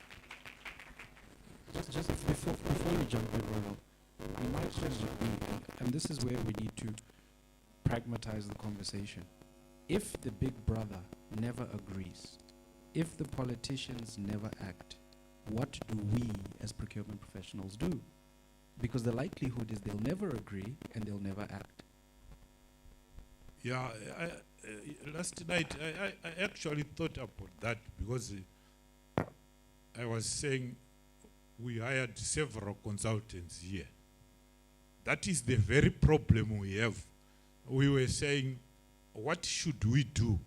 It's like I am being beaten by my brothers, my colleagues, and I see I am very weak. I can't face them. I can't challenge them. And I am crying to you to say, this is the problem I'm having. This is the problem I'm having. And you are saying, go and fight or keep quiet.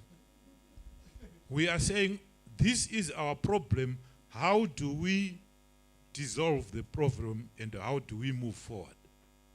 Ronald, I think that's your question. Yeah, I would like to make a follow-up on what the doctor is saying. We need to master the art of sales, or the psychology of sales, rather. We need to master the psychology of sales. What I mean by that is maybe the majority of us here, we've got insurance policies. Now, what makes the insurance industry so successful? What do they sell? Do they sell solutions or they sell fear? Insurance industry sells fear. So they've mastered the psychology or the art of sales. If I tell you the things that you already know, there's no need. You would never get a contract because I already know what you are telling me. What are you telling me? So I think as procurement people, there are few things that we need to look at. The first one is the issue of identity. Who are we? We are not clear yet who we are. At one point, we refer to ourselves as procurement when it's convenient. At the other point, we refer to ourselves as supply chain when it's convenient. The industry, both in the public sector and in the private sector, they have no clear understanding on who we are. So we need to clearly define that. Then once we have defined who we are, then we have the right people in the bus. We can all get into the bus, but if you have the wrong people in the bus, they will fight until they end up fighting the driver.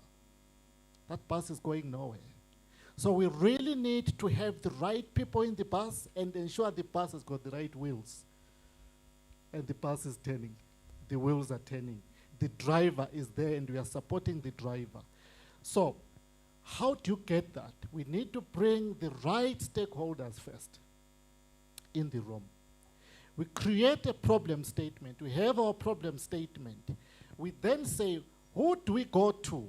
Who is the recipient of this statement? Who is having sleepless nights? Zambia, it's a case study. A colleague of mine, he was advisor to the president, Kabwe, okay? And I would like to think even yourself, you were part of that team. So you were closest to the decision makers. The president understood the problem because he was getting it first-hand information. Now, the problem that we have, procurement reports to finance, and the finance reports to the CEO or the director general. The conversation between the finance and the CEO, it has nothing to do with supply chain, but more to do with what? With finance. It means we are far away in terms of influencing. So what we need to do, we need to ensure that our driver, and we have our driver here, I'm glad. We have our driver here. We need to make sure that he has our support. And we are in the bus, we are singing, and he's driving carefully. The message is one. So that's my view. And again, let me make this comment before I forget. Professionalization is not qualifications. Qualifications is a component of professionalization. The legislative framework on its own is not professionalization, but it is an integral part of professionalization. The aspect around ethics, professionalization without ethics is not going to work. But ethics without the other components is also not going to work. So we really need to understand which are these components that make up professionalization and who is better placed to start dealing with them. And we need to be able to communicate the bad news. Did you know? Did you know? If you don't do this, this is what is going to happen. We'll get it. That's actually very interesting, especially what you were talking about with regards sales. We were doing some research, my team and I, trying to figure out how do we get people to buy our very, very expensive products.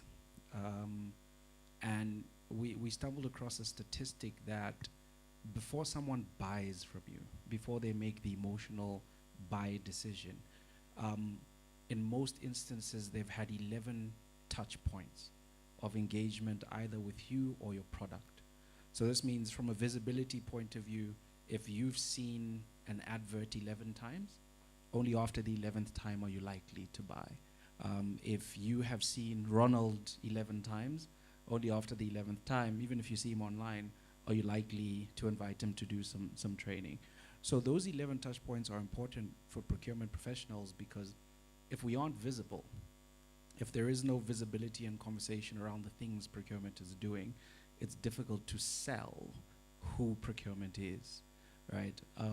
And with the, I don't want to call it fear mongering, with the fear sales, I think, you know, organizations like Commerce Edge and SIPS play a very important role in terms of sharing with us the statistics that show the consequences of poor procurement frameworks. So again, thought leadership, we need to be able to go to a place where we can look at public procurement, look at the gaps, but be able to see what the actual consequences of that are. I'm not going to beat you to death with thought leadership because you have addressed it already. Before I come back to each one of you to close, I'll like to take 2 or 3 questions from the audience, please. Make it quick, make it snappy. Anything you want to ask regarding professionalization to the panel up here. And you know me, if you don't ask, I'm going to pick on you.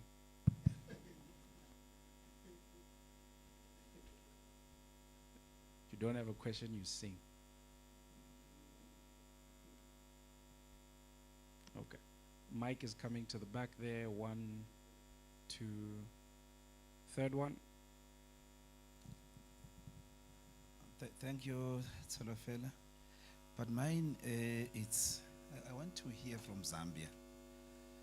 It's itching. I want to hear from Zambia. I was not here when we started the session. I came late. So the definition of public procurement, I didn't get when maybe it was made early. What I want to hear from Zambia, what is happening to the private sector?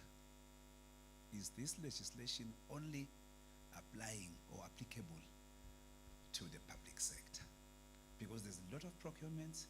I think my brother says, Justin says, he worked for the copper belt. Maybe the time it was under government. But there are a lot of private organizations that are doing procurement. So I want to learn, how does this legislation impact the private sector? Thank you. Okay. Back corner there. Sorry.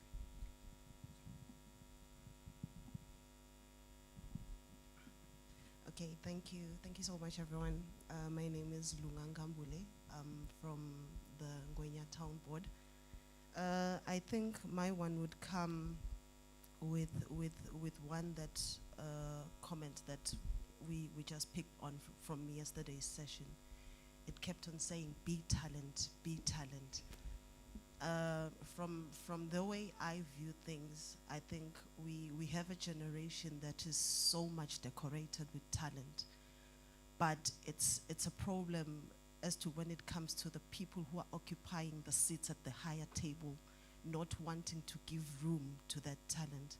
The moment you start to say, these are my contributions, this is how I think things should be done, they'll start looking at you in a way to say, oh, okay, who are you? How long have you been in this organization? Do you know our goals, A, B, C, or D? So I think just maybe going into the Friday session as part of the professionalization of our department, let me put it like that, we would just like to have the regulator contribute as to allowing managers and controlling officers to give these younger people a chance to have their views heard in a way. Second, there was a comment that said you do not have to set yourself on fire in order to keep people around you warm. I think it was a quote that you made, Zolofelo. But I think all that we are doing as procurement professionals is setting ourselves on fire to keep everyone warm. And it goes back to the department as a whole as to why you have one person running around doing all procurement stuff, and for a budget that is over 5 million rands, you only have one procurement person. And and it goes back to saying, are you really expecting that one person to be an ethical person when you have not really looked into the grade that and into the pay grade of that individual? Because in as much as you are saying you are advocating for ethical professionals, aren't we really exposing them to unethical behavior by giving them peanuts for pay? I think it's just one of the conversations that needs to go into the Friday platform as we continue. Thank you very much.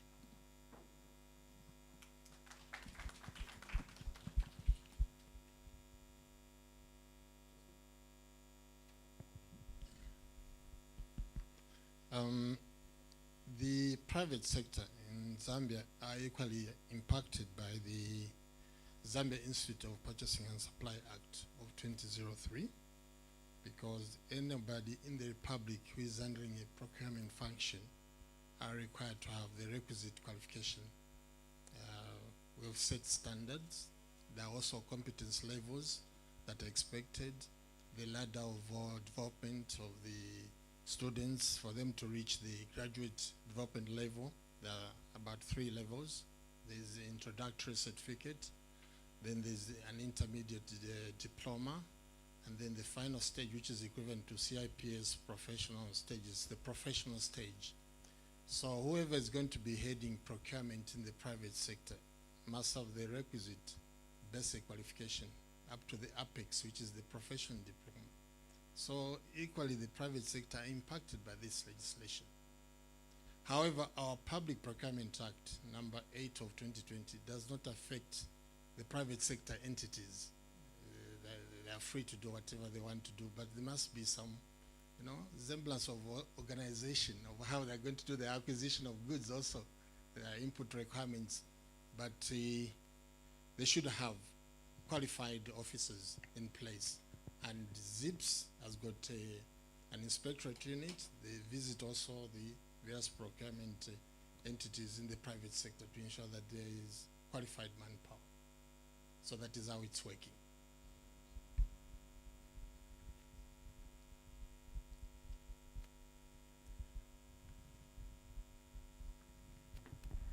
Thank you for those inputs from the floor. An interesting question that just arose in my mind. Maybe you can all attempt it as you're giving your closing remarks. Is the reason we are not able to sell procurement properly not that maybe we are doing too well with too little, so no one believes that things are as bad as we say they are? Like, she mentioned something very interesting, that procurement is constantly putting itself on fire to keep everyone around them warm. If you are succeeding, what's the business case for giving you more? Okay. I think we are too busy on clerical issues. We have no time for strategic issues. Amen. If you check, we are all busy. Even the CPO is busy. But busy doing what? Busy on operational issues. Our role as the procurement is elevated, it means we need to now play the advocacy role. And when we start playing the advocacy role, everyone starts noticing our contribution. Right now, maybe they don't see us, they don't hear us, because we are doing exactly what they expect us to be doing. Nothing more. We need to be challenging the status quo. Procurement, we are comfortable with emergency procurement, and we are very happy with it in procurement. Let me say this statement, then that's my last statement. You need to think about this statement. It is a mistake to make a mistake. You got that? It is a mistake to make a mistake, but it is not a mistake to repeat a mistake. So the first line then says, it is a mistake, yes, we have made a mistake, we are sorry, yes, we understand.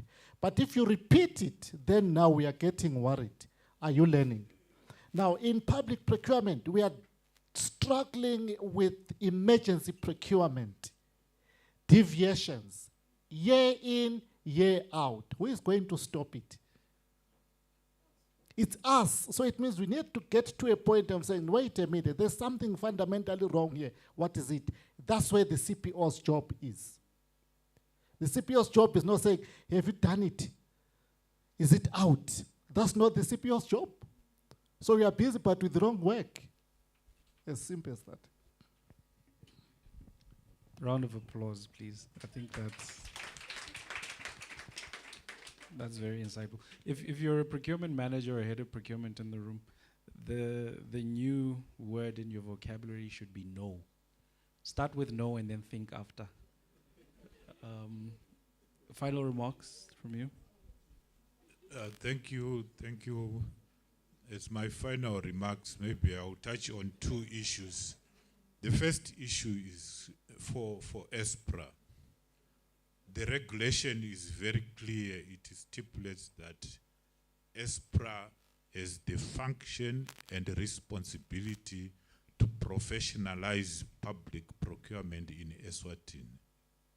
But I'm not sure if Esppra is empowered in terms or capacitated to do or to execute that huge responsibility which it is being given by government.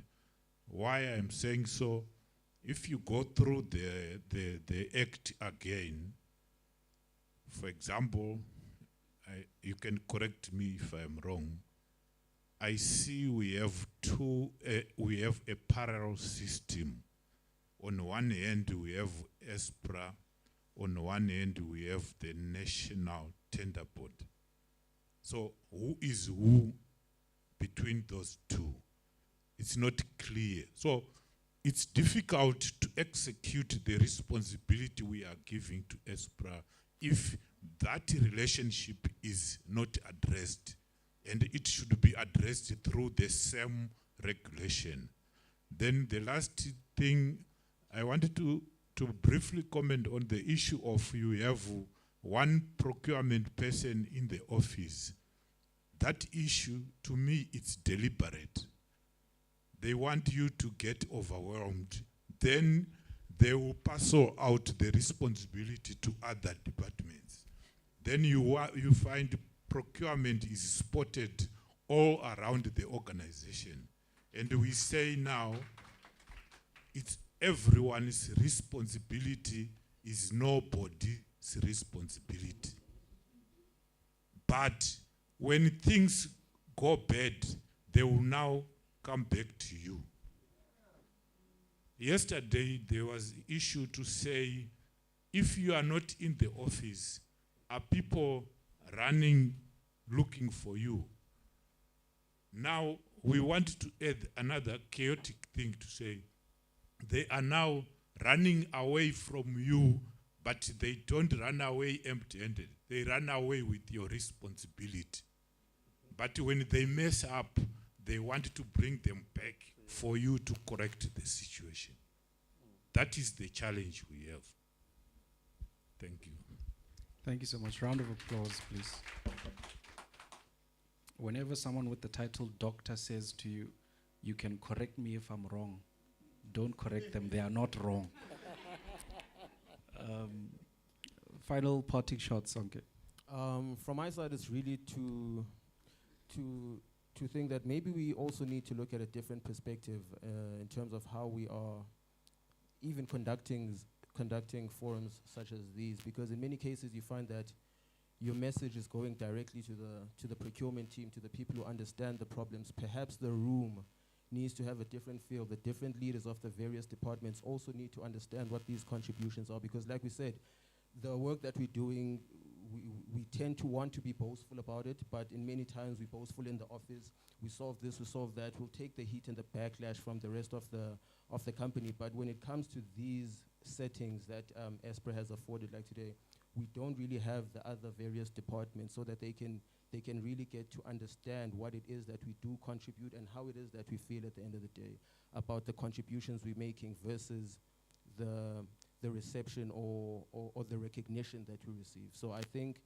perhaps we also need to start having the various other entities. We need to have finance, we need to have the auditors in the room, we need to have HR so that they really understand the strategic role that procurement plays within the organization. Round of applause, please. Thank you so much for that. I think you do raise a valuable point. And you know, the added benefit of having the cross functions in the room, aside from hearing what we talk about, is it's a lot easier for Ronald to shout at your CEO than it is for you to shout at your CEO.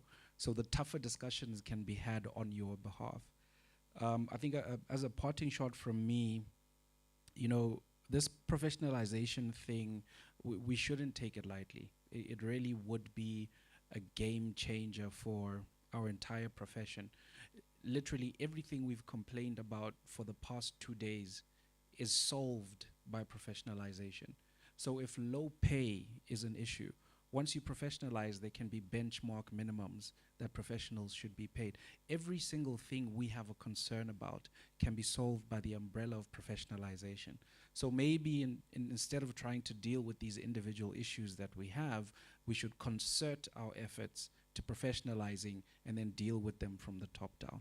But otherwise, thank you so much. You guys have been a beautiful, beautiful panel. I appreciate the discussions. Another round of applause for them all, please.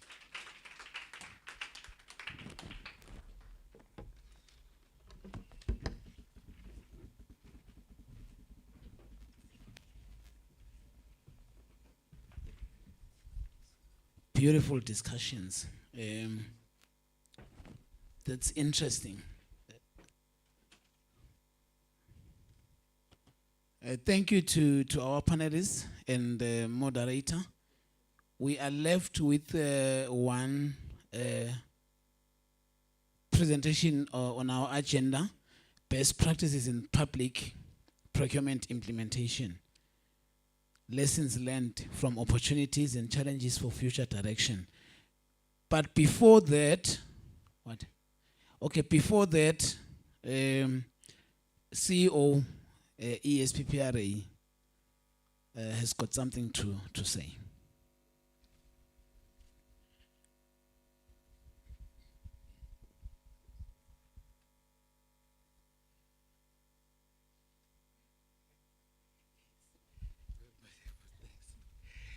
Good afternoon, colleagues.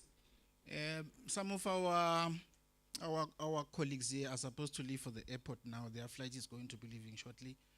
So we had prepared something that they are going to go home and remember us with, because my mpatsi, my boss is here, the director PE who is here. I cannot do that. I'm requesting him, Enhlonipo director ngiyacela utosendela over nasipho our rep from SIPS, Mr. Sonke, please come over here.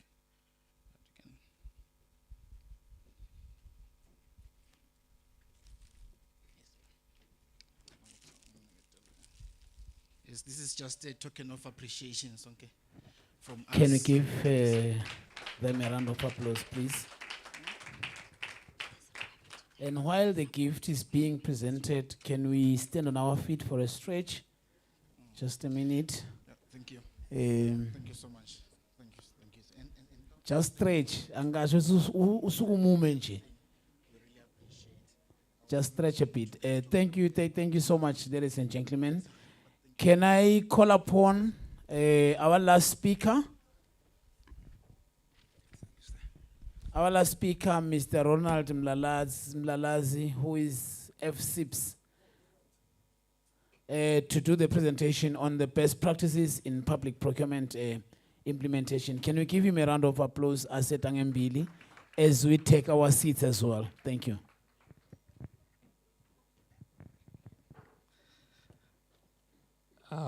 Thank you so much.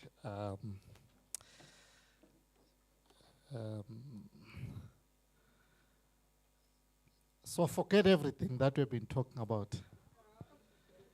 And get this. This is the last statement. I mean, somebody who is about to die, you remember their words than more than one who is still alive. Are we together?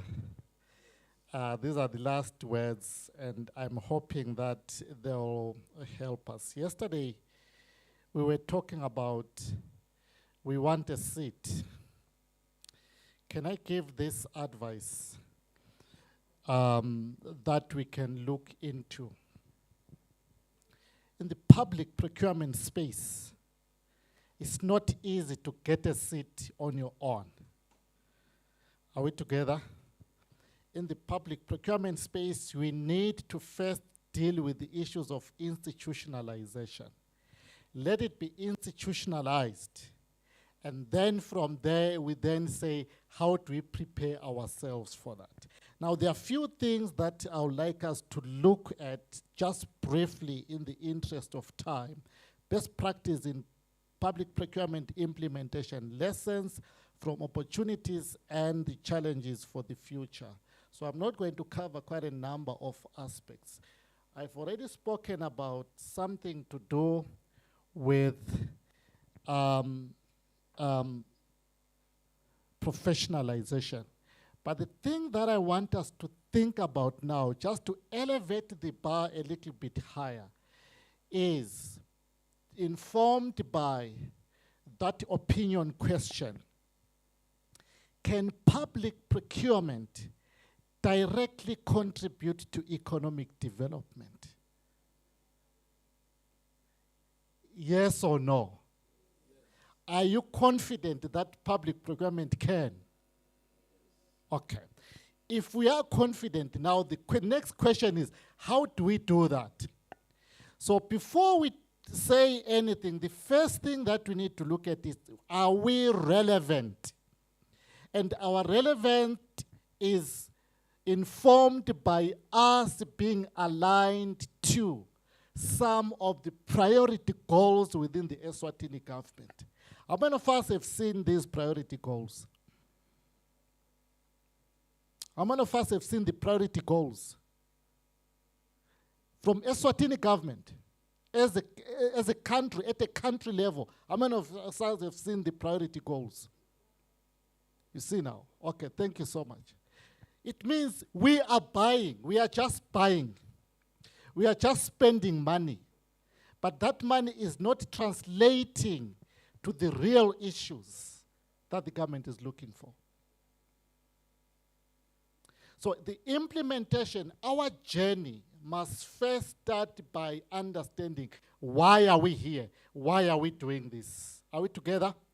And then how do we get there? So that's the question that I've just asked. I've covered this one. I don't want to labor this point.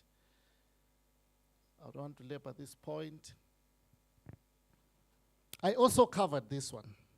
This happened in 1999, the computer bug. Okay, I'm not going to cover that one because I spoke about it yesterday. Even this one, I'll skip that one. Let me talk about these aspects here as part of our implementation. The first thing, we need to be relevant to our institutions. And the relevance of our relevance is determined by understanding which are the priority areas within our institution. In your procuring entity, as procurement official, what is it that we are trying to achieve? And then we fit ourselves in there. There are about 4 or 5 complexities that I want us to think about as we live here, that will then elevate us, but not only elevate us, but also make us relevant. The first one is the complexity around developing a procurement policy. Remember, it's government procurement. Government procurement is legislated. So you need to be in a position to develop a procurement policy that then becomes your map in terms of how do you go about your procurement processes. So we need to have the competency that will help us to develop, to draft such procurement policy. The second aspect that we need to think about, which comes as a result of our inability to develop a procurement strategy. There is a difference between a procurement policy and a procurement strategy. Now, the procurement policy gives us some guidelines in line with our procuring entities' objectives and the priority areas.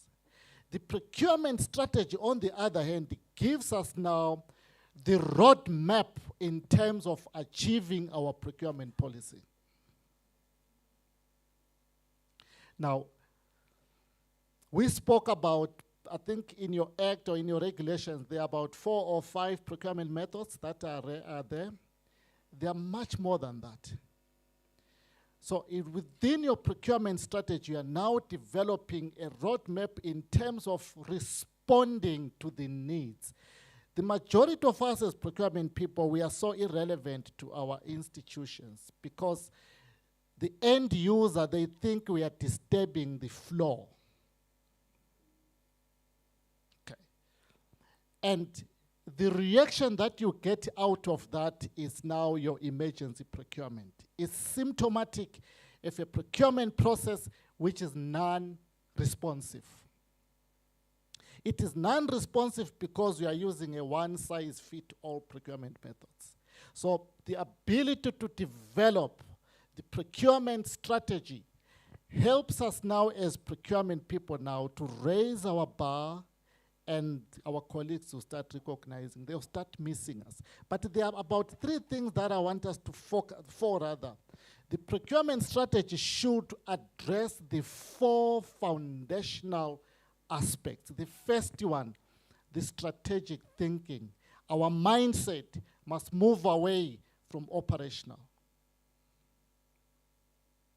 Our mindset within procurement, there's no way we can elevate procurement as a function, but then we remain tactical as officials. So the 2 move together. That's a mindset. The second aspect is strategic design and formulation, which is now the focus. Which are the priority areas that we want to achieve in our institutions? There is service delivery. But we need to attain service delivery using a procurement system that would bring about value for what? For money. I know of a colleague, a CPO, which I will not mention the organization and also the name. A CPO in a public institution, him and the CEO were misaligned. The CEO was defining value for money in terms of how much we are paying. The CPO, on the other hand, was defining value for money in terms of supporting the small businesses. But this is where the misalignment was. The CPO then was buying tissue paper, a roll of tissue paper, will cost you probably, I don't know how much it costs in terms of the Eswatini here, but probably a roll of tissue paper, it could be about 10 rand. The CPO was buying it for something like 65 rands. And the CEO said, why are you doing this? He says, I'm supporting small businesses. Is that supporting small businesses? No. The CEO's KPIs are about cost savings. The CPO is looking something completely different. So what I'm saying, by developing a procurement strategy, it brings yourself as a procurement, head of procurement, and your CEO closer. Well, now we are speaking the same language. Are we together? It is important to have a procurement strategy, but that focuses on the main issue that the institution is trying to achieve. The third item is strategic planning process. It's process-driven. We always have problems of the lastminute.com. You know the lastminute.com? It's like everyone was not there. All of a sudden, this thing is urgent. Okay? Then we stop everything that we are doing, we are running with this one because it's urgent. Where have you been? You've got a procurement plan that was submitted. So the procurement plan was used as a box-ticking process. It is not. It is an operational document. So within the procurement, our processes that we need to develop, we need to work closely with the end user. But as we work closely with the end user, we explain to them our process that we undertake. Are we together? There is this terminology in procurement is called lead time. I'm not sure if you know it. Do you know the lead time of the commodities that you buy? Does the business understand the lead times of the commodities that you buy? Do you have sufficient knowledge of the procurement, of the supply market that you deal with? These issues then inform your procurement, your strategic planning. Can I have the next one? And then number 4 is strategic execution and implement. These are habits now. Are we committed as procurement officials in now starting to implement the procurement strategy, or it's ours it's a copy and paste? If we do these ones correctly and we do them right, we are able to meet what we call the 4 E's in procurement. Economy, spending less; equity, spending fairly; efficiency, spending well; and effectiveness, spending wisely. We are able to achieve that.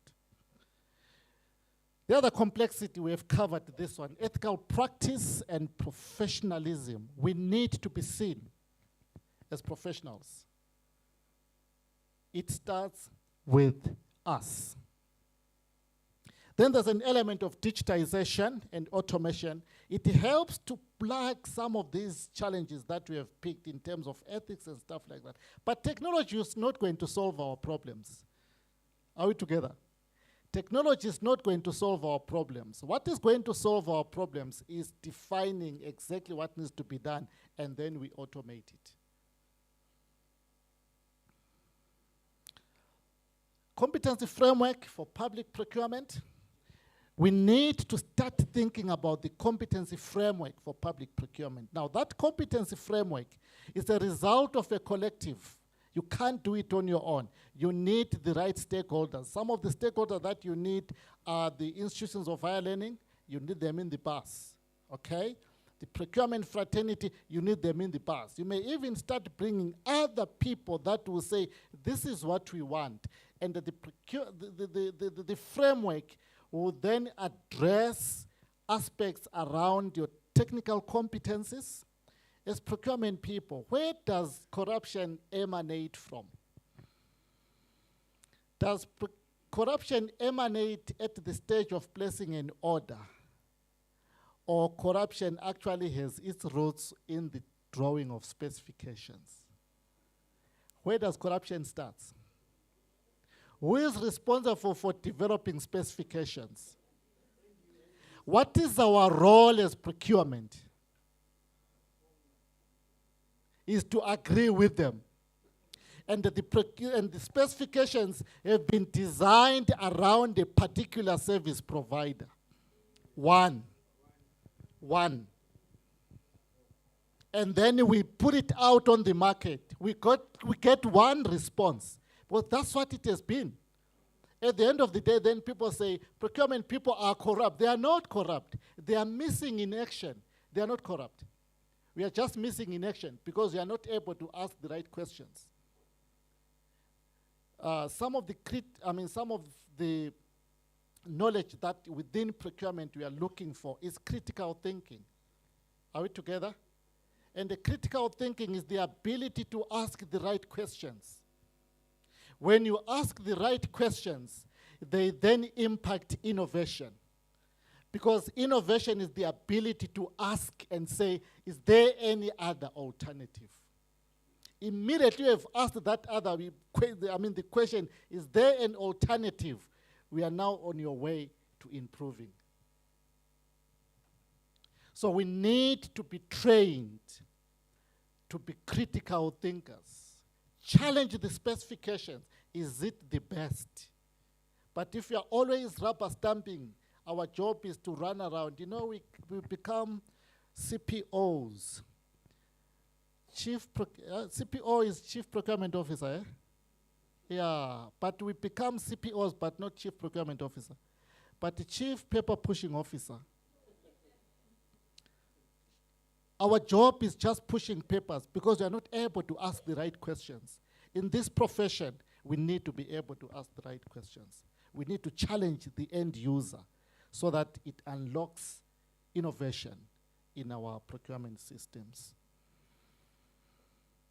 So we need these competencies, the technical, the core competencies, and the foundational. Inside there is embedded your ethics. Inside there is embedded your soft skills. Inside there is embedded all the competencies that you need in a holistic procurement official. Now, this is the last one. Where do we go from here? We're looking at getting ready for professionalization of public procurement. So the first thing that I would think as part of our implementation roadmap is let's focus on the competency framework for public procurement. What is it that will make a holistic official within the procurement system? So to get to that answer, it means we need to consult widely. Let's have the right stakeholders first. Are we together? The second aspect, we spoke about positioning procurement as a strategic function for better service delivery. That was one of the topics that we looked at. How do we get that? We need now to start thinking differently. And the thinking differently is thinking strategically. Can we be so busy every day pushing papers? No. It means we need to have some time to start now looking at, is this working? Is it what we want? Strategic thinking. And understand the supply market and apply relevant strategies. There is no one-size-fits-all in procurement. And be relevant at your institution. Understand what they want and be relevant. Apply strategic procurement and sourcing strategies and be responsive. Develop a procurement strategy that is responsive. Are we together? Let's say it's procurement of goods, services, and works. Are we together? Can you use the same procurement strategy? Definitely not. Particularly on works. There's a pipe burst right in the middle of the road. And we are saying to the end user, our procurement system requires that we advertise for three weeks and stuff like that. You'll be fired before you even understand what has happened. Because the problem is the water that is coming out of the street. And we are talking about a procurement system. So it means our procurement processes, they need to be responsive. Are we together? The other point that we discussed over the past 2 days is getting the seat on the table. All right. To get to that seat, you must think business and avoid being functionally focused. In there, we are not talking procurement. We are talking your procurement entity. And the end user is saying, people are dying. And we are saying, our procurement process, we need to go a 3-court system. Who said the 3-court system is the best procurement system? You have 3 suppliers. Supplier A, supplier B, supplier C. All of them, they charge a price which is almost the same. Is it the best price? At what point do you say this is the best price? You conduct a market research, isn't it? You do a benchmark. It's not about 3-quotation system. Is it the right price? We are discussing on Monday in terms of your price reasonable analysis, an excellent system that you can start applying in procurement. Sometimes let's have a good language in these meetings. Let's say things that they will not understand. Let's confuse them. Because if you go in there, you tell us the thing that we already know. We don't need you. IT people, once they want to confuse us, they talk their own language. Are we together? Engineers, they talk their own language. What is our language as procurement people? Eh? Let's confuse them. All right. Build relationships. You'll never do it on your own. Are we together? Build relationships. And be influential. Influence and convince. When you say yes, you must mean yes. When you say no, you must mean in any of the answers there must be reasons why we are saying it. So you must be convincing. Develop leadership skills. Leaders are developed. The fallacy around management and leadership is that we think when I do a good job at a functional level, as a procurement officer, I'm very good in my job. Then I get promoted to a procurement manager. It doesn't mean that I'll be good as a procurement manager. Because at a procurement manager role, now I need to bring my leadership skills. I have not been developed to understand that. Are we together? So we need to develop these skills. We also looked at a topic that was saying leveraging technology for better procurement outcomes. Deploy the right technology. Technology is not going to solve your problems. Deploy the right technology. But in doing that, technology can then start helping us in terms of conducting data analytics. Actually, what you are doing there is data-driven decision-making. If you have no data, don't make a decision. Close the door of your office. And then you write, you see, or they must prepare something for you that you put outside the door. You close the door. It's saying, please do not disturb. Thinking in progress. Because I don't have data to make a decision. Are we together? Never make decisions without data. And data about what? Data about supply market. As procurement people, are we clued up in terms of what is happening around us? Do we know the supply chain of the commodities that we are buying? Do we know the players that are involved in this commodity that we are buying?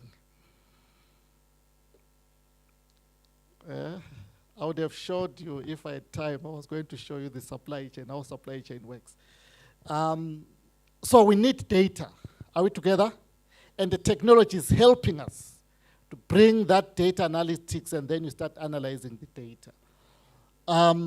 And then leverage data analytics and emerging technologies to make informed. I think we got the presentation yesterday. You saw what data and the topic was today. Sustainable procurement, public procurement practices, enhancing sustainability. That was an excellent presentation in the morning. But I kept asking myself, how do you integrate this into the procurement system? How do you have a cradle to grave kind of a procurement process? Do you have, if I may ask here, do you have disposal management as a function, as procurement? Because it's one thing to focus on sustainability right on the procurement side. Particularly, let me take, are there any colleagues from, Bob Makakula is here. Is he still here? He's gone. I hope he was sitting here. I wanted to check something. Colleagues from health. Are there colleagues from health? I'm not going to ask you a question. Oh yes, I can see the hand there. When we are buying these hospital medical supplies, okay, and we are applying sustainability in the buying of those medical supplies, where does your responsibility end? Does your responsibility end by supplying them to the user department? or your responsibility ends when you are disposing of them?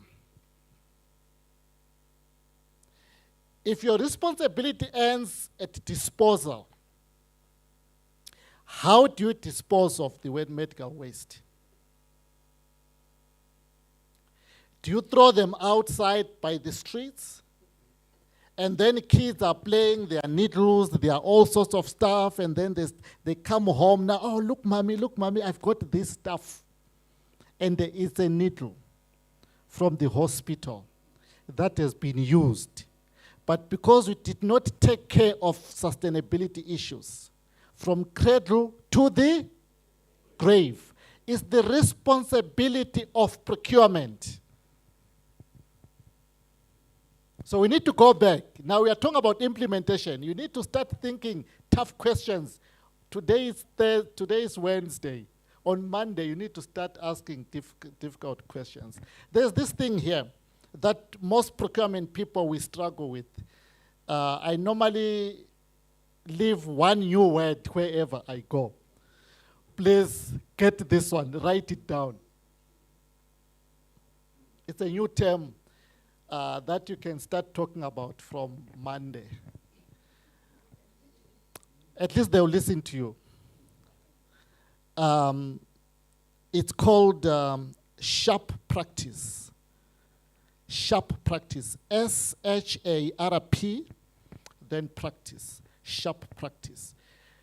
A lot of procurement people, you get trapped into this. Sharp practice defines our ethical practice. Don't tell a supplier your problems.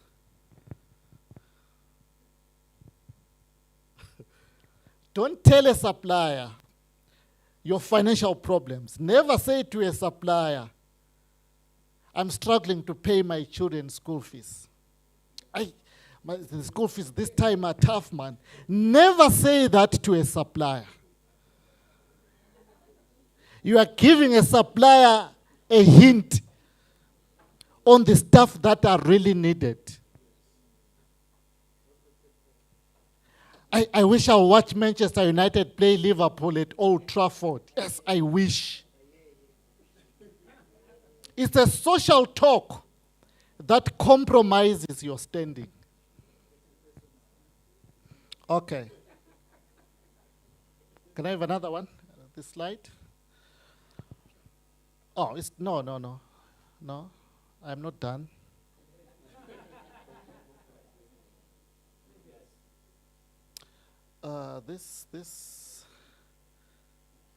Yeah. Okay, where are we? Sustainability, drive innovation and creativity, and build that into your specifications. Are we together? Build sustainability into your specifications. The last part ethical leadership in public procurement, strategies on achievement of value for money. Here, build and mentor ethically grounded procurement cadre. We talk about leadership. Are we together? From here until probably next year when we have another symposium, there must be leaders that are built amongst us. This is how you build leadership.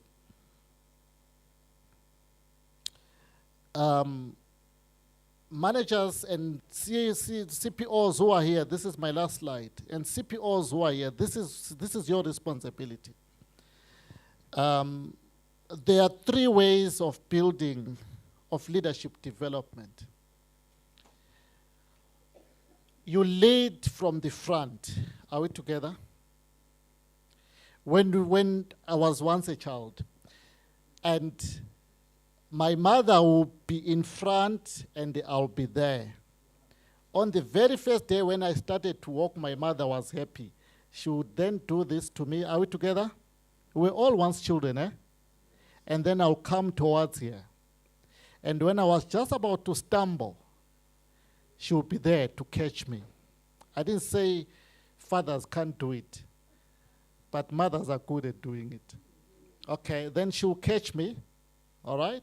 That's leading from the front. So it means I'm looking up to her, but she's there to support me. Are we together? Until I was able to walk. It gets to a time where now we could walk side by side. So this is now leadership by side. Okay? Now we could walk together. But because remember, I'm still this small, and my mother is this big. So it means her strides and my strides are different. Are we together? To me, what is a normal stride to my mother, what was a normal stride, to me, she was walking too fast. Now, who was supposed to adjust? The mother will adjust to my pace. Are we together? Then we walk together. All right? That's leading side by side. Sometimes as managers, as leaders here, we expect too much from our teams before we develop them. So we must mentor our colleagues here and then make sure that we walk side by side with them. It's mentorship, it's coaching. Okay. And I got to a point where now I could run ahead of my mother. And we experimented this. My wife and our son, very naughty, he started running, and then we had to hide behind a pillar. We just wanted to see his behavior. He came back crying. He couldn't see us. He came back crying. Okay? And we kept on hiding behind a pillar. We went, and then we went after him. Then said, tap him at the back. Hey, what's happening? Then looked, oh, wow, it's you. Then he started smiling. So what am I saying? Allow our colleagues to experiment. Don't stop them from experimenting. Are we together? Give them tasks to do. But when they look back, be there for emotional support. That's leadership. You lead from the front, it means you are a role model. Let's be role models in our institutions. Now, I struggle to ask this question to my children, to say, who is your role model? Because I'm not ready to take the bad news. If I say, who is your role model, then they mention somebody else who is not me, I'll be disappointed. Because I want to be their role model. Are we together? So I'm saying to us colleagues who are here, as part of implementing good practice, best practice in procurement, it must start with you. Are we together? When you're talking of an ethical procurement person, don't refer to somebody else. Don't go on Google. Who are the ethical procurement people? Point them to who? To yourself. Then they learn from you. And by so doing, you become an authentic leader.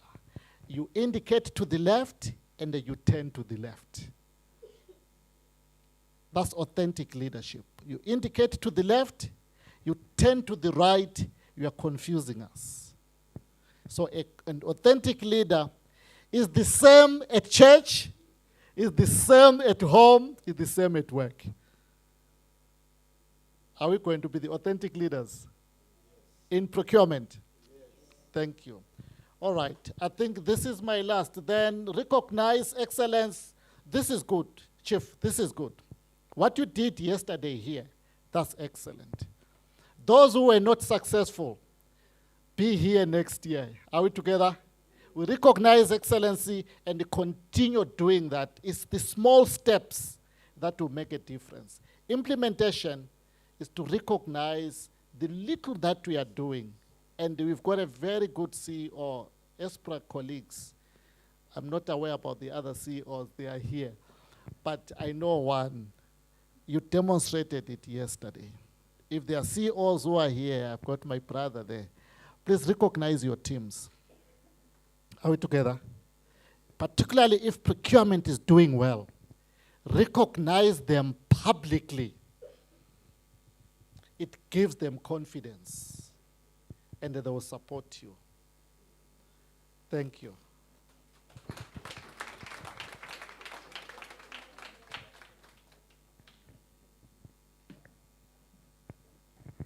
Thank you, Ronald. I've got nothing more to say. I think you narrated it very well. All I can say is procurement practitioners, let's stand up and be counted. I hope we have been motivated since yesterday and today, since morning, today, since morning today as well. And what we have been discussing here is procurement from a cross-dimensional perspective. So you can see there's so many topics that we covered, and all that is left for us to do, I hope you were taking notes, and I hope we will still have access to the information that was being shared here. Please, let's go out there and make a difference. Let's make our presence felt. Let's motivate ourselves. Some of us may not be motivated enough.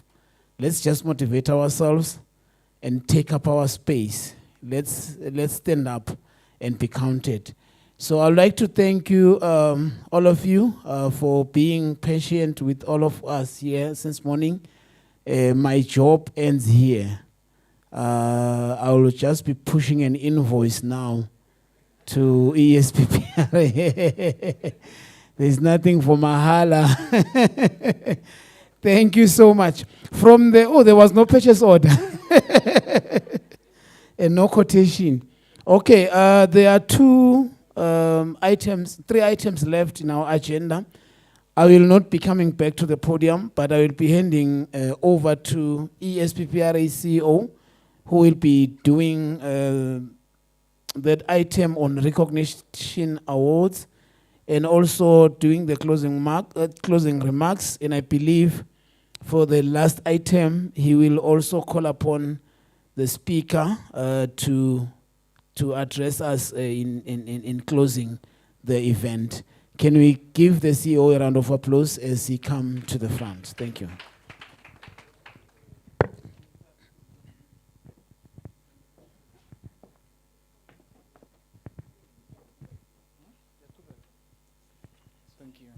Thank you. Maybe before I do the recognition awards, Nomin, please prepare me the comprehensive list. And then I'll just do the closing remarks and then do the. Thank you, colleagues.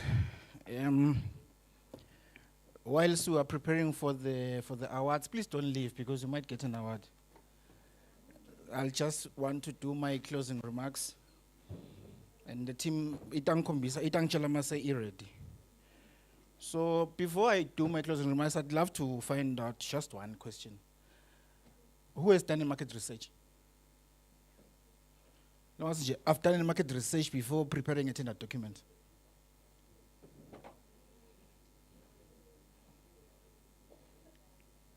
Chauke has, PSPF has, Swazi Bank, you have. All right. Please write down my email address. vmatsebula@esppra.co.za.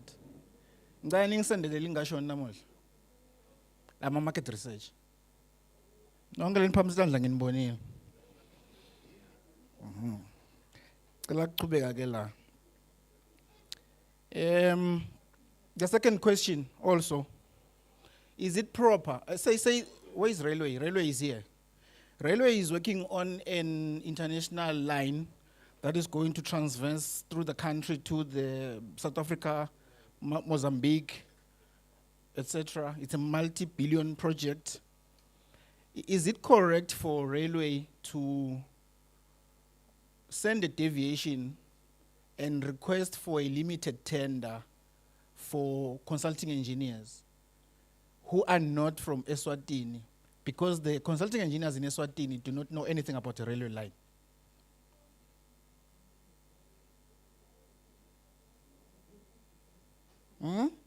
It can depend. Ngicela microphone. It can depend. Ngicela kuva ukuthi what can depend? Yeah, they.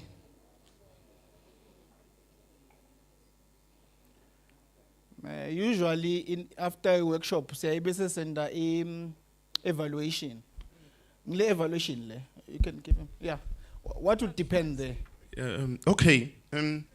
I want to be, because I like regulation so much. There is regulations that guide on what you should do after a failed tender. No, nothing has failed. No. Let me start from there. I am moving backwards. Okay. Once you do a report for a failed tender once, you will know how to do tendering. That won't result in a failure. That is, it won't give you what you require. So you scan your environment and you know, okay, firstly, you've defined your needs, there are specifications. Okay, you've got 24 seconds. Okay. The right answer here is that what they required, they already knew it was not there. That is why they decided the most productive method. Okay. Yes. Let me stop you. My question is it correct for railway to apply for a deviation because none of the consulting engineers in the country know anything about railway lines? Yes. It is correct. Why? Why do you say that? Okay, I think they've already done their market research to say that in Eswatini there are no consulting engineers that qualify for a railway. And Okay, let's make it short. Which is to mean the agency can then ask for a market research to that particular effect. Yes. Let me ask then. When do we do JVs? We do joint ventures when the capabilities of the two companies, when combined, can match the requirements And of there is the no consulting engineer in Swaziland that can do a JV with the SADC, Namibian, Dubai consultant. For me, I would, on that case, because I couldn't do a joint venture, but I will ask for experts from Eswatini. Maybe they can include for learning, not a joint venture at this stage. But how then do you force someone to include someone in their tendering process? Because if at the same time we are complaining that we are not empowering Swazi companies, at the very same time, whenever these multi-billion projects come, we jump for limited tender. That is limited tender even, not even an open tender that will eliminate anybody that doesn't qualify. Because I, Vusma Tsebula, I cannot be an engineer. If you post the advert openly, I'm not going to apply because I'm not an engineer. The qualifications requested, I don't have. But why are you limiting it? Why are you sending to Chauke and the Babsi and the Ronald? Why are you not opening it? Because when I read the specification there, the scope of work and everything, then I say, I need to hire someone.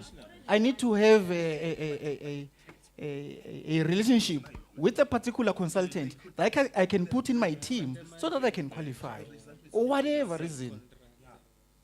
It's one thing to take home. I'm even thinking on another given day that maybe for the deviation applications, I just get you MCs and experts, and I give you the deviations to look through and approve. And see in terms of what comes out of there will be different from what Veli and team does. Anyway, my closing remarks. I've worked in public procurement for about 20 years now as the controlling officer. And while I was working as a controlling officer for years, there was no regulator for public procurement. And also there was no Eswatini revenue services. But then we started to have SRA, then we started to have ERS. When I understand the conversation, they say that the reason why there was ERS was so that they can collect more into the government bag, right? And then after collecting more, they realized the bag was leaking. So they had to establish ESPPRA to close the bag. Do you agree with me? So ERS is collecting into the bag because of poor tendering, all these other issues, then SPPRA is supposed to come in and close the holes in the bag. But I'm happy the PU director is here. But if the bag is that heavy and ESPPRA is supposed to close the bag, is ESPPRA capacitated enough in every way, in terms of subvention, in terms of human resource, in terms of technology, to close this heavy bag? Ngasha itandla ntangicoshisa. Bese ngiyachubeka. We are sitting here, you are complaining that we are not getting to the C-suite, that we are hitting a ceiling, that our leaders, I'm the last speaker by the way, that our leaders do not allow us to express and not. Now, the reason why I had to tell you I have 20 years experience as a CEO is because you go to, let me make an example. You go to Happy Valley, and you get to Happy Valley at the bar for a meeting because they also sell coffee there. So I go for coffee at the bar at the Happy Valley. And then I find the PS there. I've been looking for the PS for a very long time. I can't find hold of the PS. And then the PS has got the pizza there and the grapetizer. And I'm like, I sit down, PS, are you sitting with someone? No, I'm not. Can I join you? Yes. Now, the fact that I've joined the PS and he's eating, he hasn't paid, it would be a nice gesture for me to pay for his bill, right? Right? Okay, you don't find it right. Let me proceed. There, I'm talking about him increasing my budget so that I can hire a procurement person at an executive level. That is why you are sitting there and you are eating his pizza, and I pay for his pizza afterwards. I'm doing advocacy. I'm lobbying for a better subvention so that he can understand. It cannot be the PS. It can be the chair of the portfolio committee for the finance committee, ministry for the finance committee for the Ministry of Finance in the House of Assembly, MP Mawik or whosoever, or MP Madala like he was here, Mhlanga. I pay for his drinks. I pay for his food. Maybe that day he wanted to have a Johnny Walker even. I pay for that. Then I go back to the office. I give the receipt to the procurement officer now, right? I say, hey, I met the PS. He was having dinner, and then I had to pay because I also bought mine, and we sit together and we spoke. And then the procurement officer is going to tell me I was supposed to do an order. I was supposed to get a quotation for the food we were going to eat. What do I know what the PS was going to buy? I was supposed to send an order to Happy Valley. Happy Valley doesn't take orders for meals. And that way, they pay me begrudgingly. And when the auditor comes, the first thing they show the auditor, what's in strategic thinking of people that want to get to the C-suite. And we are being counteractive yourselves. Do I ever go and meet the PS? Do I ever go and meet the chairperson of the portfolio committee? I don't. But do I go and place an order to meet MP Mawik at the Hilton Hotel? I place an order. Let's look into these things, all of them strategically. Advise better how those things can be done. Maybe we have got framework contracts with all the hotels. That when the CEO comes, please serve him and then send us an invoice. But what if you can say, kashisa nyama kalohe? Utawufaka order nakhona. I pass.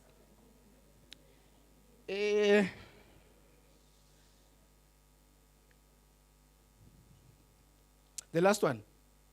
So we have invited speakers from South Africa, Zambia, internationally. Tolofelo from Botswana. Who among you, procurement managers, procurement officers, can be invited to go and speak in Botswana? Okay, guys, I'm serious now. Ngicela lo ngaphamisa sandla athi mina ngihamba ngiyokhuluma eCape Town. Kugcwele bo FCs. Three people out of how many in the room? And all of us here, we want to get in the C-suite.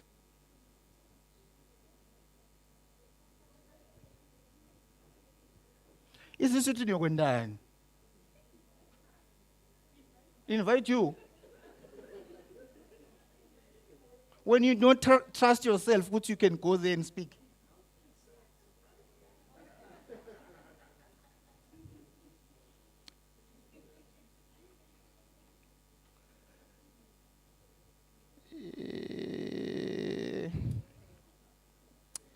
Like I said, procurement officer la, nabo manager.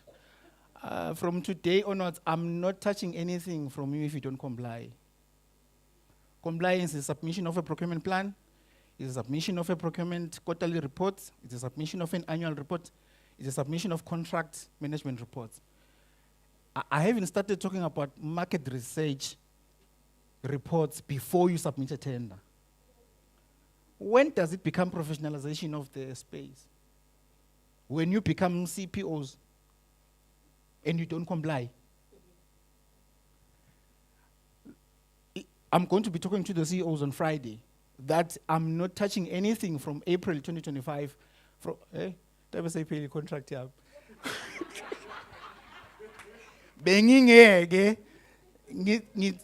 anything from then if that procuring entity doesn't have a procurement officer in that particular organization.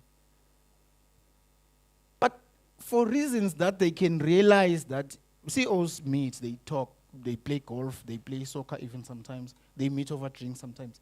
But the CEO for railway must be able to tell the CEO in your company that doesn't recognize you to say, these people are important. When I start not to process the review of the tenders, I even told Tulile the other day, I said to Tulile, laba nga comply, uba toshen shock training. But I comply njani train. And that's how serious I am about this thing.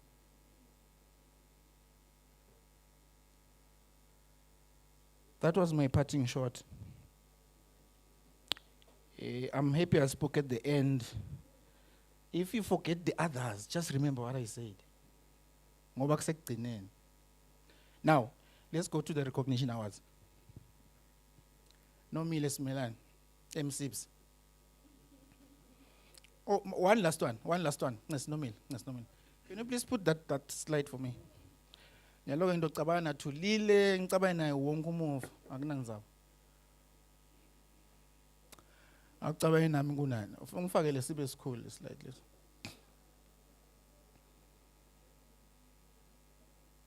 Yo, Agbonaga, Lunkul Selegan. This is the chronogram of Esppra. Where it's white, it means there is someone in the office. Where it's gray, it means it's a vacant position.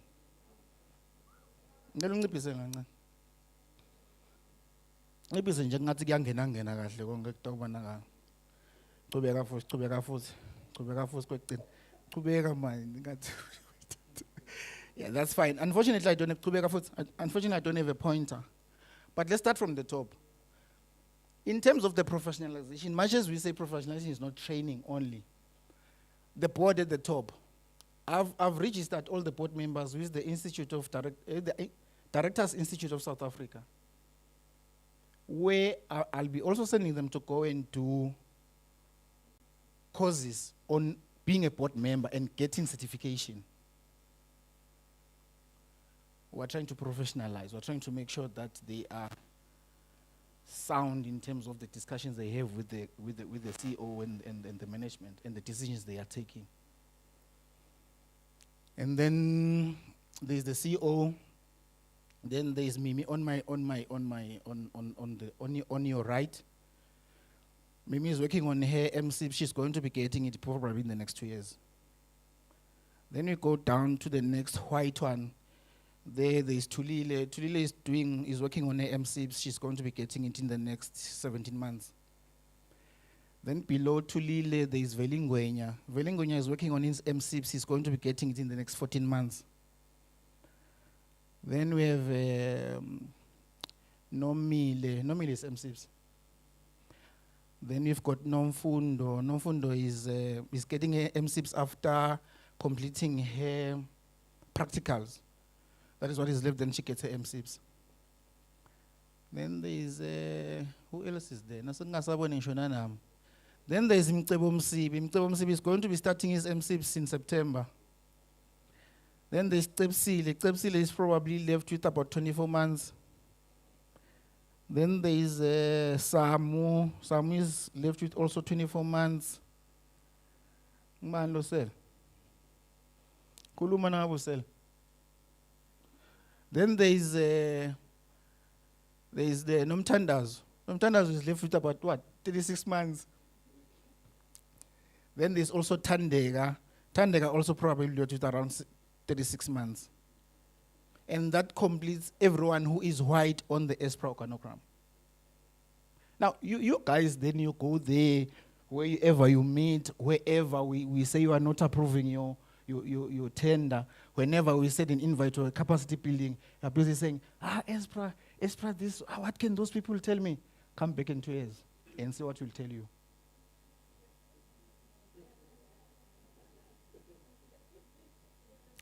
Where was I? I was doing the handover of the awards. No me. This is not for questions.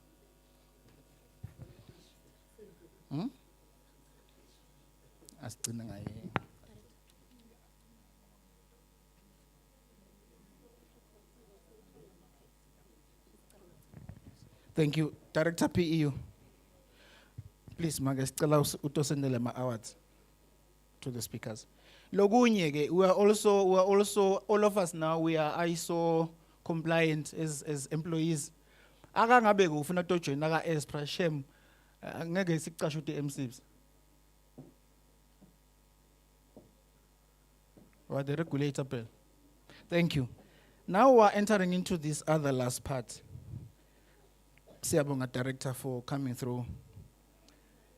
Staucela Tolofelo to come and receive just a little token of appreciation from the agency.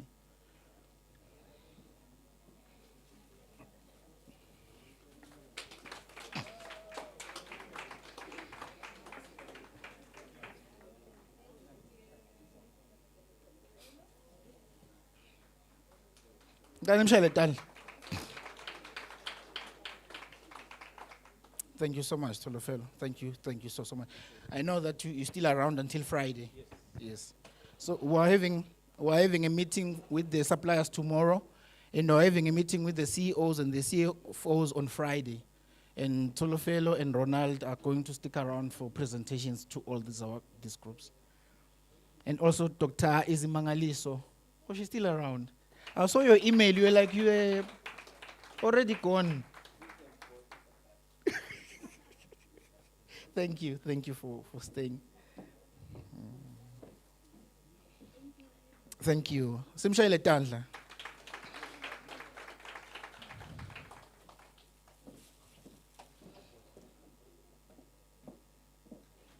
And then you've got Roland Mlalazi. Oh. So when Roland comes, they bring all the banners. This is preferential treatment. It's the set aside. Please clap hands. Please stop for him. And then my brother, Justin Matimuna. Thank you. Thank you. Where is Nomil? Come this side.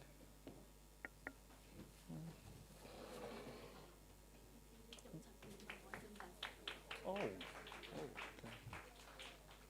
Thank you. Thank you, Puti. Thank you so much, my brother. Siyabonga. And then Dr. Pima from UNESCO.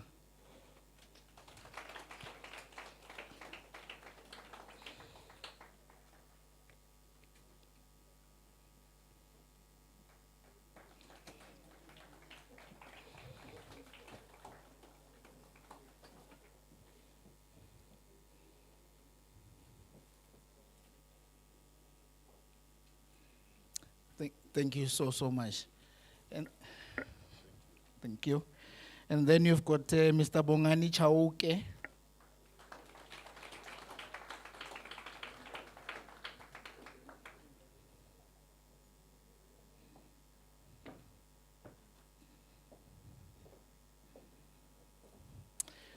But I'm concerned. I see the gifts like they are finishing up. I don't see myself on the list. I know. If it was at the varsity, we were going to get a 20 cent and put it in the 3-pin. So all the electricity just goes off and this thing stops. Mr. Mavuso, perhaps from Shlangano.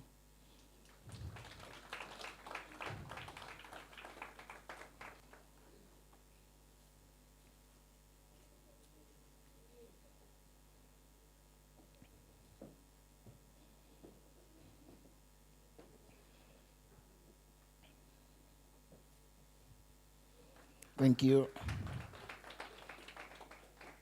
And then Miss Bongangile Mkonfo.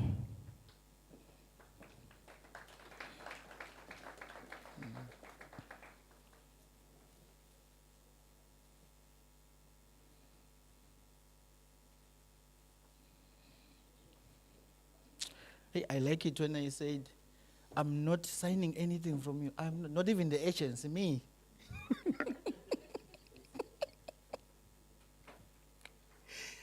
Simshele Tadla.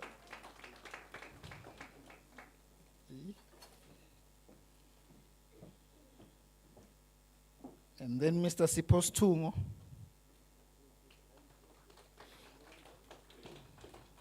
After Mr. Sipos Tungo, can I have Mr. Mamba, Sbongosi Mamba? He's also from Goodsen, by the way. If he's not here, I'll take for him. Makelo Nwam. Oh, for Bongos, okay, after Sipo, yes. But why are you here now?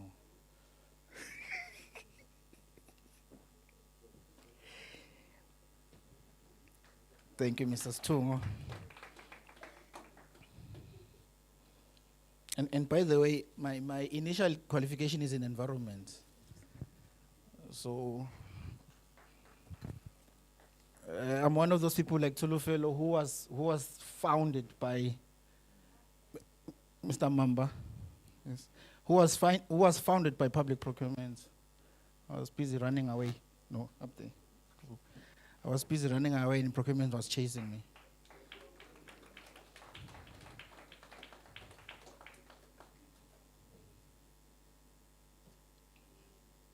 Thank you. And it's so funny because Boaigile, Sipo, Bongos, they are all environmentalists. And then Dimpiwe Shabang, he's clapping hands.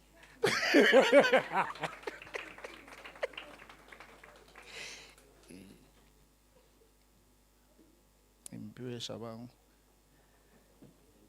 Thank you, Poti. And then Diana Smelane.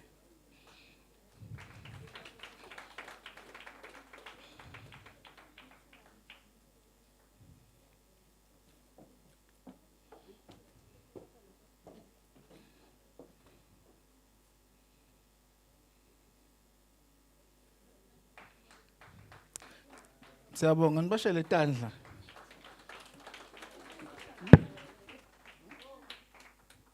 Okay, ngembet. Okay. And also noMahlubi Matiwan. Also noMahlubi ngumkhaya wami makhelwane lengudzeni. Naye bese ngithi sentomane ngiphephele kuyo phindwe uyayithatha nayo. Vele upersonal. noMahlubi Matiwan. Umshele tandla. Thank you so much. Are we done now? So what do I do now? May I request Mr. Ronald, please, can you please come up to stand with the director? Yes. To stand, no Mile. Director. Yes. So you came to Swaziland and you became, to Eswatini and you became a chief. So now, Yeah, ngisuke kuyangesinza ukuthi nginganiketa director, please on our behalf as the Esppra team. Just pass over that to the director. Yes. Thank you. Thank you. Sabaphi ma camera? Ha. Ngahlala ngasho the director madoda. Vele ngicwilisa. Thank you so much director. Thank you Mr. Ronald. Thank you Puti. Thank you so much. We appreciate.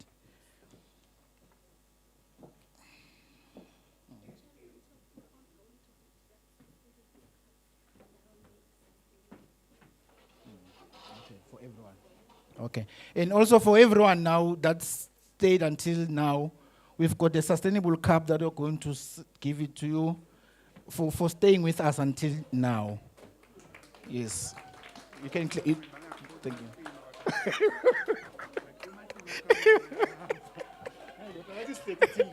Yes. And you know what he's saying? He's saying if he doesn't get anything, he's switching off the machines.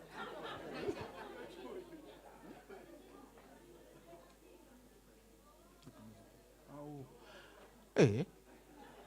And Nozipho Mziyago, I think this one was supposed to be given by me to you. Nozipho Mziyago is here.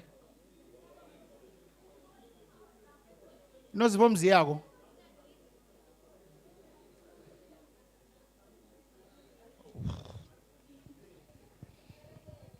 Bavele bafihla igama lakho ukuthi uniketwa ngimi.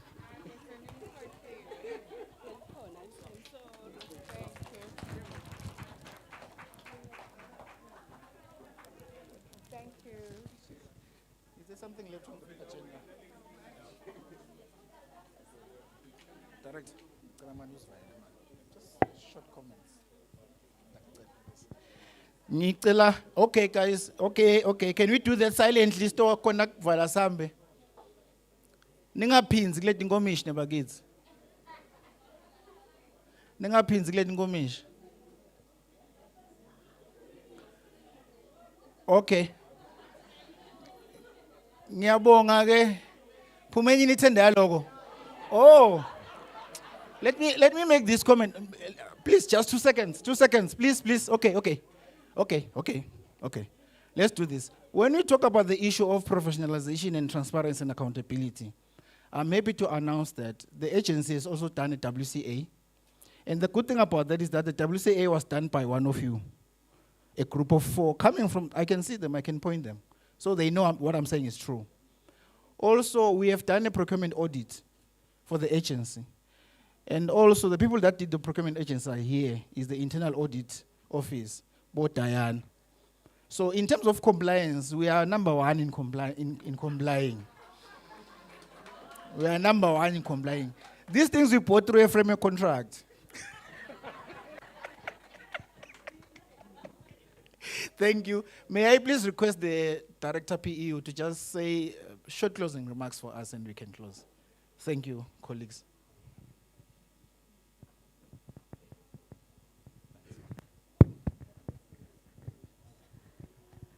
Good afternoon, everyone. I would, on behalf of the Minister of Finance, I would like to extend our sincere appreciation to our speakers, more especially those who come all the way from outside the borders of Eswatini, and also those who come from within Eswatini. I know you took your time to make those very comprehensive and also informative presentations. And also the very key important stakeholders were the participants, because without you, this symposium wouldn't been a success. Thank you so much for all of us coming in here. And I think there are a lot of points that I've taken as effect of yesterday during the presentations, that when there is a proper procurement with entities, more especially, I was more keen on my portfolio, the SOEs. It impacts also on the profitability of the company. And on another note, the issue of the C-suite, I know everyone here around the room is advocating for that level. And I think with the submissions and everything I heard from here, I'll be one that will also be advocating for the suit for the procurement officers. And also, thank you so much, more especially people who are coming from outside the country, leaving your families, coming to Eswatini to share your ideas. How I wish I was in Zambia when I had the issue of compliance. I think for Eswatini, it can be a milestone to reach plus 70% on the compliance. Thank you so much. I know some of you will be continuing in the next few days, but for those who will be going back to the workplaces, the issue of ethics, colleagues, the issue of integrity. I know there are a lot of temptations around procurement, but if we can unite as a Maswati and be trustworthy, I think we can build our economy because we are where we are because of procurement. The start of things, it's procurement. Once we do it right, we will shape up our economy. And my last appreciation goes to the SPPRA, more especially the CEO, for organizing such a very wonderful symposium. And I'm happy that there is a level of the CEOs whereby they will be also be presented of what is expected of them. But I wish on another day we can have a presentation whereby we have the procurement officers together with those that are in the C-suite so that we can have some discussions, one understanding what's the importance of the other roles whilst they are together in that platform. Thank you so much. As we'll be going back to our places, I wish everyone a safe travel, and also I wish everyone all the best in your responsibilities back at work. Thank you so much.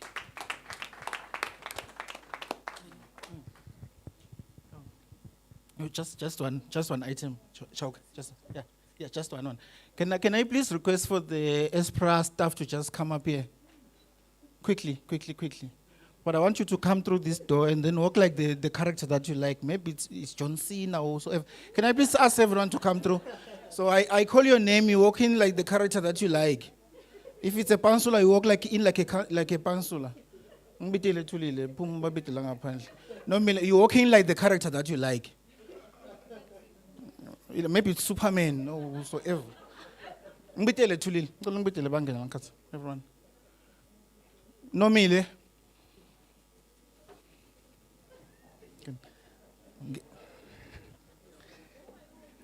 who are you looking like? Fufu. Fufu, please come through.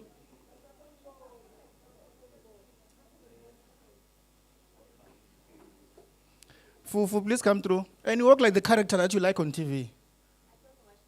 Okay, like wherever, like your pastor, like whosoever. Like your father. Next one, please. Mcebo Msibi. Two more. And you walk like the character that you like. Mcebo.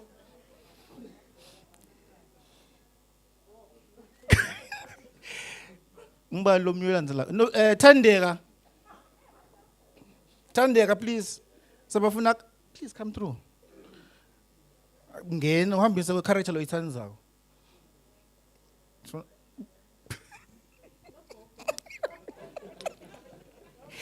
Who else is out there? Nomthandazo.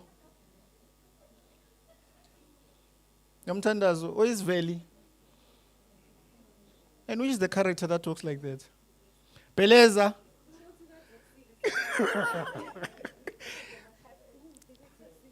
Ow. Tulile. Who else is there? Pepile. Pepile, please.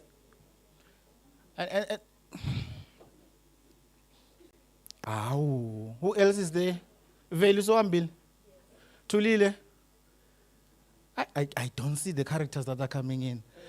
Hayi, ngicela nibite Vusimatsebula. Mr. Vusimuti Wenvotsa Mathebula.